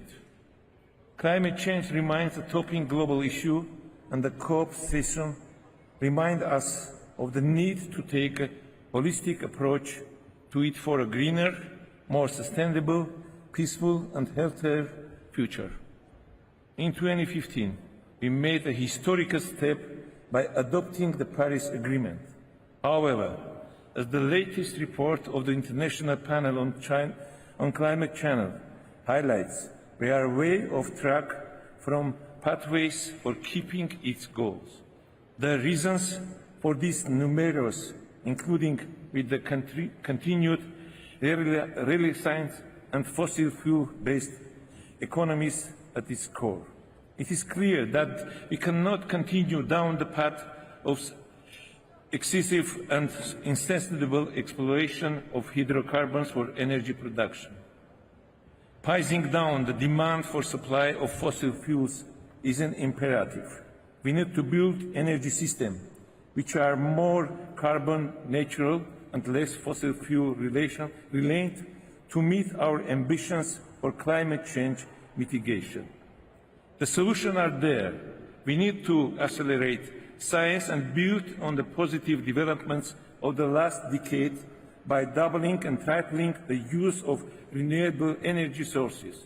For that end, we need sufficient climate financing, with the loss and damage fund being a cornerstone. Dear attendees, as a mountains developing country, Armenia is facing many challenges in this area. World Bank projections for Armenia indicate warming at levels significantly above the global average of up to 4.7 degrees by the 2090s. Under the highest emissions pathway, this places Armenia among the most vulnerable countries in the Eastern European and Central Asia.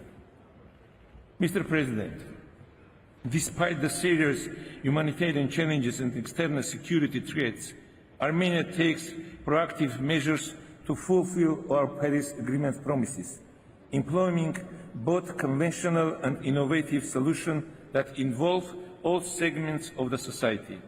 In 2021, Armenia declared its post-2020 climate actions, an NDC with a 14% greenhouse reduction target by 2030. Recently, we developed long-term low-emission development strategies to guide us toward carbon neutrality. Our climate ambitions are largely increased in the carbon-neutral energy transition. By 2030, we aim for a 15% of share of solar energy in our total energy production. Armenia firmly believes that the attainment of our climate commitments can be achieved with long-term and sustainable use of nuclear power as a carbon-neutral source of energy, and we appreciate of efforts of the International Atomic Energy Agency in this regard. Armenia is determined to achieving its ambition targets and securing a clean and sustainable future for the next generation. We stand ready to further contribute to global effort to this end. Thank you.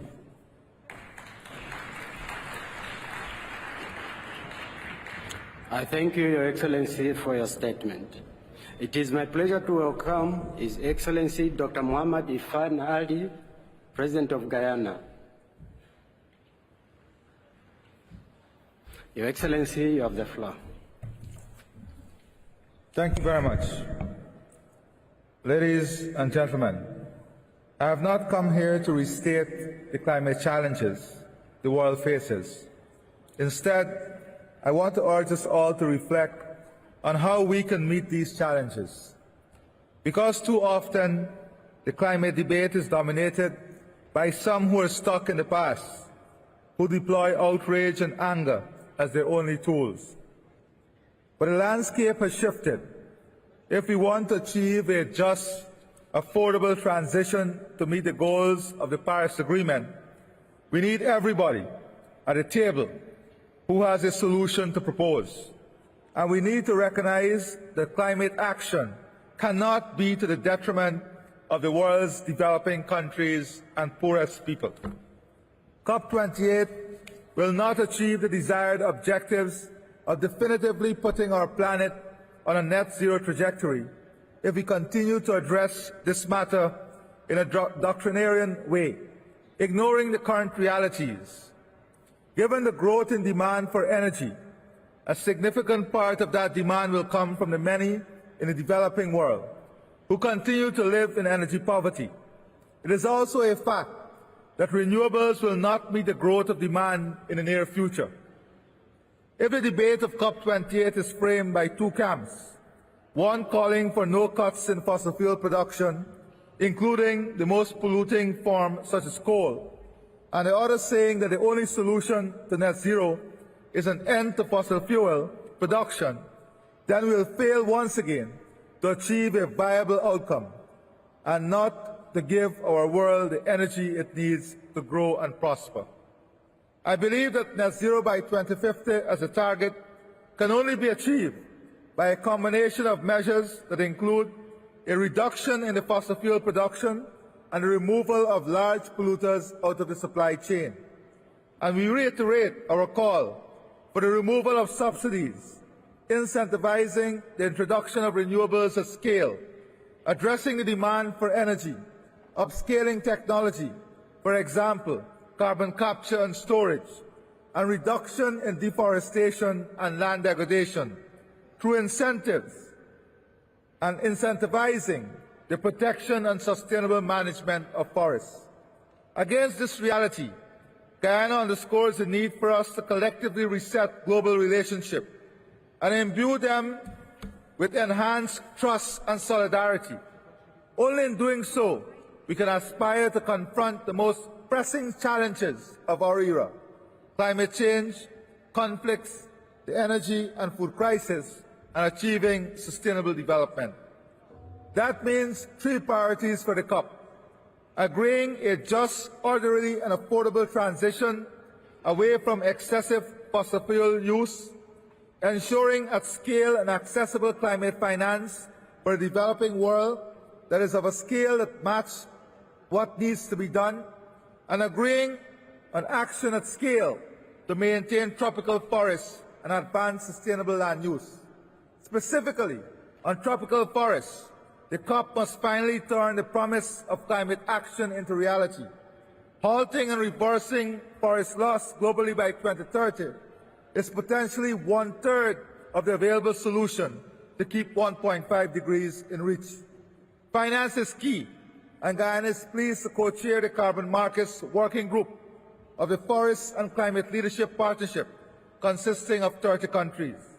Along with our partners in the SCLP, we will be working to build high-quality carbon markets so that forest communities and countries can prosper while keeping nature intact. In Guyana, back in 2008, we were the first developing country to produce a low-carbon development strategy. Our LCDS, we maintain one of the world's most intact tropical forests, have one of the world's lowest deforestation rates, and store more than 19.5 gigatons of carbon dioxide, equivalent in that forest. We are a carbon net positive country and aim to stay there. We accept the responsibilities that come with being a new oil producer. Our economy will grow more than 3-fold while keeping energy-related emissions flat. We are building an ecosystem service economy with forest carbon markets generating 4.5% of government income this year alone. Forest carbon markets are also creating revenue for more than 500 LCDS projects across indigenous and other communities, and funding one of Guyana's biggest ever investment in adaptation. So to conclude, Guyana will continue to be a world leader in aligning food security, energy security, and climate security. We stand in solidarity with everyone who is working to create a better future, especially in developing countries. And we will always put practical solutions before abstract theories so that we can play our part in finally bringing climate stability within reach. I thank you.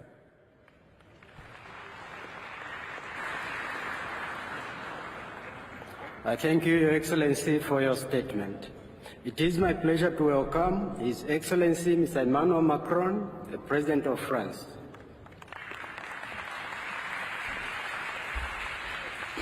Your Excellency, you have the floor. Merci beaucoup, Monsieur le Président.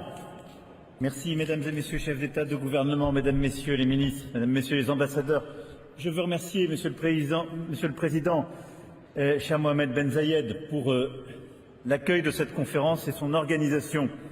Tout protocole observé, je voulais essayer de ne pas répéter beaucoup de choses qui ont été déjà dites, même si c'est toujours difficile, et en particulier dans les discours d'ouverture, mais de faire quelques points d'action sur le moment où nous parlons et ce qu'il convient de faire dans les prochains mois et prochaines années. Il me semble que la priorité des priorités est que les pays les plus avancés sortent des énergies fossiles. Et donc nous avons les accords de Paris qui donnent une trajectoire. La France est engagée sur cette trajectoire. Nous la respectons sur les dernières années, mais nous savons que pour la respecter, en particulier jusqu'en 2030, et c'est vrai pour beaucoup d'autres pays, pour ce qui nous concerne, il faudra multiplier par 2,5 notre niveau d'effort, sachant que ces 5 dernières années, on l'a déjà multiplié par 2. Mais rien ne doit nous divertir de cette ambition. Et je veux ici vous dire, ce ne sont pas des bonnes paroles, mais la France a un plan, nous l'avons présenté, nous allons le décliner, il est financé pour justement sortir des énergies fossiles et réduire ses émissions. L'Europe est tout entière engagée dans cette stratégie. En 2035, 100% des véhicules produits commercialisés en France comme dans le reste de l'Europe fonctionneront sans pétrole. On construit une stratégie dans le logement, on réduit massivement les émissions dans le secteur aérien et maritime. Et je veux saluer en particulier le formidable accord qui a été trouvé par l'industrie maritime de nos pays il y a quelques instants et qui va permettre de réduire les émissions très fortement d'ici 2030 et d'arriver à la neutralité carbone 2050 dans ce secteur. Et nous avons une stratégie complète de renouvelables, de nucléaire, d'hydrogène qui permet d'arriver à cet objectif. Dès 2030, les énergies fossiles seront largement minoritaires dans le mix énergétique français pour la première fois depuis la révolution industrielle. Et nous devrons définitivement tourner la page d'ici à 2040-45 du pétrole et 2050 du gaz. Les pays les plus émetteurs doivent désormais entrer dans cette logique de planification écologique et de transparence. Et à cet égard, le G7 a une responsabilité majeure, tout comme la Chine, qui est désormais le deuxième pays émetteur historique et qui a donc changé en quelque sorte de statut. Les acteurs privés de nos pays doivent aussi s'engager et je salue le lancement du One Planet Data Hub qui permet déjà de comparer la trajectoire de décarbonation de 400 des plus grandes entreprises mondiales. Deuxièmement, les pays émergents doivent sortir du charbon. Et c'est le deuxième combat après celui que les pays les plus riches doivent mener.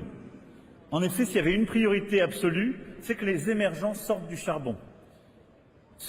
En effet, on doit permettre aux émergents le rattrapage économique, c'est un élément de justice, mais ce rattrapage ne doit pas se faire sur la base d'énergies qui sont carbonées, et en particulier du charbon, et pour une raison simple, c'est qu'aujourd'hui, les centrales existantes, qui se concentrent largement en Asie aujourd'hui, émettront à elles seules suffisamment de CO2 pour que nous excédions la cible de 1,5 degré Celsius.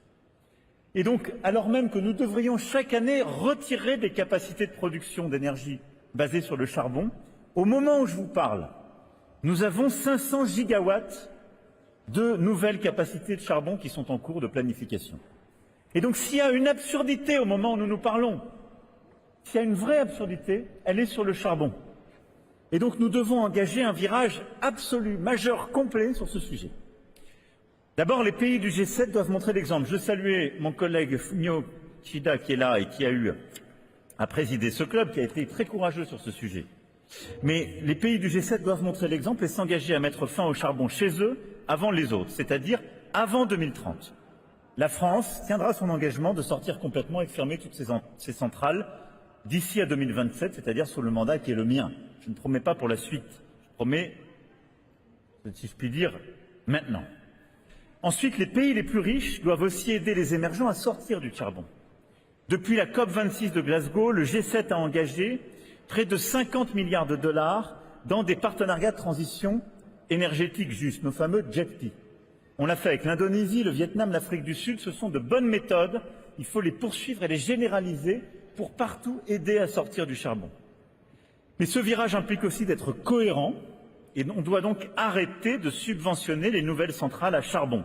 Le G20 s'est engagé à Rome en 2021, mais on doit changer nos règles en matière de financement privé. Au moment où je vous parle, le secteur privé n'a aucune désincitation pour financer une centrale à charbon par rapport à du renouvelable ou autre. C'est totalement absurde. Et donc notre marché privé, notre système d'investissement dysfonctionne massivement et c'est choquant pour tout le monde. On doit donc inverser le système.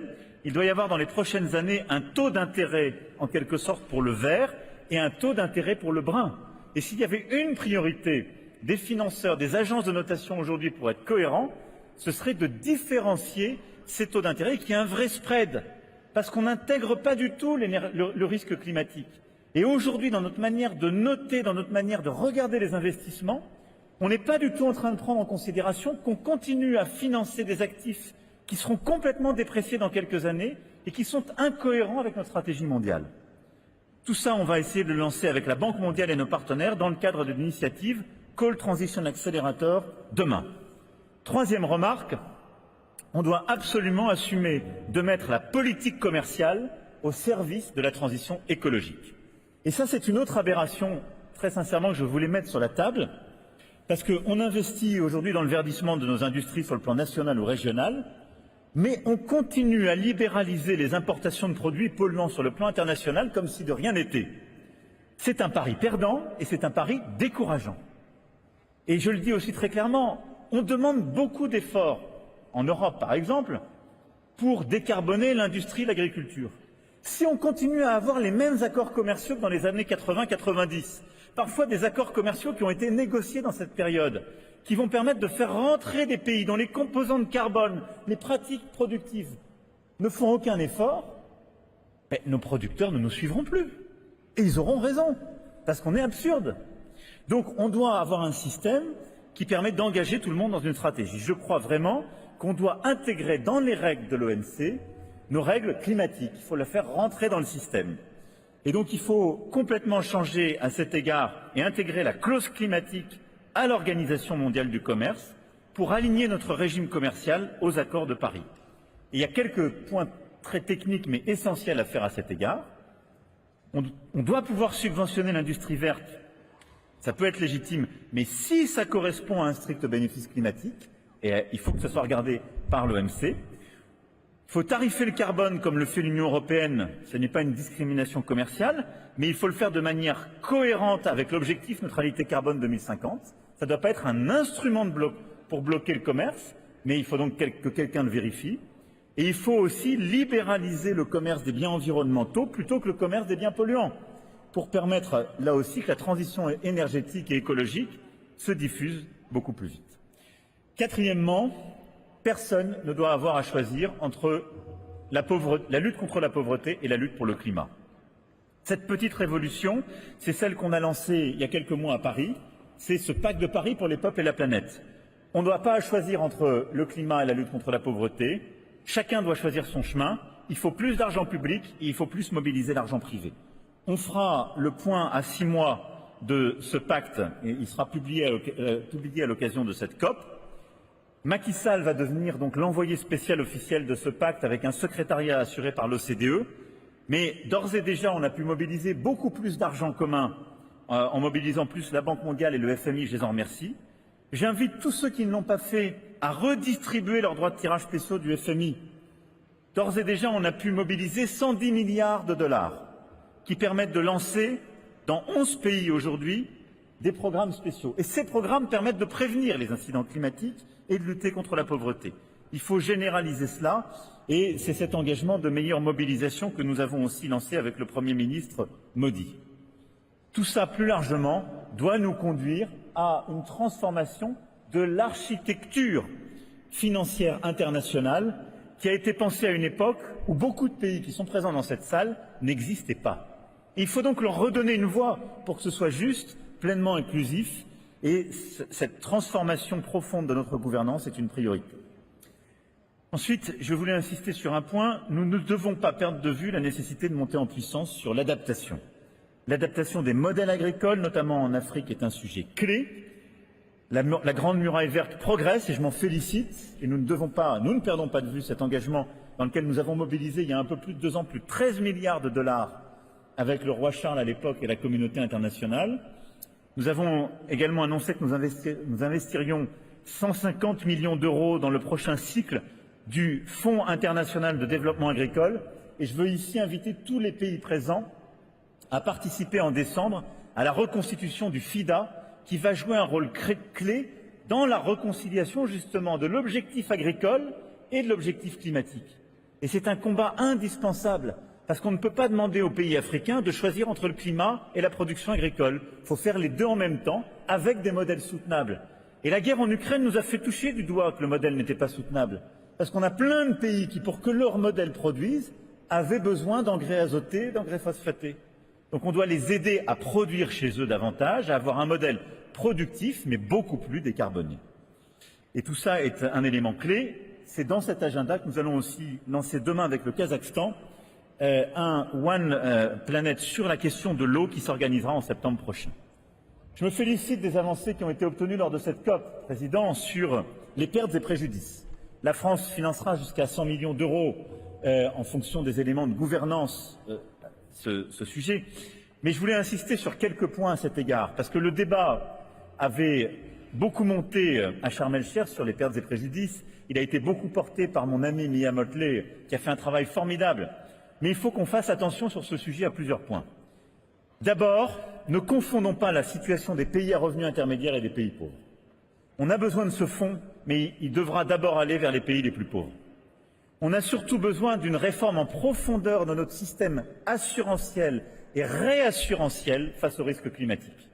Et ça pour les pays à revenus intermédiaires qui en ont besoin. Ce fonds doit nous permettre de faire cette réforme, d'avoir un buffer, une garantie. Mais on devra avoir des mécanismes qu'il faut distinguer selon les catégories de pays. Il faut tout de suite se le dire. Il faudra une gouvernance simple et claire, lisible.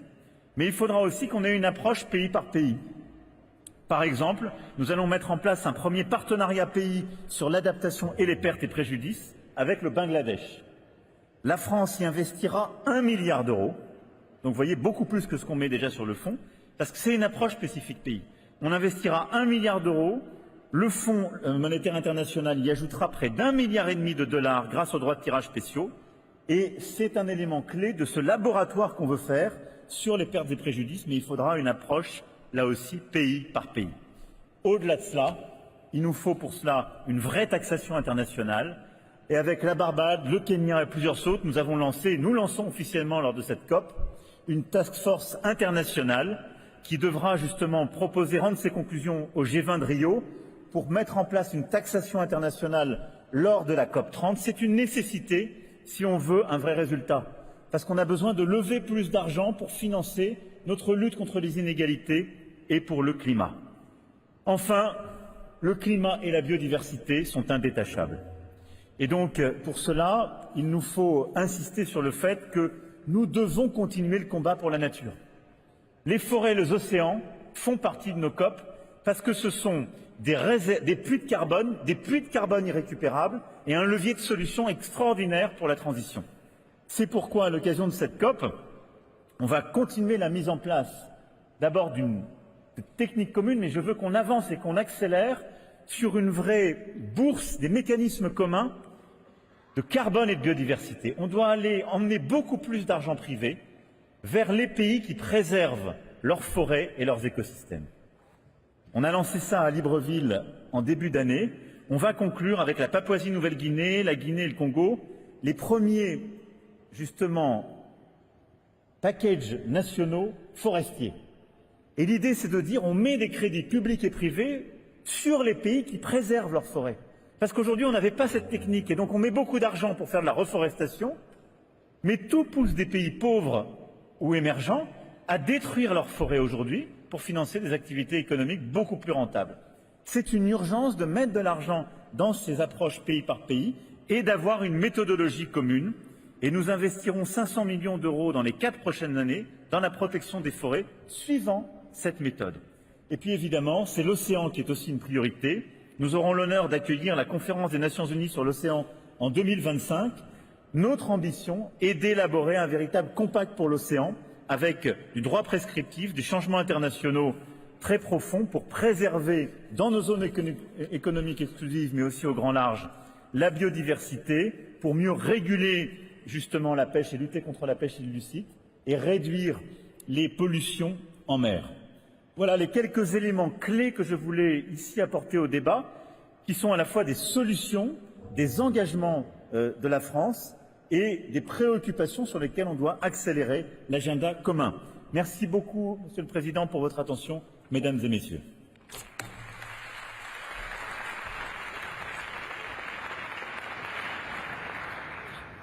Thank you, Your Excellency, for your statement. It is my pleasure to welcome His Excellency Ms. Hakainde Hichilema, the President of the Republic of Zambia.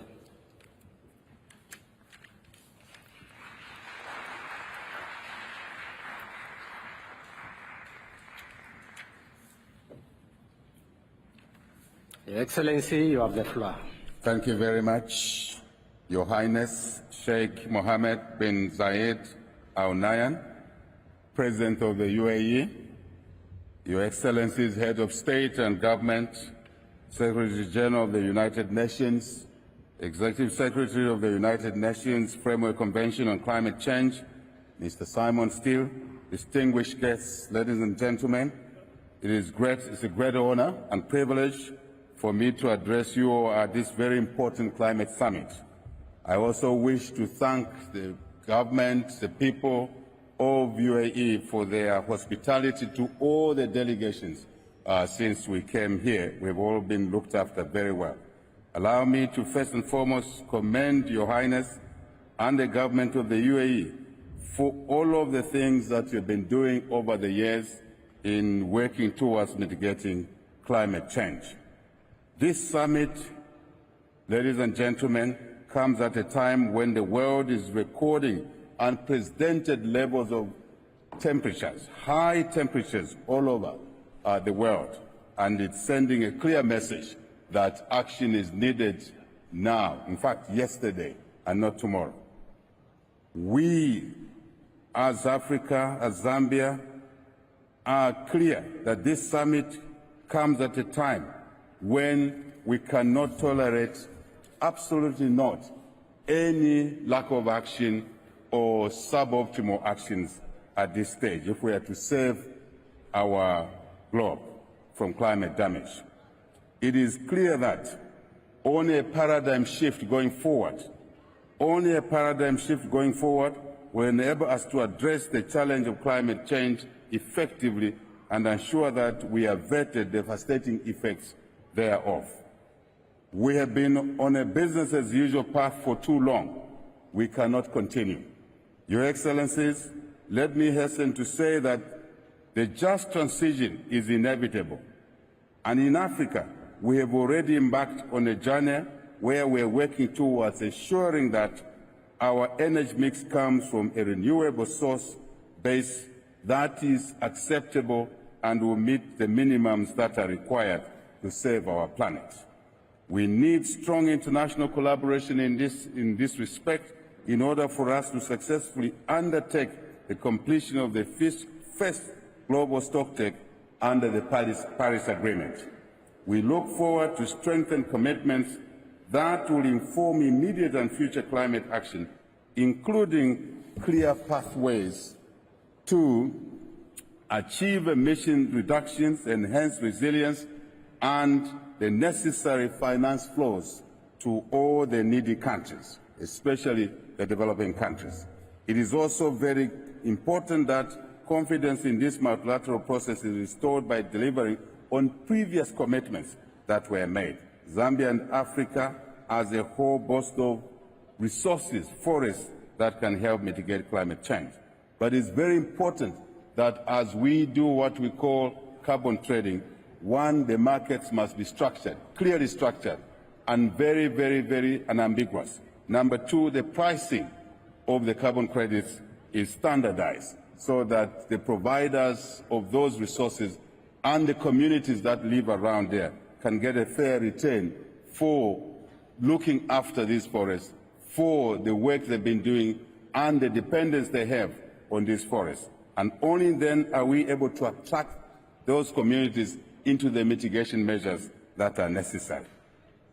Your Excellencies, this COP28 as a COP of action requires to do a number of things. One, to ensure that the loss and damage fund is fully operational.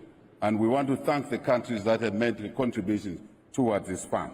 Number two, to undertake a comprehensive global stocktake exercise and identify clear interventions to bridge the glaring gaps in meeting the goal of the Paris Agreement. Number three, adopt a robust framework on the global goal on adaptation, complete with indicators to ensure that we can collectively track progress in building resilience. Number four, Your Excellencies, share experiences and best practices, especially the countries of the North that have advanced in this area already need to share these best practices with the developing countries. And finally, Your Highness, you can count on the support of the African group of negotiators and Zambia in ensuring that we support all efforts needed to mitigate the negative effects of climate change, as failure is not an option. We all have to succeed, and we have a responsibility to act correctly. I thank you for your kind attention.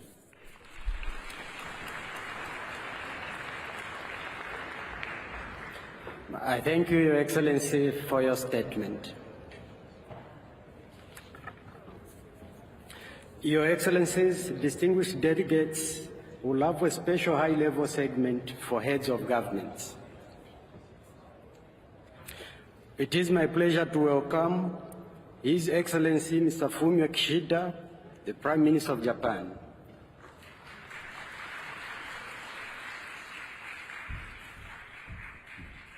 Your Excellency, you have the floor.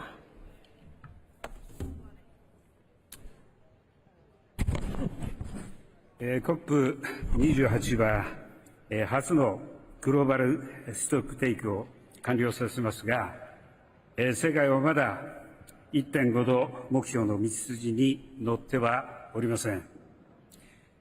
軌道修正のためには、2030年までの行動が決定的に重要となります。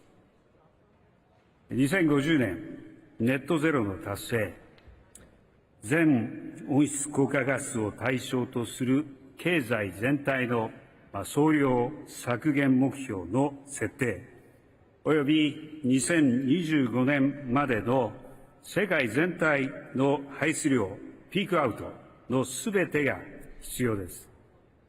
日本は2030年度に 46% 減、さらに 50% の高みに向け挑戦を続けています。すでに約 20% を削減しており、着実に進んでいます。G7 広島サミットで確認されたように、経済成長やエネルギー安全保障と両立するよう、多様な道筋の下で、すべての国が一緒になり、ネットゼロという共通の目標を目指そうではありませんか。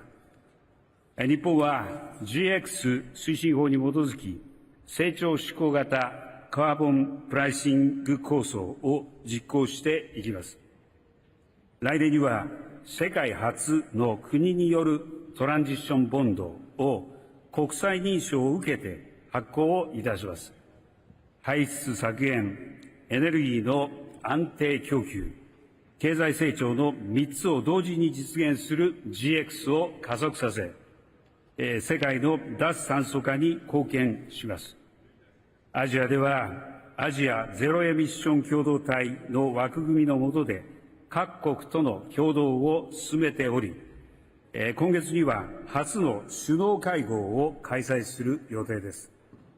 日本は徹底した省エネと再エネの主力電源化、原子力の活用等を通じたクリーンエネルギーの最大限の導入を図ります。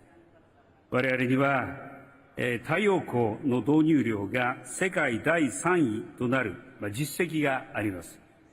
この文脈で日本は世界で再エネ容量を3倍とし、エネルギー効率改善率を2倍とするとの議長国の目標に賛同をいたします。合わせてクリーンエネルギーサプライチェーンの多様化に向け、公正で持続可能な事業環境をグローバルに整備することを目指します。また、排出削減対策の講じられていない石炭火力発電所については、各国の事情に応じたそれぞれのネットゼロへの道筋の中で取り組まれるべきです。日本は自身のネットゼロへの道筋に沿ってエネルギーの安定供給を確保しつつ、排出削減対策の講じられていない新規の国内石炭火力発電所の建設を終了していきます。官民合わせて700億ドル規模の支援を行うとの我々のコミットメントの実施も着実に進んでいます。その上で、世界銀行とアジア開発銀行に信用保管の供与を通じた合計約90億ドル規模の融資余力拡大に貢献する用意があり、またアフリカ開発銀行の新基金へも貢献をいたします。日本は人類共通の課題である気候変動問題に各国と共に取り組み、国際社会をリードいたします。ありがとうございました。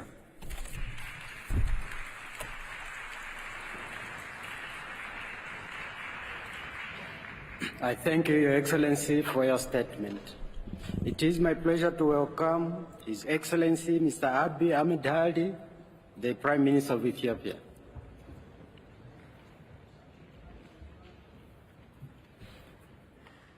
Your Excellency, you have the floor. Excellencies, heads of state and government, distinguished participants, ladies and gentlemen. I come from a country where 70% of the population is youth. And what keeps me awake at night is how to live a better world for future generations. It has been more than 3 decades since climate change is a global political issue. Agreements have been adopted. We have made good strides in combining the climate agenda with the socio-political and economic dimensions of sustainable development, but the assessment of our actions under the global stocktake shows that we are far from the 1.5-degree target. This has a dramatic impact on the most affected countries. While activism is necessary, action is what will get us results. Success can only be measured by the actions we take, not by the decisions we make. As we gather here in the United Arab Emirates, a country recognized for having transformed a desert into a green heaven under the leadership and vision of the late Sheikh Zayed bin Sultan Al Nahyan. I applaud the strong commitment of the COP28 presidency to climate action.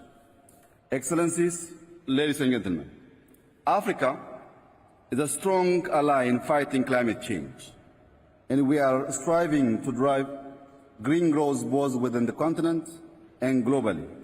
However, we remain highly exposed to the impact of climate despite contributing the least. Recurrent droughts, intensified floods, and livestock loss are some of the many climate shocks that have affected lives and livelihoods of our people over the years. For Ethiopia, the battle to protect and heal our planet is a battle for growth and prosperity. Allow me to highlight a few homegrown solutions we have been implementing towards reducing emission and building resilience. First, the Ethiopian Green Legacy Initiative, a powerful natural-based solution launched in 2019. Over the last 5 years, we established 130,000 nurseries across the country, and yearly millions of people mobilize in seedling, planting, and seedling management. Our Green Legacy Initiative represents a proactive response to pressing environmental and socio-economical challenges. It reduces carbon emission, preserves our biodiversity, creates jobs, and boosts sectors such as tourism. I am proud to say that this initiative has received remarkable success by planting 32.5 billion seedlings. Our target is to reach 15 billion by 2026. When completed, the initiative will become the largest afforestation project in the world. The impact of our initiative extends beyond borders as we are sharing seedlings with our neighboring countries. It can further play a catalytic role in Africa and complement existing initiatives such as the Africa Forest Landscape Restoration Initiative and the Great Green Wall. Second, is our action on transforming our food system. We believe that climate, biodiversity, water, people, and food systems are strongly interrelated.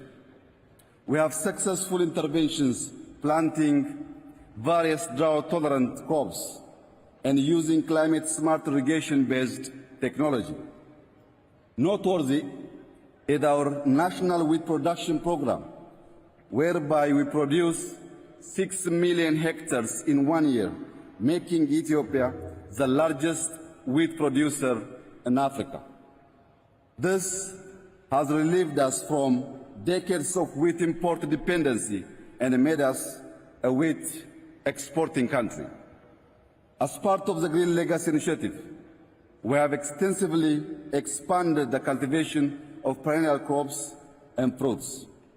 Furthermore, to diversify sectors prone to the impacts of climate change and promote nutrition-sensitive agriculture, we are increasing our country's supply of poultry, dairy, livestock, and honey through a program called علامات Turufat, loosely translated as a bounty of the basket. We have an urban initiative whereby we encourage eco-friendly and resource-efficient greening and farming methods. Our sustainable agricultural practice optimize effective water management and prioritize investments in renewable energy-based irrigation systems. Third, we have been investing extensively in renewable and green energy resources. Ethiopia has the potential to generate over 60,000 megawatts of clean energy by expanding hydropower, solar, wind, and geothermal sources. Our target is to triple our current power generation capacity and double our energy utilization efficiency by 2030. This will allow us to achieve universal access to electricity, minimize dependency on biomass fuel, and provide the opportunity to our industries to reach their net zero targets by 2050. Last are our bold actions in the transport sector. We adopted policies to encourage the use of electrical vehicles that resulted in a sharp increase of hybrid and electric cars on our roads while reducing the macroeconomic burden of importing fuel. Similarly, Ethiopian Airlines is modernizing its fleet by acquiring new energy-efficient aircrafts. Furthermore, we have electrified railways, a growing non-motorized transport infrastructure, and we are expanding our mass transit system. Excellencies, ladies and gentlemen, these are concrete examples of action. We are actioning our nationally determined contribution, and our progress is a testament to our commitment to the Paris Agreement. I now call upon a collective global action for a stepped-up climate agenda. The major challenge in scaling solution is the cost of capital and how international financing is structured. No country can effectively confront the climate challenge if debt is a burden. This is why the G20 must work to implement bolder and timely debt relief plans to help the most affected countries overcome debt distress, address climate challenge, and pursue more equitable and sustainable economic growth objectives. At the same time, pledged funds must be dispersed. I would like to conclude by urging all parties to negotiate in good faith and come up with innovative outcomes as we collectively tackle the impact of climate change. While you are here working hard for successful COP28 outcomes, I invite you to visit our Green Legacy Pavilion and enjoy a good cup of Ethiopian coffee. I thank you.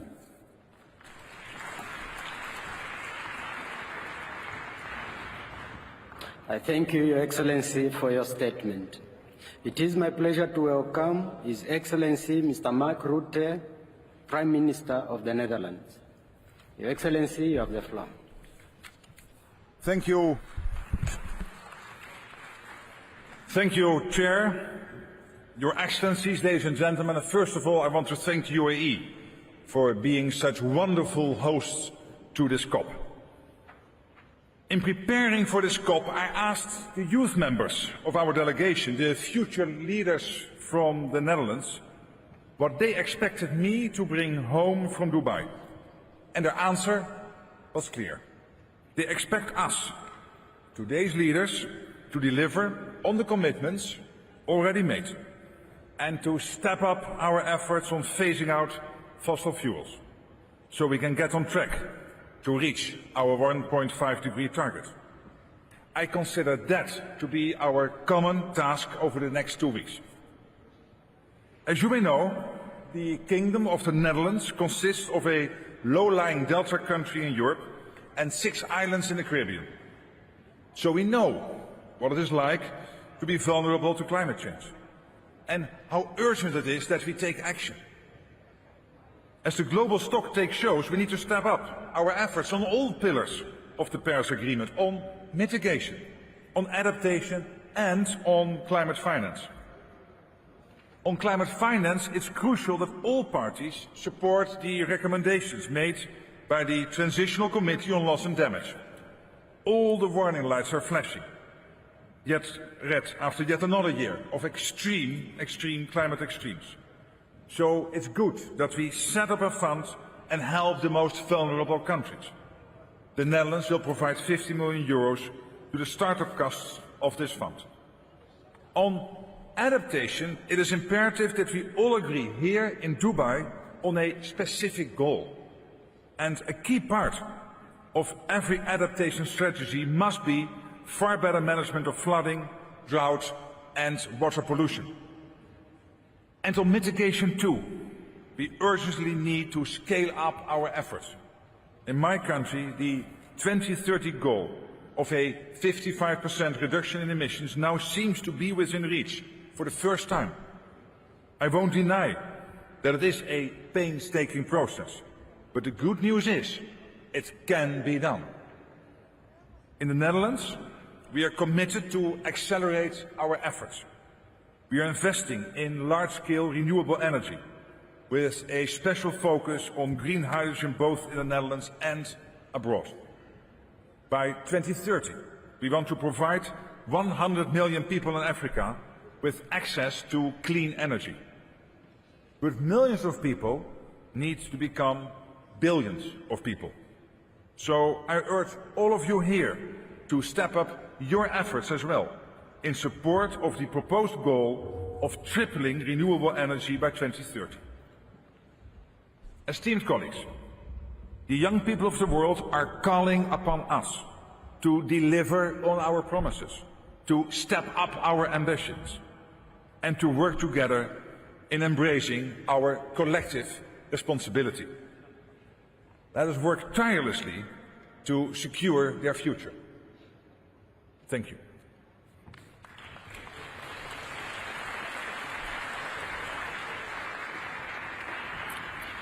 I thank you, Your Excellency, for your statement.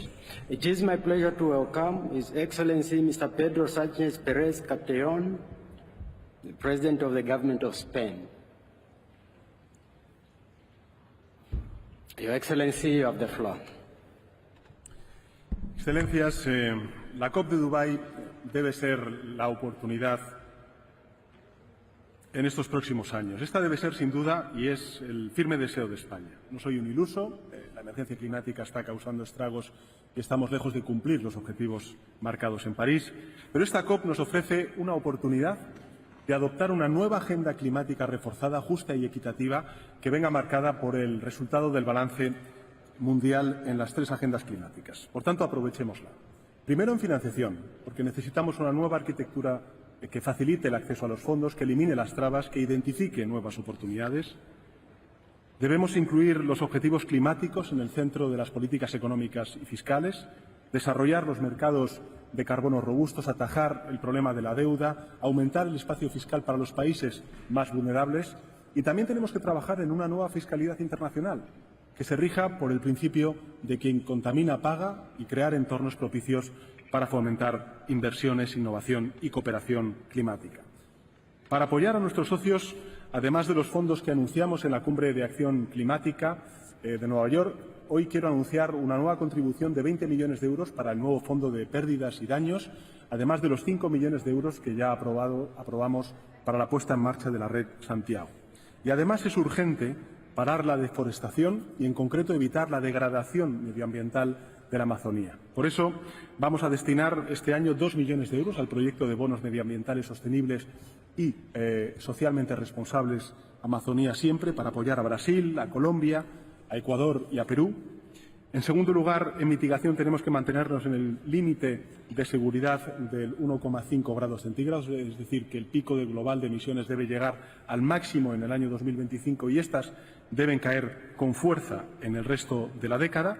Y para ello son 3 las medidas imprescindibles que debemos aplicar simultáneamente. En primer lugar, triplicar la capacidad de generación de energía renovable de cara al año 2030, doblar los objetivos de eficiencia energética esta misma década y poner fin a la producción y al consumo de combustibles fósiles para la energía.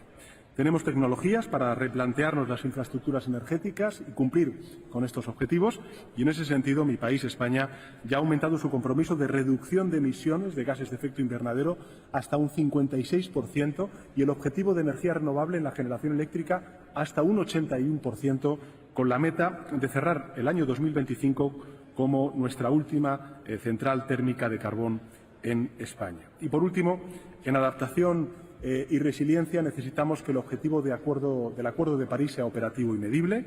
Tenemos que explorar vías para potenciar y también para adaptarnos más allá de nuestros planes nacionales. Por eso España apoya las iniciativas del Secretario General para tener sistemas de alerta temprana para todos y su acelerador de portafolio de proyectos de adaptación.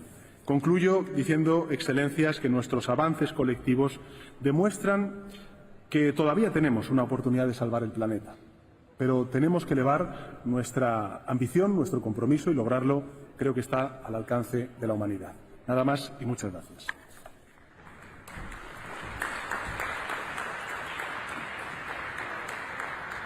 I thank you, Your Excellency, for your statement.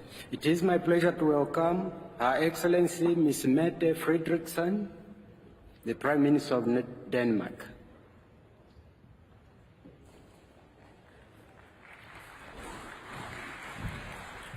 Your Excellency, you have the floor. Ladies and gentlemen, dear friends, much is being said and written about the time we are currently living in. A time of conflict and competition, where new wars are testing us, while old conflicts continue to create despair for millions of civilians around the world. Where global tensions are reaching new highs, while inflation, poverty, food insecurity remain unsolved challenges. And in the middle of all this division, we are facing the biggest common challenge we have yet seen: climate change. Challenge that no country or continent can face alone. The easy thing would be to put off the difficult decisions, because it simply requires too much of us. That can, of course, never be the answer. Therefore, we need to take upon the responsibility, show what we are capable of, how we can turn things around if we choose to work together. And the developed countries and the biggest emitters have to do the most. No country in the world has the right to say, we are doing enough. That also goes for my own country. We all need to do more. At this COP, Denmark has 3 focus points. We are working for an agreement to phase out fossil fuels, global targets to triple renewable energy and double energy efficiency. And we need to do more for those countries that are hit the hardest by climate change. Access to financing, that has to be a key pillar on climate action. That is why we contribute to mobilize more than 1% of the $100 billion pledge. And that is why Denmark, of course, welcomes the Abu Dhabi Agreement on Loss and Damage. Now, allow me to share a few words on behalf of the Faroe Islands and Greenland. The Faroe Islands are a seafaring nation. We need to expand the efforts of energy transition in the maritime sector to include fishing vessels. Communities in Greenland experience some of the worst effects by climate change, even though they have contributed the least. In the Arctic, climate change is happening 4 times faster. And on behalf of the people of Greenland, including the Inuit people, let us act. Ladies and gentlemen, COP28 is our chance to act, to keep the 1.5-degree target alive, and to secure a livable planet for generations to come. We need to do more. Thank you.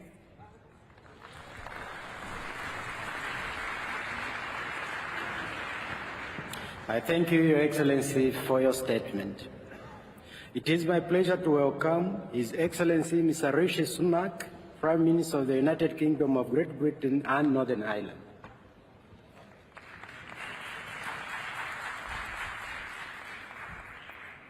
Your Excellency, you have the floor. As we conclude the first global stocktake, we must be brutally honest. Although we've made great progress together, the world is just not moving fast enough. Climate science shows that we're off track, and climate politics is close to breaking point, because the gap between pledges and delivery is undermining credibility. While we make new commitments here, major emitters must dramatically accelerate delivery of what they've already promised. We all need to do more. And we must address the disconnect between lofty rhetoric on stages like this and the reality of people's lives around the world. And the way to do that is by delivering a truly just transition. Let me be clear, the United Kingdom is totally committed to net zero, the Paris Agreement, and to keeping 1.5 alive. That's why we've decarbonised faster than any other major economy. Our 2030 target means the deepest cuts of any major emitter, and we're determined to deliver. But instead of putting more pressure on working people, we're choosing a pragmatic new approach. We're ramping up renewables and embracing the opportunities of technology and green industry, because we've shown that you can cut emissions while growing the economy and creating jobs. Now, those facing the worst impacts of climate change are desperate for the world to do more. So we're also working to deliver a just transition globally. And that means more support for those most in need. The UK is already one of the largest global climate donors, and we're tripling our adaptation finance. I've announced a further £1.6 billion for the Green Climate Fund, the UK's biggest single international climate commitment. And today, we've gone further with an additional £1.6 billion of support for clean energy and innovation, and to deliver on the historic Glasgow Forest deal, because we can't get to net zero without nature. This also includes up to £60 million for loss and damage, £40 million of which is for the new fund. And to succeed, the fund must be open to all sources of support. And because the UK is a world-leading green finance centre, we're also helping to unlock trillions in private finance to meet this need and keep 1.5 degrees within reach. I believe we can deliver here in Dubai, but we've got to work together. The debate is too divided. Developed versus developing, ambition on mitigation versus finance for transition and adaptation. The truth is simple. We need both. In place of division, we need ambitious collective action, like we promised in Paris and Glasgow. That's how we'll get back on track, by bringing everyone with us. Because a truly just transition leaves absolutely no one behind. Thank you.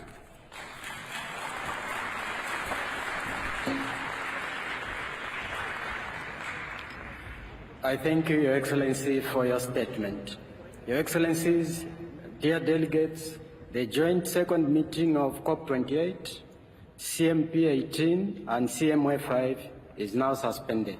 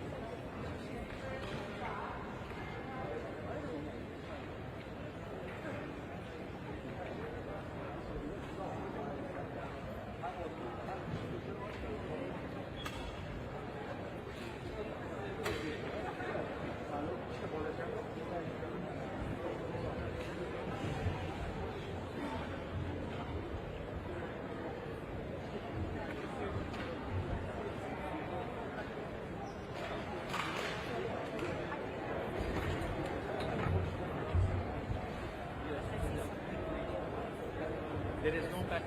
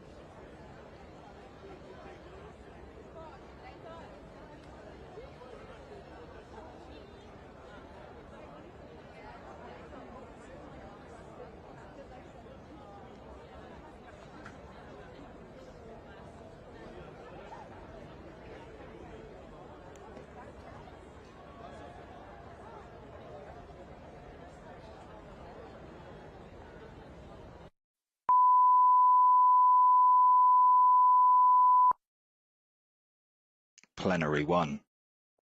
Floor and ambience.